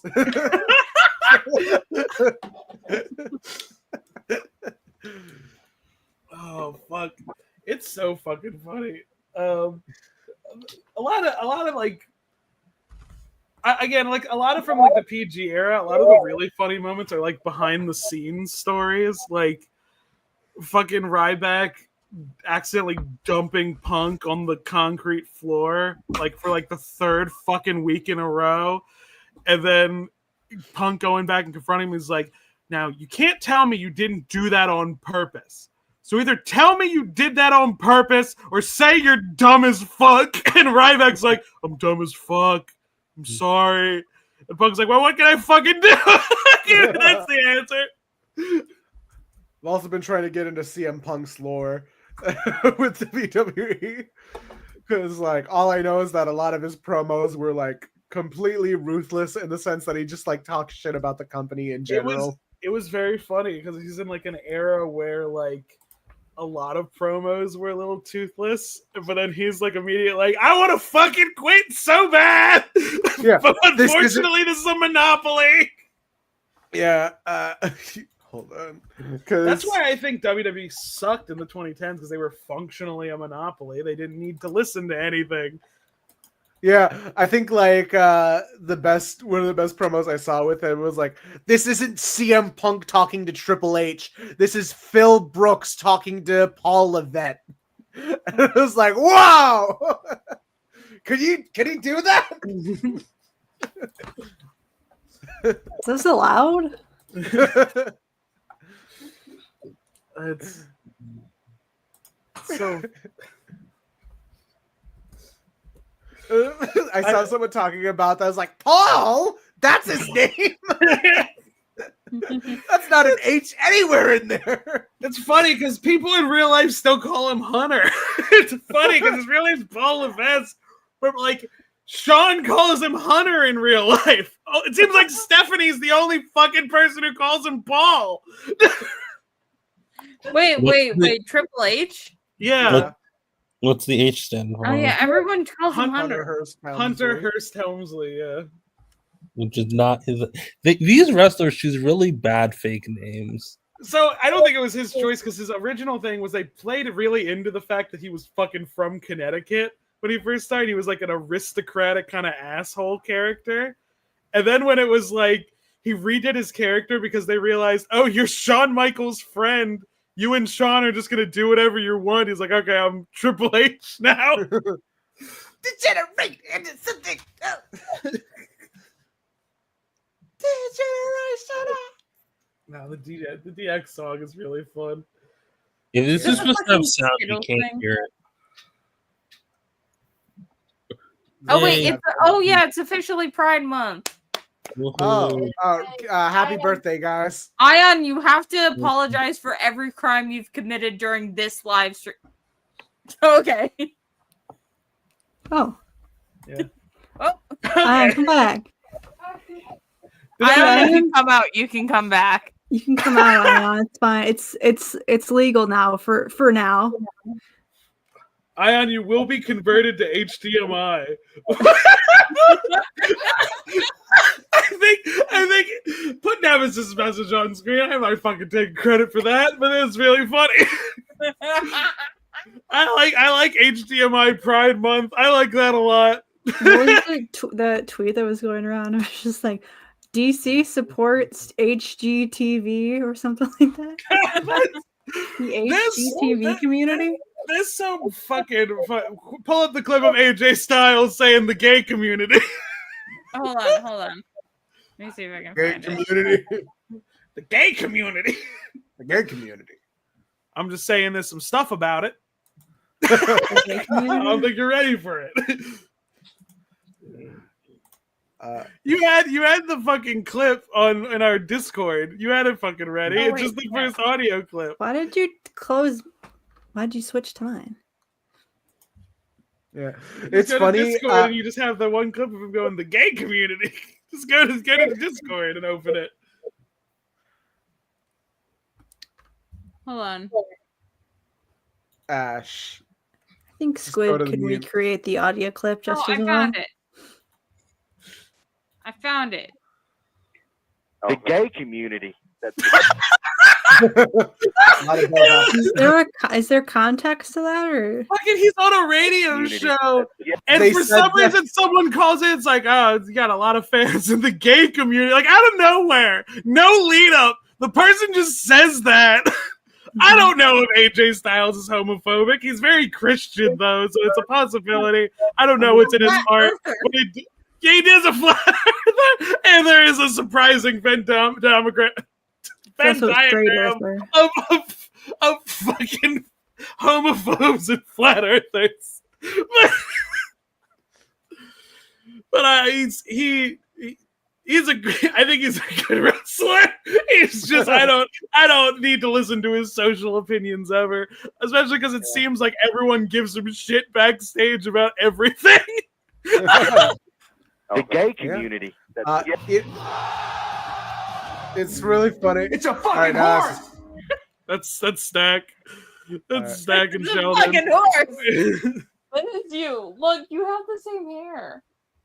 Shut the fuck up. You know, Stack, next haircut, you could go for You the told me American. multiple times you're going to shave your head. Yeah, but I don't want to look like Cody Rhodes. Yeah, but you could next stream you could do the you don't deserve to see Brandy promo, but about Ash. Like, you guys want to see Ash? You guys don't deserve to see Ash. Yeah, I just remembered, like with the Triple H name, according to Hulk Hogan, he was the original Triple He's H. fucking full of shit. Hulk Hogan is full of shit so much. He's like, I was gonna be the original Triple H, Hollywood Hulk Hogan. You already were that. No one was gonna call you Triple H. Triple H got his name because his name got too fucking long. Hogan put more effort into trying to be called the Woodmaster than fucking Triple H. He did promos where he would do promos where it's like, well, you can just call me Woody. I feel like it's more There's more embarrassing. effort in If Mr. you're like, America. oh, you're going to be the original Triple H. It's like, well, you failed, so like, who cares? I think. Can we pull up a picture of Mr. America? It's the funniest fucking gimmick. Yeah, of all sure. time. Hold on. I've got it. Hulk Hogan if Captain America. Hulk Hogan is Captain America if he stole valor. That's what this gimmick was to me. I'm sharing it right now. Who is he? So no You said idea? Cody El Rhodes Grande looks like Americano, Homelander, but- Daystar. What about this? This is just El Grande. I Americano. know this. I do you think I know this hot dog anywhere? he's hot dog. So you want to know the fucking gimmick? Why this exists? So fucking Vince and Hogan had a match at WrestleMania. Hogan beat the shit out of Vince. Vince was fucking pouring blood all over the place. Next SmackDown, Vince fucking fires Hogan. And then Hogan shows, and then like Stephanie comes out and says, well, I signed someone new. It's Mr. America. And it's clearly Hulk Hogan in a mask. This is Steve Rogers too. Remember William Burnside, who changed his name legally to Steve Rogers and got plastic surgery to look like Steve? So he fucking, so like the whole bit is that Vince is convinced he's the only one that thinks Hogan is Mr. America. He's like, it's Hogan. I can prove it's Hogan. Then he did a lie detector test. I like that Mr. America beats the lie detector test through the powers of patriotism. He can lie to the lie detector test that he's not Hulk Hogan, but he can make Vince call himself a pervert on air. Well, I feel like there's so many bits of wrestlers getting Vince to like admit stuff that he I should. don't like that he's a heel. I don't like it. Bad people shouldn't be heels. Well, I mean, it's part of like the marketing on that. It was just because because originally it was as a commentator. No one except people who were like deep in like the weeds of the business knew he actually owned WWE. He was just a commentator. And then when he fucked over Bret Hart, that got fucking blew wide open. So it was just like, well, people hate me already. So I'm gonna be involved in major storylines now, so they can come to be mad at me. Yeah, because like a lot of members of the Hart family did he fuck over? A lot. I mean, a lot of them fucking quit. Like after what happened to Bret. Owen is the one that stuck behind because Owen was like, well, I'm kind of making good momentum here. So it's like, I'll keep going. And Vince fucking killed him. I never get there's people on Twitter who like they talk shit about Bret Hart because they're like, well, Bret's just so bitter. He's just a bitter old man. I'm like, they killed his baby brother. I would never be normal again. What do you mean? I would have asked for Vince McMahon's head. Like, yeah. The fact that he just left and is now just complaining, yeah, that's like the least. Yeah. I get spoon-fed little bits of information on the Harts. Like what the bits I saw with Bret Hart is that like he and Shawn Michaels, like after that big promo where they had their drama in the 90s, like 10 years later they just did like a thing where they made up. Yeah, they made up. Shawn is a born-again Christian now, many such cases. It is funny. Repented for his slutty ways. It is very funny when Hogan basically forced Shawn to be a heel on TV. Fucking Shawn's pastor like had a talk with him and was like, I see you're succumbing to the dark side, my son. He's like, it's fucking TV. Leave me alone.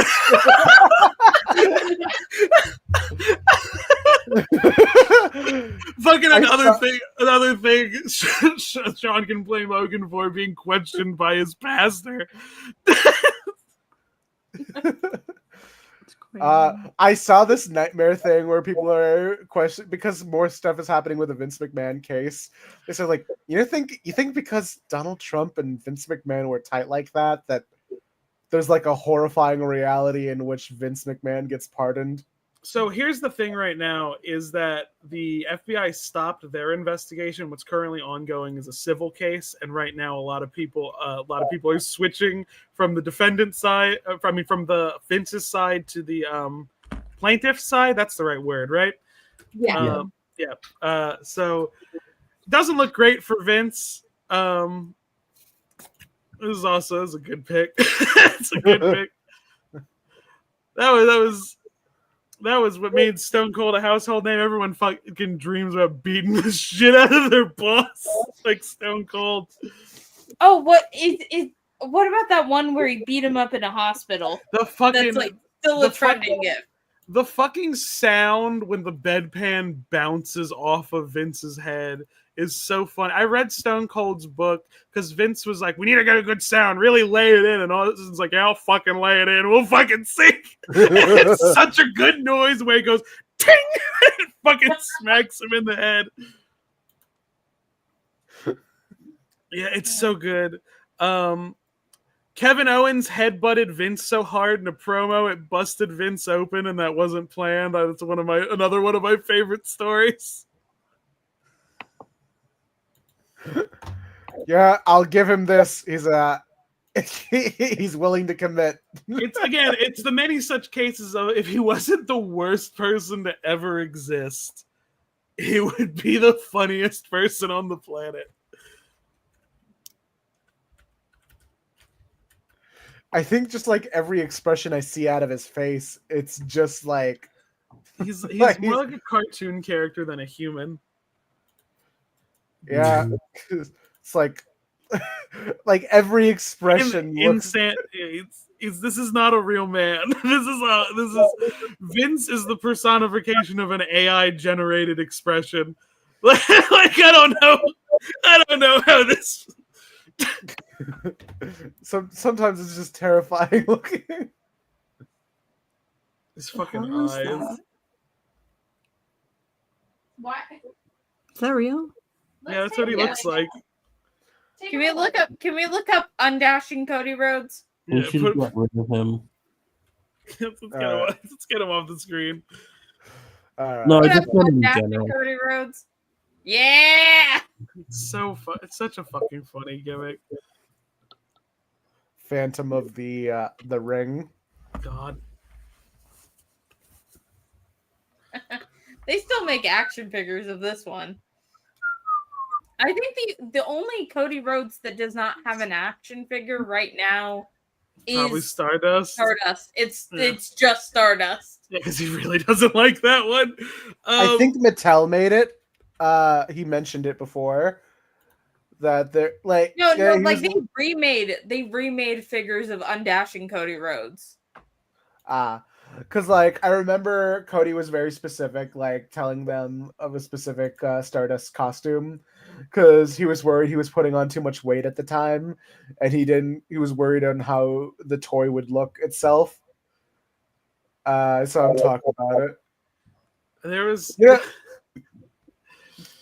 Genuinely could be an early 2000s Booster Gold costume had he not reverted back to his original costume, but without the Actually, this could be like if they decided to go make Booster Gold the Ultimate Warrior in the 90s. Oh my god. if he if fucking Booster became the Warrior instead of Guy Gardner, that's what it would look like. Here's the thing: I want Stardust merch so fucking badly, and I heard I saw a podcast, or I saw Kevin Owens doing that one podcast with the guy who does all the wrestling podcasts. Was it just the Chris Van Vliet interviews, or just the Yeah, guy it's who's Chris. like I love Chris. He's just great interviews. Yeah, he's great. I love him. But Kevin Owens was talking about the t-shirts that he wears in the ring, and how he went on Walmart.com to find a Stardust one for when he faced Cody. It's really fucking funny. It's really funny. His interview with Cody had that clip that I saw go big where Cody was just talking about fandom. Oh, he fucking starts shit talking the Star Wars fandom. Yeah, it's like, there are great. two really huge kind of toxic fandoms. Like you have wrestling, which is a big one, and you have Star Wars. And my hot take, I think the prequels are good. And it's like, congratulations, man, you're a few years too late on that train, but good on you. Well, I'm sure when he's around older wrestlers who are older than him, I'm sure there's tons because the trick is wrestlers for the most part are fucking dorks. Most of them are all fucking nerds in some way. They all like some nerd culture thing because they're theater kids with violence. You're not gonna trick any of them into watching JoJo. I'm sorry. Yeah, you're not What gonna the heck is this bullshit? Someone already tried. It didn't work. Oh my god! They put him in the game. Like it. Um, Do you like a Stop showing DC me power? JoJo. Anyway, let's keep on talking about Cody Rhodes. Oh god. Daystar's least favorite boy. Okay, we'll talk about Rhea for I've got less favorite boys. Okay. Ayaan, get the AI generated Cody Rhodes in JoJo fan style off the screen. Okay, no. So here's the okay, so the fucking Netflix showcase happened tonight. Rhea was on stage beefing with Liv once again. And CM Punk was there. CM Punk was in the middle. Cool. Raquel was there as well. I didn't see it. The usual. How would- does it feel, CM Punk, to The live my crew's on dream? here. And I don't know if I posted it in chat or if someone posted it in chat, but Raquel or not Raquel, Stephanie? yeah, Stephanie's coming to Raw. Stephanie's gonna be in the. I'm almost certain she is not winning that triple threat match because she is at the Triple A show. Now, the hilarious thing is that Chad Gable already had his triple threat thing that he was in to try to qualify for the Money in the Bank. He is in another triple threat one. This time is El Grande Americano, and he's in a match with CM Punk and AJ Styles. So they're giving away CM Punk versus AJ Styles on free TV, and also El Grande Americano is there. Oh no. See, I feel like from that one, it's gonna be CM Punk. CM Punk's gonna be the one who qualifies. It's like some of these, I'm like, it can go either way. Other ones, I'm like, yeah, it's obvious who's winning. I'm kind of between him and AJ because they're both. Because the only reason I think Chad's not winning is because I don't see them double booking him in one day. It could happen. I don't see it happening. I can't believe Triple A isn't it happening in a different city? I think it's happening in a different country. I think it's happening. No, let me check. Let me see where Worlds Collide is happening, and then we're gonna see Worlds Collide during the Stephanie Vaquer match. When she did her move, I saw audiences post their. They were doing the bit with Booker T. Yeah. Yeah. Okay. They're both in California. Worlds Collide is in LA, and then it says Money in the Bank's in Inglewood. So they are technically in the same space. It's possible, but I don't see them double booking anyone. I guess Stephanie I could see slightly more because she has a tag team match. She might just not do much in the match. And then they'll have her be like, you're going to fall off a fucking ladder tonight. So just keep it easy in your tag team match. Yeah. Chad, however, is competing for the AAA world title. So I think it would have been really funny. I think it would have been really funny. Chad, I think it would be really El funny Grande Americano. if the other wrestlers just try to trick him into a thing where it's like, all right, you're up, you're winning this, but your challenger has to be El Grande Americano. You have to fight him in the ring. And he's like, fuck. That would be really fucking funny. I can't believe they did not double booking Stephanie. Stephanie, maybe because they can keep her out of the match a lot with a tag match. Chad is in a one-on-one for a world title. I don't see him. I don't see him winning it because Vikingo won the world title this week. So I don't see him losing it. Wait, so Stephanie's going against Liv and who else? Stephanie. So Stephanie's triple threat match. She's against Liv and Zoe? Not Zoe. What's her name? The girl who always follows Ivy Niles. Ivy Niles, yeah. So there's a potential for some El Grande Americano nonsense in that match too. Oh god damn it. Okay, so chances are it's probably gonna be Liv taking it. Possibly, yeah. Also, because I don't see getting double booked. I don't see her getting pinned. I think Ivy's gonna get pinned because why would they bring her up to NXT from NXT to immediately pin her in our first match as a main member of the roster? So unless Ivy breaks her fucking leg, I know what you're looking for. Calm down. Relax. Okay. We're taking. How did Ayaan get privileges to go back on there again? I don't know. I can't believe they did not They have not fucking booked fucking.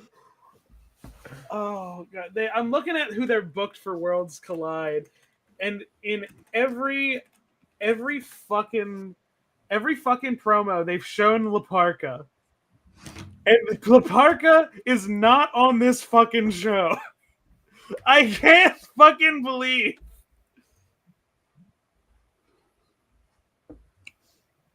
Do you guys want to look at DC Pride? Nah. Sure. Yeah, why not?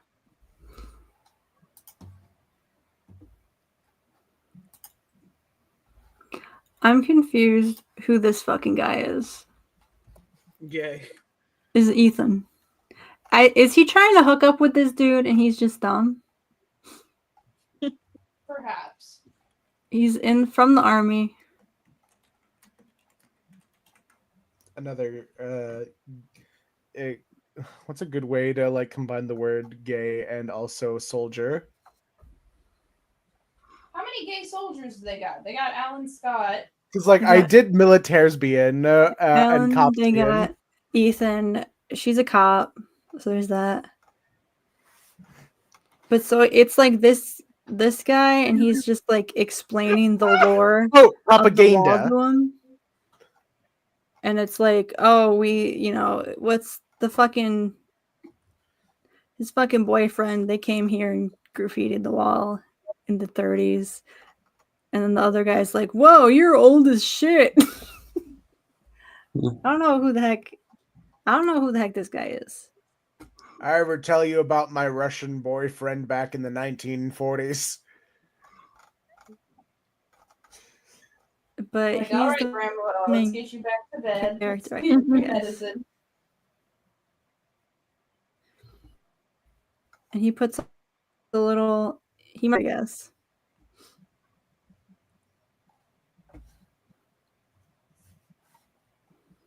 And then we get the Renee one, who she looks very pretty. She meets up with a friend at the bar and she gets a hot babe. I just saw this tweet that said Cena's being held hostage to team up with Logan Paul. God. Because of lesbians. Just lesbians. Hooray!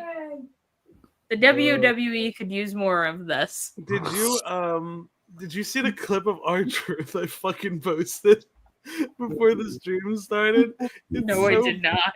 It's a clip from fucking SmackDown. He sees the new fucking member of the Bloodline who's never been who's new to WWE, but he's a big indie star. I hate that art of Harley and Ivy. It does not look good. Fucking You don't like the fucking tattoo reference? Ash, I think you just Oh, it need looks to go better to than we don't need to show it on This screen. is a tattoo album. I cover. need you to go to the memes chat and then click the video I sent, and then you just because R-Truth's delivery is Okay. fucking killing me. Hold on. Let me. Who is this? That's her. Her name is Girl Bossing in STEM. That's her name. Yeah, you know her. Everybody else is somebody. Who the heck is this lady? Well, we've got the L's, Hmm. got the B's, Got a definitely got the B. G's. We got the G's. We got a B. We got got a T. T. Honestly, yeah. Given Jacob Fatu has like what 7 kids? He's not even he's talking to Solo Sikoa, who I think has no kids. He's fucking like I think what he said in the most gleeful tone I've ever heard a human speak, "You husky," is the funniest fucking thing. Can I take your husky son down to the ring to teach him a lesson? So mean. I feel like I should know that character. How many? I didn't think they had that many gay people. I thought I knew all of them. Who is that? She looks familiar, and I'm trying to put my finger on Oh, it. she's from Superman right now, I think. Maybe it's Selena. Why does she have gray hair? Selena Kyle. Well, now why is she in STEM? She could be in Yeah. Sam. She could do whatever she wants. All right. She broke in. For the last 30 minutes, how about I try and make us a pride art? You have to start from this image. And whatever the fuck's what is going this? on. What is What that? is this? What is that? It's our pride mascot. Oh, it's terrifying. I love it. Keep going. What? Can I? Why does he look so haunted? What has he seen? The way the world is currently. Sure. Oh God. You husky. Can I take your husky son down to the ring? This guy's not husky. Look at those cheekbones. Yeah. He's got no meat on him. I'm sure of it. Is he bald? She's bald and she's torturing people without hair. Oh. I think dude, just cut it off. Just cut it off at that point.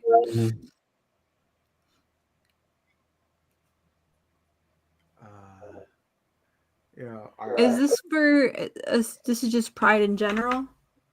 Yeah, it's our queer icon that we're our little OC that we're making for the show. Yeah. We. We're gonna put this on a T-shirt and we're gonna sell it, and 1% of all proceeds we're gonna send to the Trevor Project or something. It's his catchphrase. Borkus. Borkus. It's Borkus. That's not his name. You know who he looks like? Stewie. He looks like Nigel Crane from Frasier. He's like Frasier's brother. Niles? His name's Niles, I think. He was gay.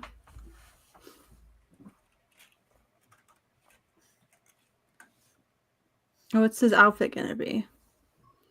The gay outfit. Do you know how do gay people dress? That looks like a paper sack. Now why did that pop up? Hold on. No. Hold on, my screen sharing thing is a little weird. Uh-huh. What did watermark? Is the watermark part of the design? I think it's more cunty.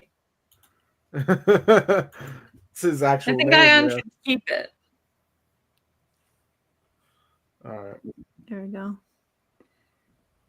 I don't think this Nemesis, remove that. This guy's cunty. On Twitch. What happened? On Twitch. Let me center him real quick.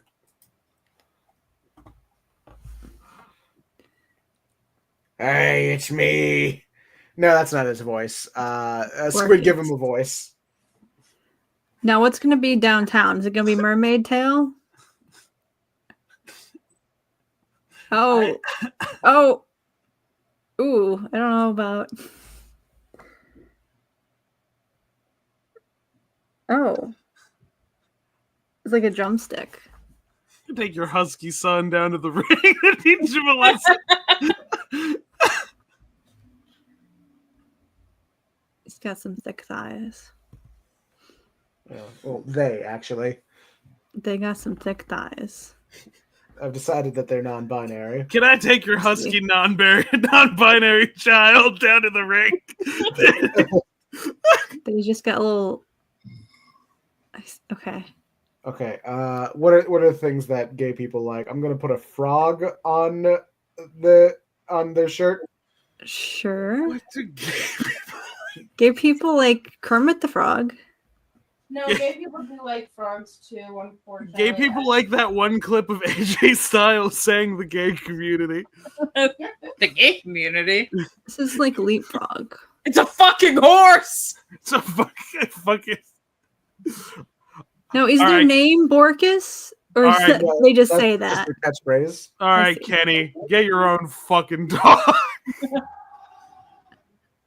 Oh, so they do have legs. Squid and Ash just communicate solely in wrestle quotes now. What? Where's that referee? Where is He was that trying to referee? fuck on me. He was trying to fuck on me. Are they wearing pants? No, they got wheels for knees. They got wheels for knees, but do Yeah, they got pants for pants? So, Listen up, Dwayne, you bald fraud. Are they just naked with like a Ken doll situation happening?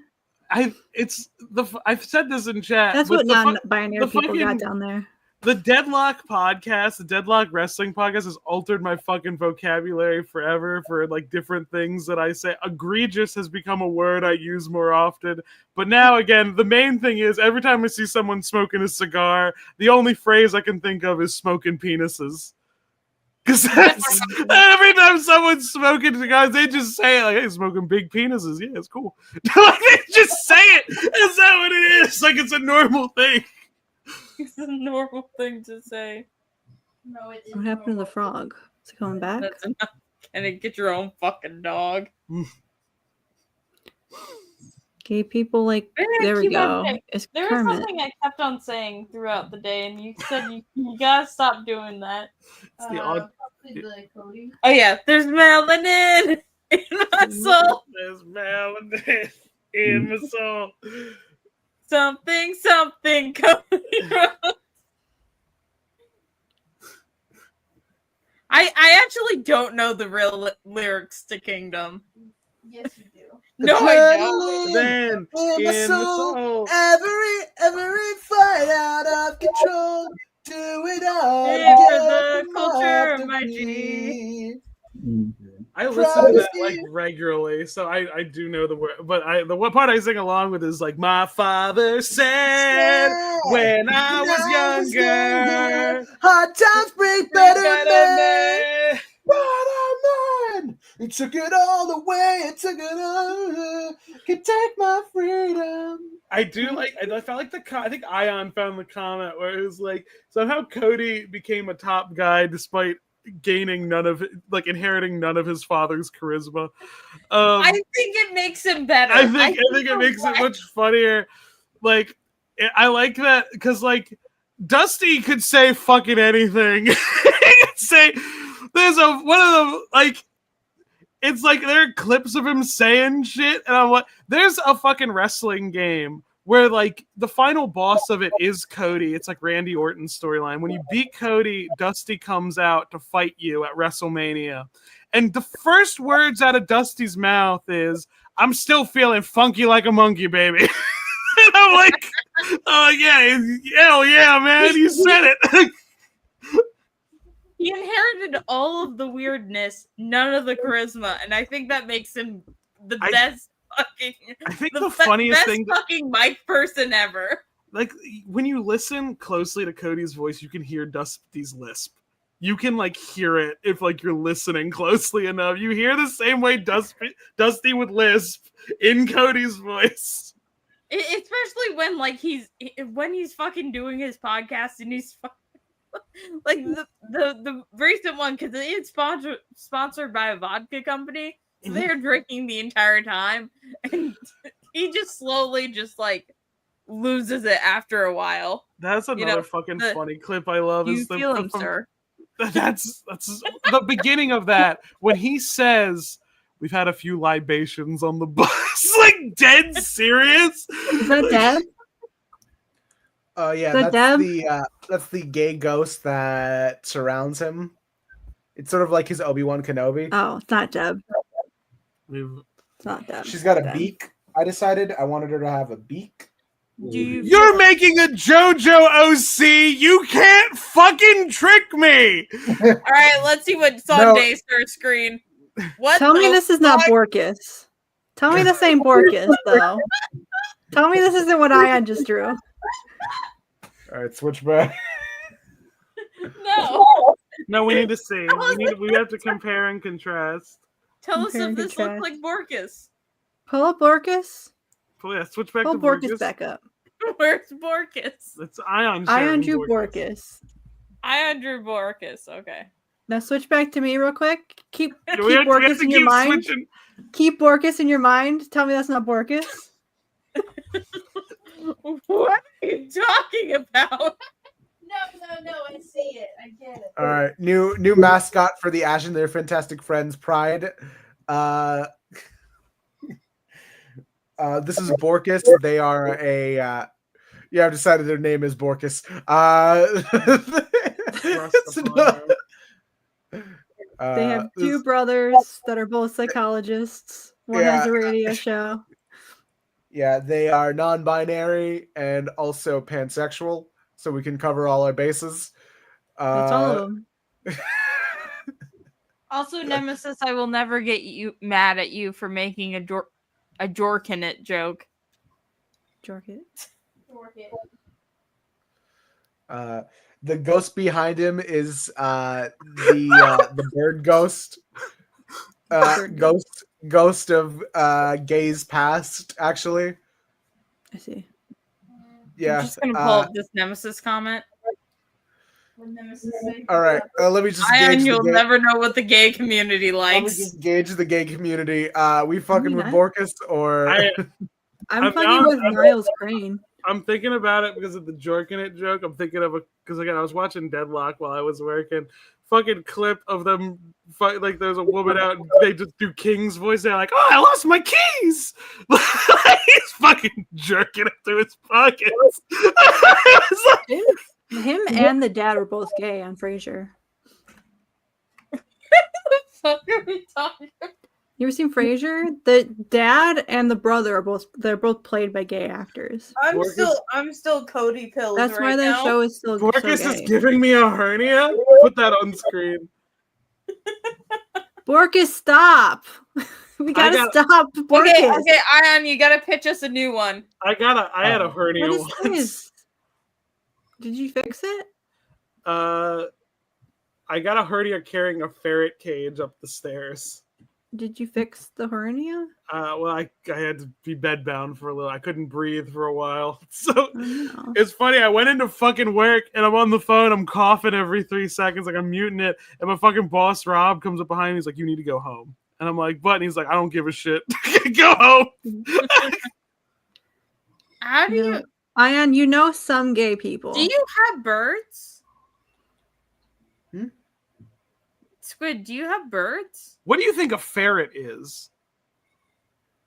Not. What do you think of? I said ferret cage. What do you think a ferret is? Now here's the thing. Maybe they heard parrot. I did hear parrot. I thought Squid said parrot. I was like, wow, Squid never mentioned that they have a bird. See, I would love to have a bird, but then I have to fucking throw out all my non-stick pans. Yeah. What? We're never having. Well, what if they're ceramic? Non-stick pans, what they cover them with is toxic to birds when it gets heated up. So you can't have them in the same space. And because for healthy large birds, you can't keep them in their cage. They got to have free roam of the house a little bit. Cannot do it.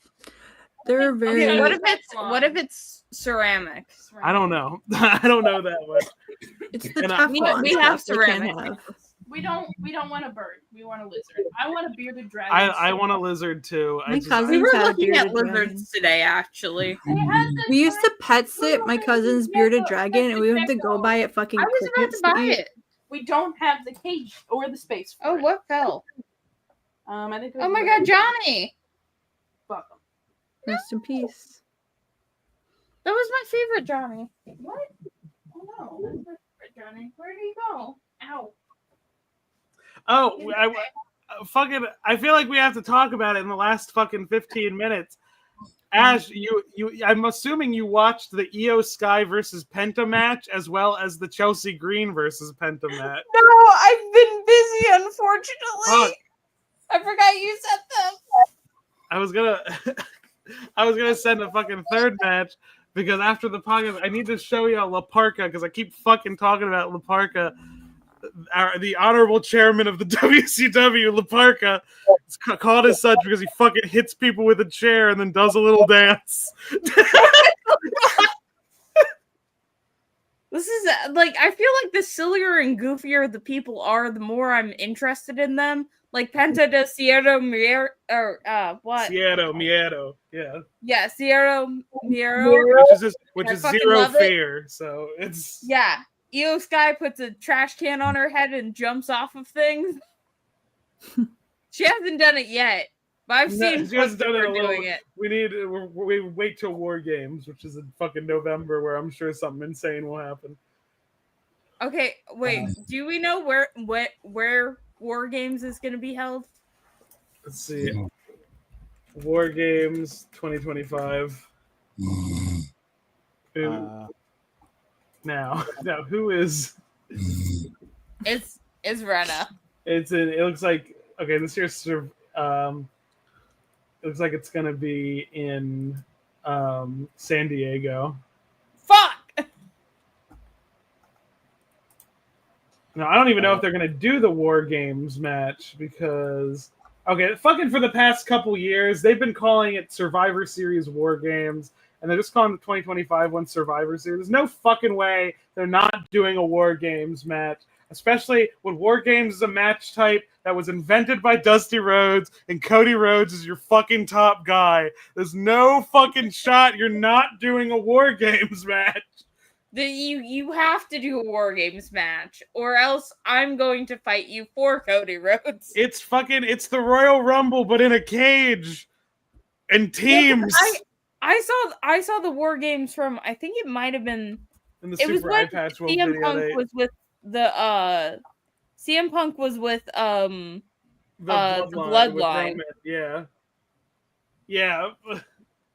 It was like Roman, Punk, Sammy versus the new Bloodline. I think there might have been more. Jay was with them. Jay and Jimmy, and then they had like the new Bloodline, which is the young upstart members. The one where R-Truth is like, "Is this your husky son?" Yeah. Which I do think sticking all of those silly boys in a cage with Roman is the funniest fucking shit. I'm predicting it's gonna look like Seth is gonna win Money in the Bank, and then Roman's gonna come out of the crowd and knock that fucking thing the fuck over. Okay, now what do you think happened? Because this is supposed to be the same character who has the same scar, which always looks crazy. This is a different scar than this. They fucked up. What happened? They fucked up. And why does it look like this after 25 years? They should have made a fucking stencil, and they didn't. Like, it looks different in every scene, and it's also, like, always been bright red. She got her face bit off by a wolf in the woods. And then that's not what getting your face bit off looks like. Well, they sewed it back on. Her friend sewed it back on for her. And now it looks like this. Girlhood. I guess, like, maybe if she had... Like, if she came back and had, like, a revision of the scar, but even, like... I don't know. Oh, I don't know about this. Is Stack still there? I feel like we have to talk about the MPreg abortion a little bit because I've inflicted this on another chat. Oh, Stack is... I'm coming. Stack is now, in what the back. What is Ayaan doing? You guys get to name this one. Is this what gay people are to you, Ayaan? Is this what gay people make you feel like? I can't believe Ayaan's homophobic. Wow. Oh, you guys just don't... Guys, I don't think you see the beauty in what I'm doing here. What are you doing? Can we just... Oh, maybe we don't have to watch Run Asleep. I also didn't get a chance to talk about the Doctor Who shit that happened. I know y'all talked about it briefly. I didn't get to talk about it. Talk your shit, girl. Wait, you're going to talk about MPreg abortion. I am. I do want to say one thing about it. When I saw that news about the Doctor Who thing, I full volume said, "Huh?" That was it. And there is a joke in there about people transitioning into their exes. There's a joke about that, but I don't know. But yeah, so I've transplanted the MPreg abortion thing to another fucking chat where it's become a favorite bit. Mm-hmm.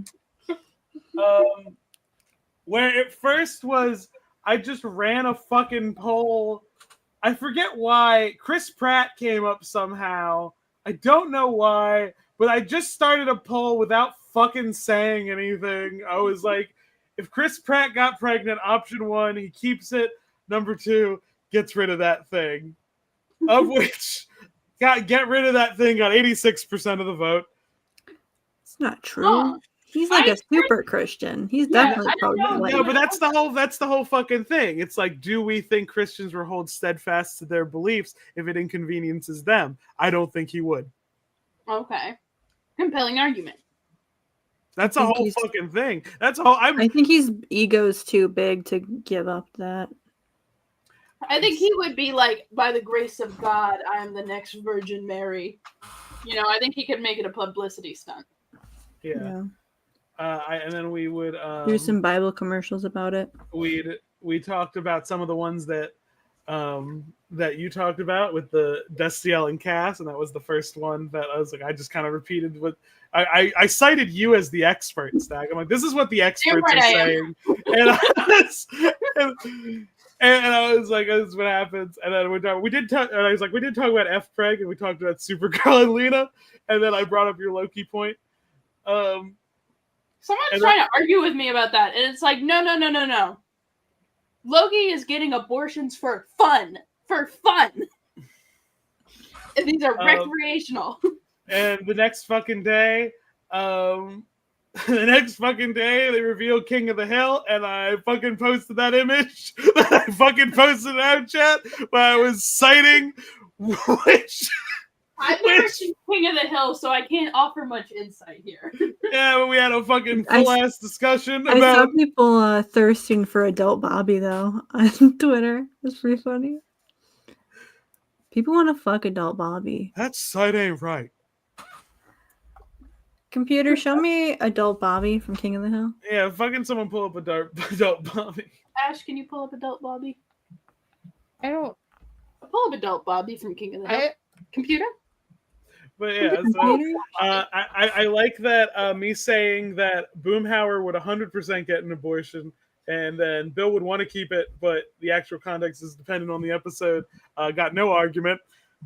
Yeah. the argument was back because I put a big question mark over Hank, because I was like, "Are these canon?" Yeah. This is from the new opening. This is from the new reboot. Oh yeah, it's fuckable for sure. From the bag. And then people were also I saw a tweet that was like the white guy in the kimono robes. You see, the guy, no. They photoshopped Bobby's face on the white guy who's in the kimono. The weeaboo dude. Now, yeah, I see it. Now, the funny thing is, the majority of Bobby's canonical love interests have been Asian. Yeah. Oh my god, he's just like you for real. That's not true. That's not true. Reverse, actually. I like making up lies about Stack. You know what? You know what? Actually, wait. Zoom in on adult Bobby. Zoom in on adult Bobby real quick. You know who he kind of looks like?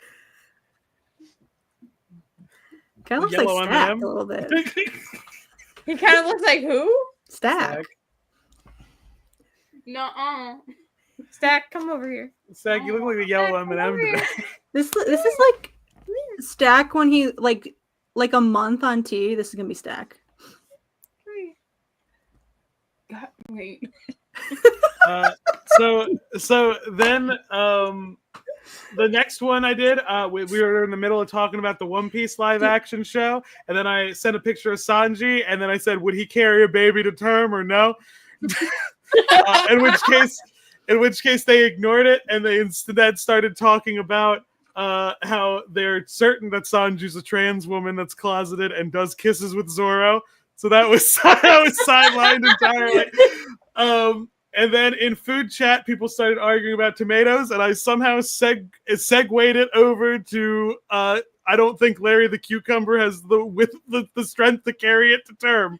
No, Bob does. That's not how cucumbers reproduce. And well, that's how they reproduce. They got holes.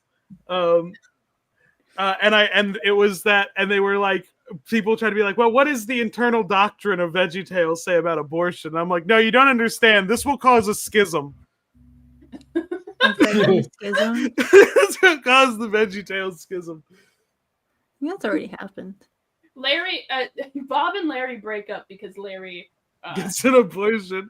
He gets de-cuked. It's deseeded. The abortion is just scraping out the seedless cucumber. Yeah, it's a seedless cucumber. He's a seedless cucumber now. You guys remember in science class where you had to dissect a pickle before you could dissect? No, they fucking shoved me face first into a pig. No, I got it. Yeah, we did pigs too. There was my friend was partners with someone who was a kid who was, I don't know what he had. He said he only had ADHD. I don't believe him. I think there's something else wrong with him. But Sure. Basically my friend was like, hey, don't touch the pig at all. I'll do it and we'll get an A. He goes to fucking wash his hands for a second, and then the weird kid fucking shoves a metal rod up the pig's asshole and perforates its colon, a thing that we were told not to do because it makes the whole fucking floor stink. God damn it. So we fucking sat out. We missed the rest of the fucking class. My partner fucking cried while we were dissecting the pig, and I said, Kaylee, go the fuck in the corner, and I will fucking dissect the pig. Oh, I decided to be the one who wrote down everything, not because I was grossed out by dissecting the pig, but I really fucking hated the texture. The texture of everything was bad. I opened weeping on those days in science class. They fucking kept partnering me with Kaylee during dissection, even though we clearly didn't fucking like each other. I was initially trying to be friendly, and then she was being a bitch. And then I just started being like, well, if you're going to be a bitch, I'm going to be a bitch back. Do you know how many people died at Stonewall? Yeah, Ayaan, I don't know if you're allowed to make this joke. Oh, it's not a joke. It's just. Just some it's just like, what if it's like in my head, like, so, I don't want to. What's the number? Come on, what's it? Don't Google. Guess. Yes. I want you to guess right now. Guess right now. if you guess wrong, Unregistered. take you off the podcast. Oh, I muted Rena. I wasn't asleep. You were snoring. You were snoring. You're fucking snoring. It's just there for wordplay, you guys. What's the number though, Ayaan? What's the number, Ayaan? You should estimate it. Anyways, are we done? No, Ayaan's trying to remember how many people No, died. Ayaan's worked himself into a corner, and we need to talk about it. Okay, Yeah. okay. I'm gonna guess it's somewhere in the tens of thousands. What the fuck do you think Stonewall is? There was definitely riots. What is Stonewall? First. what Stonewall is? Bit over. Ayaan, what do you think Stonewall is? Definitely. Thank you guys for watching another episode. No, we're not doing this. I will. Not even like the event. What location is Stonewall? Oh, I've been to Stonewall. Rena's been to Stonewall. It's a place. Rena, no. Rena's pit is vague. Do you think 10,000 people could fit in Stonewall, Rena? Is it in New York? It is in New York. New York. Okay, yeah. I know that part. It was in the 60s. It was in the 60s or 70s. Now you need to answer the question, baby gay. Yeah, What ask is what year Stonewall? was the Stonewall riot? Oh, the Stonewall riots were like in. No, don't help Ayaan! Don't help Ayaan! No, I want Ash. No, Ash needs to mute until Ayaan gives a full answer that Ayaan is confident in. Ayaan will lock it in, and then Ash will unmute. I will tell Stack. Come on, Ayaan, I need you to lock it in. Ayaan, I want to go to bed. You gotta finish it. Okay. It's definitely it was like riots. Riots start generally because government is doing something that they don't like. So is it like a law issue? Well, What no, is I need Stonewall? the Yeah, number what of is how many the- people died. How many people do you think died? And also, what is Stonewall? Not the Stonewall riots. What is Stonewall? A place. More specific. A place in New York. More specific. A building? You're getting there. What type of building? It's a stone building. I mean, I'm assuming it's brick. It's brick, right? Yeah, it's not Yeah. made of stone. Brick could be manufactured from stone, but no. What do they got in New York? They got buildings there. What do they got in New York that gay people are into? New York. Bars. Bar. Good job. Yeah, I drank. By the way, we spent like $100 at Stonewall for like 5 drinks. That's praxis. It's not. It's So not. what's the number, Ayaan? So Ayaan, now It's lock definitely in the not number in that you think. Not in the thousands. So I want to say maybe a good few hundred. A few hundred? Give me an exact number. I don't think you could fit 100 people in Stonewall. It was all this was happening in one building, right? It's no, it was not. It was not fucking sequestered to a single building. But the things that happened after was not sequestered to the building. Yeah. On you, Ash. No, that sounds like a very serious conversation. Stack's face is very funny. Okay. No, I want Ayaan to give an exact number of how many people he thinks died. Okay. Can I get like a warmer, colder thing where I say No, a I just number? want you to. This is Price is Right. Just give me the number. Okay, so 100 isn't right. This is just like definitely less than 100, I guess. How big is this building? So nightclub in New York. Nightclub. Okay, so maybe like 50. Some people would fit in there, right? I don't know. I haven't been there. Rena, what's the capacity? Rena, what's the capacity on Stonewall? What? What's the listed capacity of the on the wall? I don't know. Stonewall might have changed sizes since, but it was like No, put Humpty Dumpty back up. Put Humpty Dumpty on the Stonewall back up real quick. Okay, and then give me a number. How many people do you think died? I said 100 because I knew I was overestimating. Jesus. Okay. Who's gonna get closer? Like 10 or 20. Who's gonna get closer between Ash and Ayaan? Ayaan, give me a number. We'll see who's closer. Okay. 100 and what? No, it's I think it's less than 100. I'm locking in my answer at 10. Okay. I'm gonna say 5. Okay. Girl, no one died at Stonewall. Oh, come on! Now, a taxi driver was fatally injured in a related incident, but that would technically weren't at Stonewall, so they aren't counted the among. second night of the riot, and that was he died of a heart attack later. Yeah, it was unrelated. He was technically there, but really no. No one died. I don't think you could fit 100 people at Stonewall. I don't think you Should we could. play Ayaan the meme? Ayaan, what year did Stonewall take place? All right. No Googling. Yeah. I know that this happened in it was either the 60s or the 70s. Same year as 2 other big events in American history. Was it the same year as the moon landing? Would it be funny if you ask this question and then you immediately say, I don't know what year that was either? The moon landing is 69. 1969, baby. 1969. 69. Nice. Now, can you guess? Can you guess what month it started in? That's so specific. It's really not. Oh, Is it June? yeah, you're right.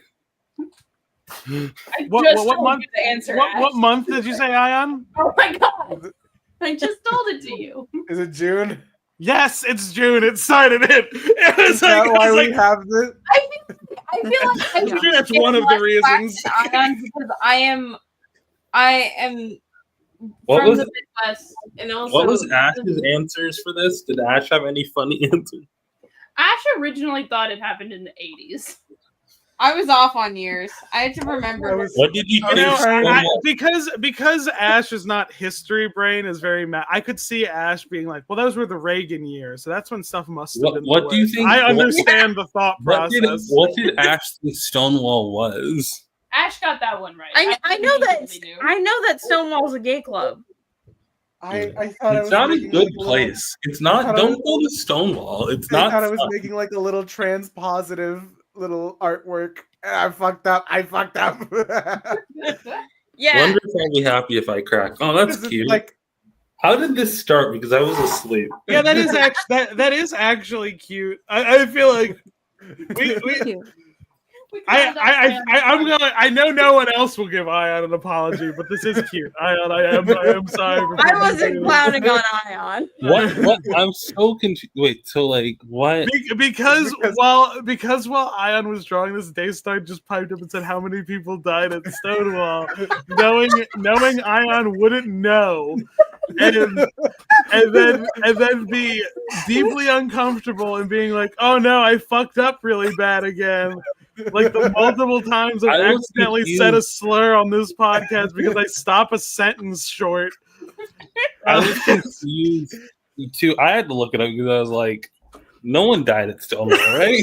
Yeah, that's what I was thinking too, which is why that's the only reason I knew the taxi driver thing. That was the only reason I knew that because I was like, no one died, and then I looked it up and I'm like. Because I feel like you would have talked about that. Like we don't talk I about don't know, that. because most of the history things I know are like Kent State, where a lot of people died. Like well, the Vietnam fellas, War?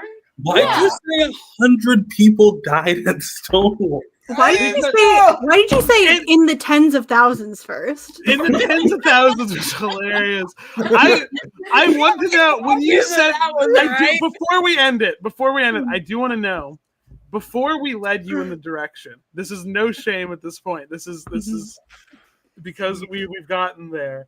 When you said tens of thousands, what did you think Stonewall was? Did you think it was like a mass genocide in another country?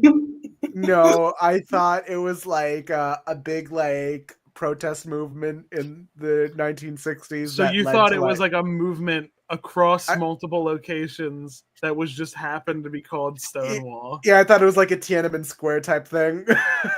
Now, where do you think Tiananmen Square took place? Do you think it only took place at Give me a ballpark range of how many people you thought died at Tiananmen Square. Stop it! Stop doing this to me! No, I don't think allowed to joke about this. I don't think people did. Yeah, I was like, I don't think the answer's 0 this time. We're gonna get banned on TikTok if we say this. Oh no. That's it. I'm taking the glasses off and going back to my real persona. Thank you guys for so much for watching another episode of Ash and Their Fantastic Friends. We learned a lot in this episode, specifically me, in the last 10 minutes. I think Ash might have learned something too. Ash learned as well. Put Ayon's message on screen real fast. Put Nemesis' message on screen. You know what? Ayaan, you did win that game of Price is Right, though. You were closer. Yeah. No, Price is Right. Happy Pride, everybody. Bye. I don't make no money on this website, folks. Cost me $5,000 a month to host it.